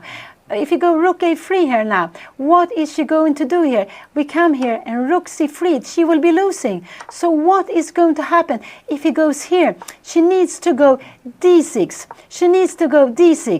This is just tremendous. She needs to go d6, and a position like this, she needs to go rook take b6, and this is a draw. So this is what, if he go rook h3, Anna only have d6. I'm not so happy about that she played this, but she only have this d6 move. This is the only thing she can play if he go rook h3. So this is the position. She played this, and he played. But he played rook a4, and after rook a4, Anna go king b4, so she will come here. Now he can go king a5 here, and now Anna can take the pawn, and he can give it check here. Anna goes down, and somewhere king b4, and she can go rook c6, taking here and take here, and this should absolutely be a draw disposition. You are coming here, we are going with the king somewhere. I actually think it's you can go maybe, yeah, king d1, you are coming here, and we will just put the rook here on g6, c4, we will just put the rook here, king d3, and we will just be waiting here. This, and as soon as the pawn puts on c3. So she played this, and he played rook a4, king b3, this we have on the board. This is free. He gave a check here. Now Anna needs to go down. She needs to go down. She needs to go down. If she goes up, she would be lost. If she goes up here, this would be lost. Rook c3, and she would absolutely lose the game. King b7 can also be played. So she went down, she played king c2. This was absolutely fine. This was absolutely good move to play. King to c2, I like that very much. The king had to come down. She was not allowed to go up because we know a king on the rim, there can be some mates. But the problem with the king on the rim, c4 would not be possible to defend. So what is he going to do? Is he going to defend the pawn on h7? Is he going to do c7? Is he going to go with the king to b7? If he goes with the king to b7, Anna would, maybe she would just remain here. Maybe she would go the king to g6. I don't think he will go back. I don't think he will go back with the king. I think he will go king a5, or he will come back with his rook to defend, and then Anna will come back, and we would have had the same position. Maybe, no, I don't know. So if he comes back here, yeah, he will probably come back here now. He will absolutely come back. And if Anna go king b3, she can play this after king e5. But now this is the last moment to play this move. This is the last moment to play this move. If she doesn't play this move in this position, she will be absolutely, lost. So I think he will play here after this move. I think Anna will go king here. We will see king e5. And now this is also what he played. He put the rook here on h7. And now I think Anna will go king b3, or will she go d6? Both of them are very good move, but she needs to put, both of them are very good move. d6, she can absolutely go d6, because after king b7, she will absolutely just to go king b7, sorry, if the king goes down, she takes here. You cannot take it because we take a queen and white would be winning. But so you need to take here, and after that we will just move away with the rook, and we will play this rook endgame, which is absolutely, it is a draw. But so let's see. So let's see what Anna is playing. She has only 50 seconds. Oh, it's getting so exciting. She has only 15 seconds. I expect her to go king b3, but d6 is also a very good move to make. One of these two moves, it's a good move. She can go king c3. This is also fine. Anything of this is fine, but she really needs to go d6 soon. Absolutely. She really needs to understand it. If she doesn't understand it, she would actually be losing this game. So d6 has to be played now or next move, I would say. It has to be played now or next move. Anna has only 20 seconds. She has little time. Is she going to lose for time? No, she cannot lose for time. She cannot lose for time. She needs to make her move now. She has like 10 seconds left, and she is frozen, and her opponent is not moving. He's doing what is the best. He's not moving, and Anna went rook here. This I didn't like so much. I didn't like this move so much, because after this move here, can he go now king e5? No, maybe this. He can go king e5 now here. Is this going? And now, after this move, oh, rook e6, no, sorry. Anna made rook e6, and you wonder, he will absolutely go king a5 here now. And now Anna needs to go d6. And if he goes c6, Anna needs to go d7, and he takes it, and Anna will needs to go here. So this is very, very important, that now Anna went rook d6, and what did he play? He played king a5, and now Anna played, what did she play? She played the rook to b3. No, I think Anna is going to lose this. She played, what did she play? She played rook to b3. No, this. Anna is going to lose this now. Now I think Anna is going to lose. She is going to lose this game. She played rook to c6. No, what is this? I'm sorry, this is position. And what did Anna play here? She can play rook here. But now king b4 is coming, and now Anna is lost. She will not have a chance to save this game any longer. She is going to be lost here, and I'm just so sorry. There is no chance she can change it. The king come to b4. This is what she was not allowed to. It was not possible to allow this. Now she has no chance to change, to survive it. this because she will not. She has no chance now to survive this. She will, because rook will be coming. There will be a check, and rook takes c4. So she has no chance to survive now any longer. She needed to change her d pawn. She didn't understand that, and now playing passively, she is absolutely going to lose this game. There is nothing she's going to be able to do here any longer. She started to play passively. She spent too much time, and now he is coming. It's sure we will have a check here. The king will come down, and he will go something like, and then he will go rook d2, and he's going to grab this pawn. Anna, yes, and he's going to go rook d4. This is absolutely, so she needs to go king to c1. This is absolutely better, but he will come here, she will come here, and she will needs to go. Where can she go? She maybe goes king d2. So after this move, she can absolutely try to get something like that, but this will not be possible to save. She will just be lost now. So I'm very sorry. Anna started to play passively, and then she will absolutely lose this game. King b2, she went to check, king c1, but she has now, I'm sorry, she has no chance to save this. She has let her king. Now we see Anna play with one rook. She has this weakness. He has an active piece. Anna will win this pawn, but he will take these two pawns, and these two pawns will absolutely win the game. I'm yes, so sorry that Anna didn't, but she got herself into time trouble. She didn't understand what she had to do. What did he play now here? What did he do? He played something, I don't know, rook d4 check. Anna go king c1, and now rook d4. He will play rook d4, I guess, here now. Did he play rook d4? Yes, all this is play. Anna go rook c7, but now this is absolutely no chance. He will take it. Anna take on c7, and I'm just so sad to see this position. There is no chance she has no chance to save the game any longer. The position also, not only this, her king is on e1. It's not only that, her king is on e1. Her king is even cut off from the position. That means that she would even be losing with only one pawn more here. So this is king takes c7. He will take here. He took the pawn. Anna went, no, he didn't take the pawn. I think he went b. What did he go here? He played rook here, rook b7, rook d6, and this is just resigning. This is nothing to do. He will just walk down with the pawn, even if her king was here. So I would believe that Anna didn't realize how important it was for her to change the d pawn. When she started to play passively, Black managed his plan, and now I'm very sorry. This was such a sad day because she has been playing so well, but with little time, she didn't manage to do the right things in the rook endgame.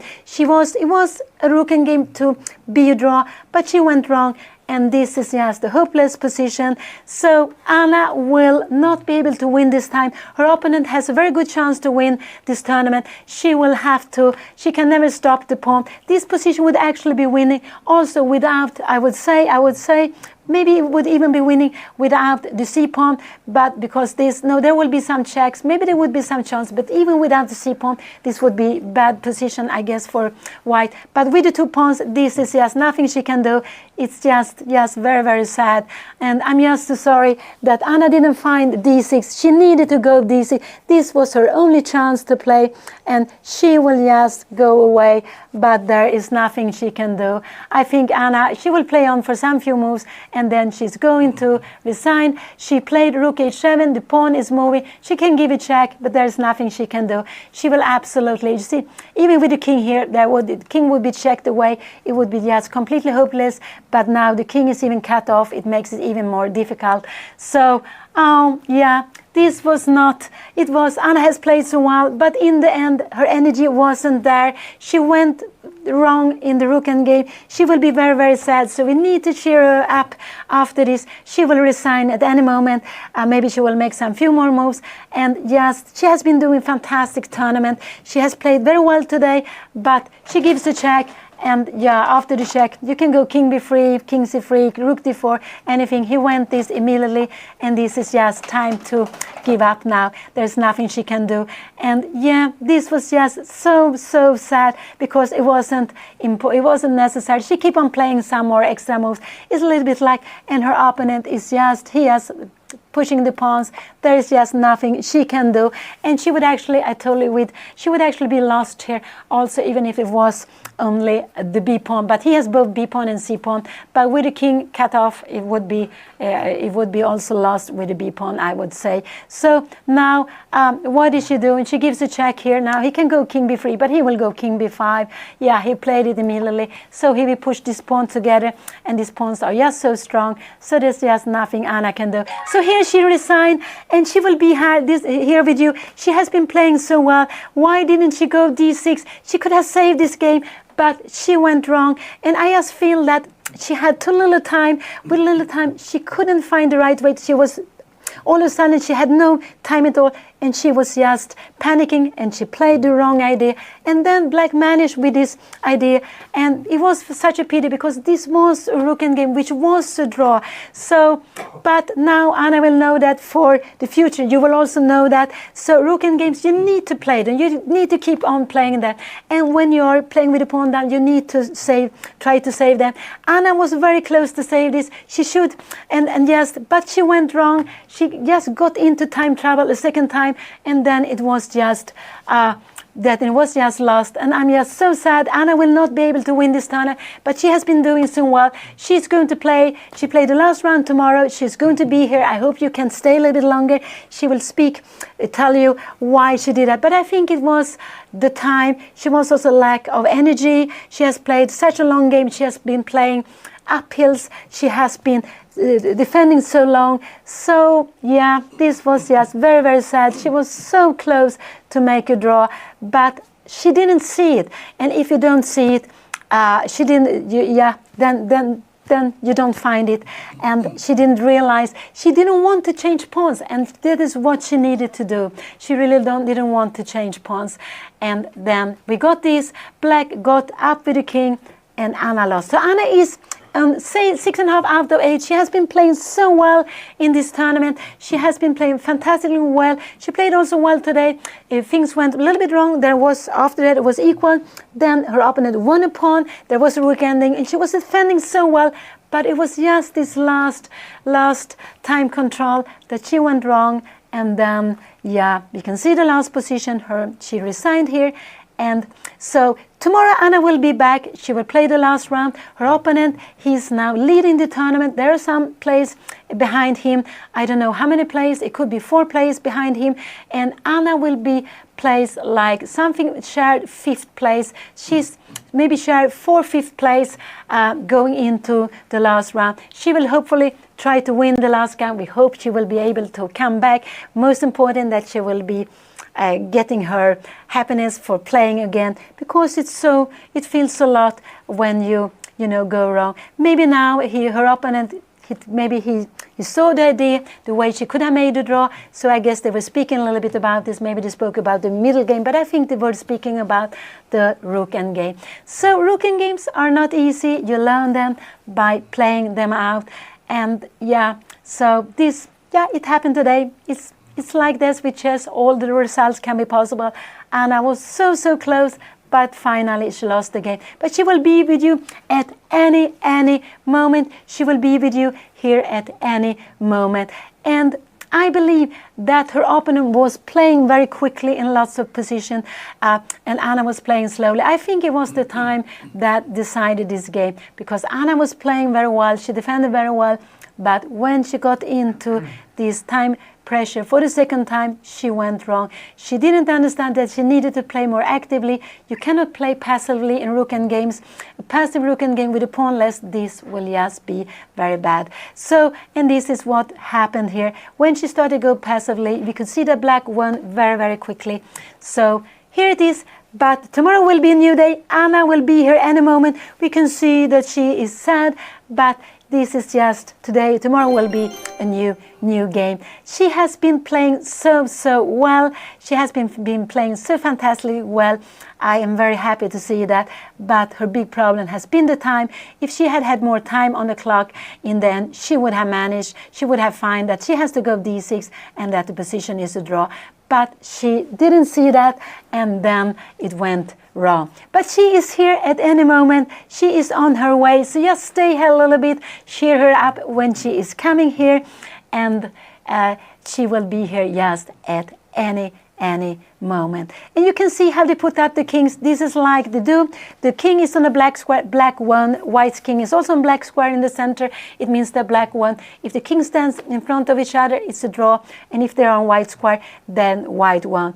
But no, of course not. You know, in chess, you can play for free results. Sometimes you win, sometimes there are draws, sometimes things get the wrong way and you lose. And it's just to come back, it's just to a little bit calm down, to forget about what happened today, to play the last round and just to get in mood for the game. I think that is the most important. That is absolutely the most important. She will be with you at any moment. She will be here, and we just have to try to cheer Anna up. And chess is, you know, you have to learn from the games, and I have lost so many painful games where I have been having good position. Maybe I had a draw and I went wrong. These are the things that happens, but we have to keep on learning. This is the idea. And here she is here with you, and you just have to cheer her up because Anna has played a very good game, but... Terrible game, Mom. No, it's not a terrible game, not at all. You have been playing well, you have found very good moves. Yeah, but I just have to go rook Yes. d7. Yes, It's just a draw. Yeah, but d6 is also draw. You have draw until the very end. You just need to change the pawn. D6? Yes, d6. The problem is But there's king b7. then pawn takes c7. Can I... Pawn takes c7. Yeah, but you can start with king b3 if you want to. I was thinking about rook takes c7. I don't know why I didn't see pawn. Of course, king takes c6. I just make it queen. Yes, but you can make it the move after. After queen a5, you have king a5. You have. Wait, it's a draw the whole time? It's a draw the whole time. Yes. Wait, let me go back. So you have played it so nicely, Anna, defending all the time. This was the easiest, of course. To go rook e7. I didn't understand rook c6. No, I don't understand that either. But I think it was that. But this is here. Yeah. So we have this position here. So this is a draw? Yeah, d6 still. No, d6. Rook g4 lose. d6 is the last moment now to go. You need to go d6 now. Because you cannot play passively. So here, actually, when you play, I wasn't so happy here. I mean, but here the easiest just rook a7. Yes, rook h7. This is what I wanted to do. Yeah, I don't. But for some reason, I got scared of b5. I don't know why. I got scared of b5. Oh no. Rook a. You got scared of b5, king b6, but there is nothing. You can there's not. So check here. But this is fine also. King b3. Here, king a4. You know, now this is very tricky. If it goes here, you have only one move to make a draw. Yeah, d6. Yeah, you saw. Oh, I saw it because then I have stalemate. Then you're still. Oh, yeah, so beautiful. No, I did see the stalemate. Okay, so So beautiful. then I was gonna go d6, but then the reason I didn't do it after was because here. No, he doesn't here. Now this. You can go king b3 here also. You can go here now. King b3 is a good move again. After here, you have d6 again. You always have d6. I just thought I was losing the c4 pawn. I don't know why. You will lose the c4 pawn, but he will not lose the b pawn. And this is a draw, of course. So of course he can give this check. You're coming down here, and this is absolutely a draw position. Of course, you have to happily play this endgame. So. Yeah. So you will lose c4, but you need just there to be one pawn, left. Yeah, I don't know why I played rook g4. Yeah, after this, you know. Yeah, this is just, I don't know, for some, I don't know. I think it's the time. I think it's the time that you started. And here's, because if you go past... I forgot that I could play d6 now. It's just, I didn't want to play d6 before because it was king b7. But it works as well. It's just, I thought this didn't work for some reason. Yeah. I just thought king b7 and boom, doesn't work. Yeah, no, I also a little bit saw that, but then I saw... But I just have pawn takes. Yeah, yes, take pawns takes. Yeah. I don't know. I just missed at this. I just make it queen. But yeah, I just didn't see that. Bam, bam, yeah. No, now it's lost. Yeah, now you don't I hate chess. No, don't do it. You have been playing so well. You defended it so well.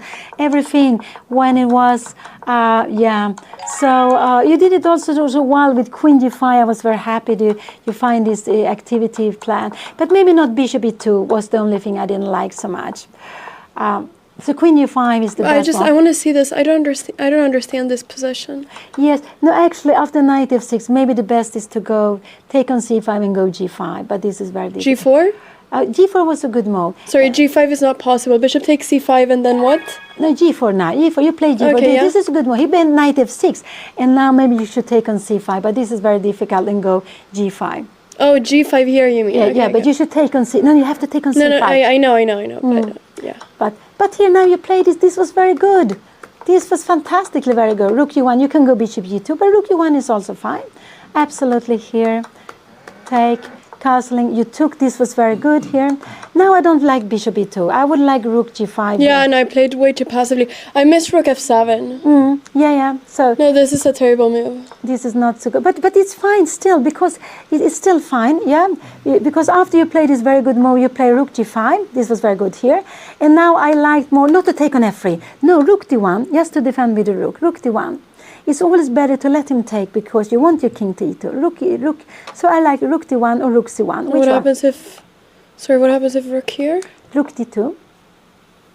Oh. Yeah, I'm just defending. Yeah, yes, defending. So. But afterwards you play very well. You played so nicely this. Here, king e2. No, this I thought it was played well, and then this. I was happy about this, and then king e3. Yes. Takes. I Yeah. thought he was going to go rook h3 check. Yeah, what he plays more clever, because he wants... No, he was playing well. So this was better. And now you play rook h2, such a good move. Yeah. Check here. And now king d3, and you had this. This was very good. And now, yeah, this should be a draw. This will I hate endgames. I saw this endgame, and I thought if I lose this endgame, I retire in chess, because it's the most drawn endgame in the world. Yeah, but he had only this plan to get up with the king. No, yeah, I This know. is the only plan. My plan the whole time was just to go rook h6, rook h7, and then, But he could start here now. So he could start in... I found the literal only way to lose this game. It's actually quite impressive.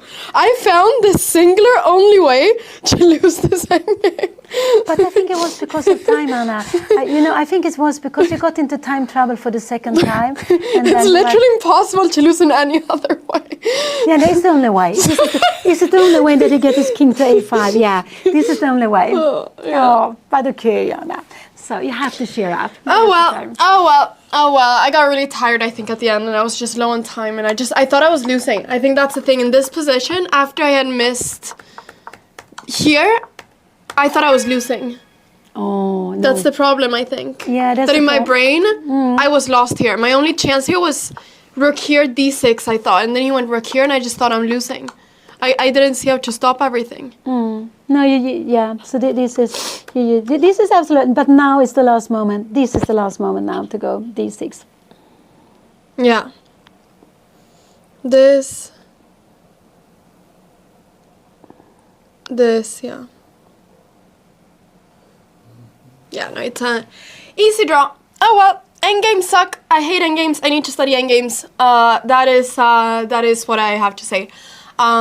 But yeah, that's sad. But oh well, guys, we'll win tomorrow. We'll try to win tomorrow, and then we'll try to get at least a good final standing. That's the goal. Yeah, that's important. It's important to forget about today. Yes, you played the last game, and you have been playing so well this game. So you should really be thinking on that. You should be proud of that. It was just that you slipped, and chess is so cruel. You make this mistake in the end, and then all the work you have been doing. We got 20,000 viewers. Did you know this, Mom? No, I had no idea. No. Oh, that's insane. Wait, what? No, I didn't know. We had 20.5? Wait, that is actually wild, though. No. That is actually wild. 20.5, that is a peak. That is actually a record in the channel. Guys, 4th of January 2024 will be remembered by two things. High record of viewership and a terrible chess game. No, it wasn't terrible chess game. It was just... No, I know. The accuracy was good. It was just that I did this final mistake, you know? Only this final mistake, yes. Oh, that's fun, though. That is fun. Guys, thank you so much for supporting and watching. I'll improve at chess, and then I'll win the next tournament. But, guys, we also got second in the Chess Creator of the Year award by chess.com, which was really cool. Gotham won the whole thing, but you guys voted me to get second, which is amazing. I'm super grateful about that. So thank you guys so much for voting. I will improve at chess, okay? This is maybe good. This will give me motivation to improve at chess. I need to not lose these endgames. So that is really cool. It was first Gotham, then it was us, and then Hikaru got third. So it's really cool that we got second, you know? Like, that is wild, actually. That is wild. Just after Gotham. So it's really, really, really cool. So thank you guys so much for supporting me. Thank you so much for voting. I will become better at chess. I will not lose the same games ever again. Ever again. But I feel like you have to lose in every single way possible to not lose anymore. Or to like stop losing in those ways. Because like now I will never lose this again, I think. Like literally it's impossible for me to lose this again. That is my verdict. I think that's a word. Yeah, I think that's a word. Oh well guys, I'm gonna rest up. I felt very tired at the end of the game. I'm also a little bit under the weather. But I will be back tomorrow at 12 o'clock. That's when the final round is. I will try to win. If we win, we'll still do like a really good tournament. We'll probably end up getting top 5. So that will still be really good. So we will try to win tomorrow and see what happens. And we'll see who we face. I don't really know exactly what the standings are, what people are in those, but you know, that is that. I'm gonna get some meatballs now and some sleep. Dad, how did you do? Okay, so my dad also had a draw and lost. Today is the day of drawing and losing. Okay, everybody. With this, I shall raid somebody. So let's see who we raid, guys. Tomorrow's an early round, so wake up early, everybody. I gotta wake up early, which is also, you know, something that is very difficult for me to do. But 12 p.m. CT, that's when the final round of Rilton starts. Be here or be square, okay? You do not want to miss it. You do not want to miss it. So, do not miss it. Be here. Don't forget to check out the YouTube recap as well. And thank you guys so much for watching. And once again, thank you so much for supporting. And thank you to all of you who sub and, you know, everything. Yeah. Guys, we've been getting so many subs throughout this event too, and it really helps being able to produce these sort of things. So thank you so much for that, guys. Thank you so much for the support. I shall see you all tomorrow. Let's see who we raid. Who should I raid? Who should I raid? Let's see. Do we have who's live right now? Can someone give me a name? Hammer. We could raid Hammer. Oh, is Alexandra? Okay, I'm gonna raid Alexandra because she's playing my tournament right now. I'll raid Alexandra, actually. There we go. I'm raiding Alexandra. Guys, thank you so much for watching the stream. Have a fantastic rest of your day, and I shall see you all tomorrow. And thank you so much, Mom, as well, for doing commentary. Of course. Okay. Bye. Bye, chat. See you tomorrow. Bye. Don't forget to check out the YouTube channel. Bye. Okay. Bye. And study endgames. Endgames are a terrible part of chess that need to be studied. Okay. All right. Bye, chat. Take care.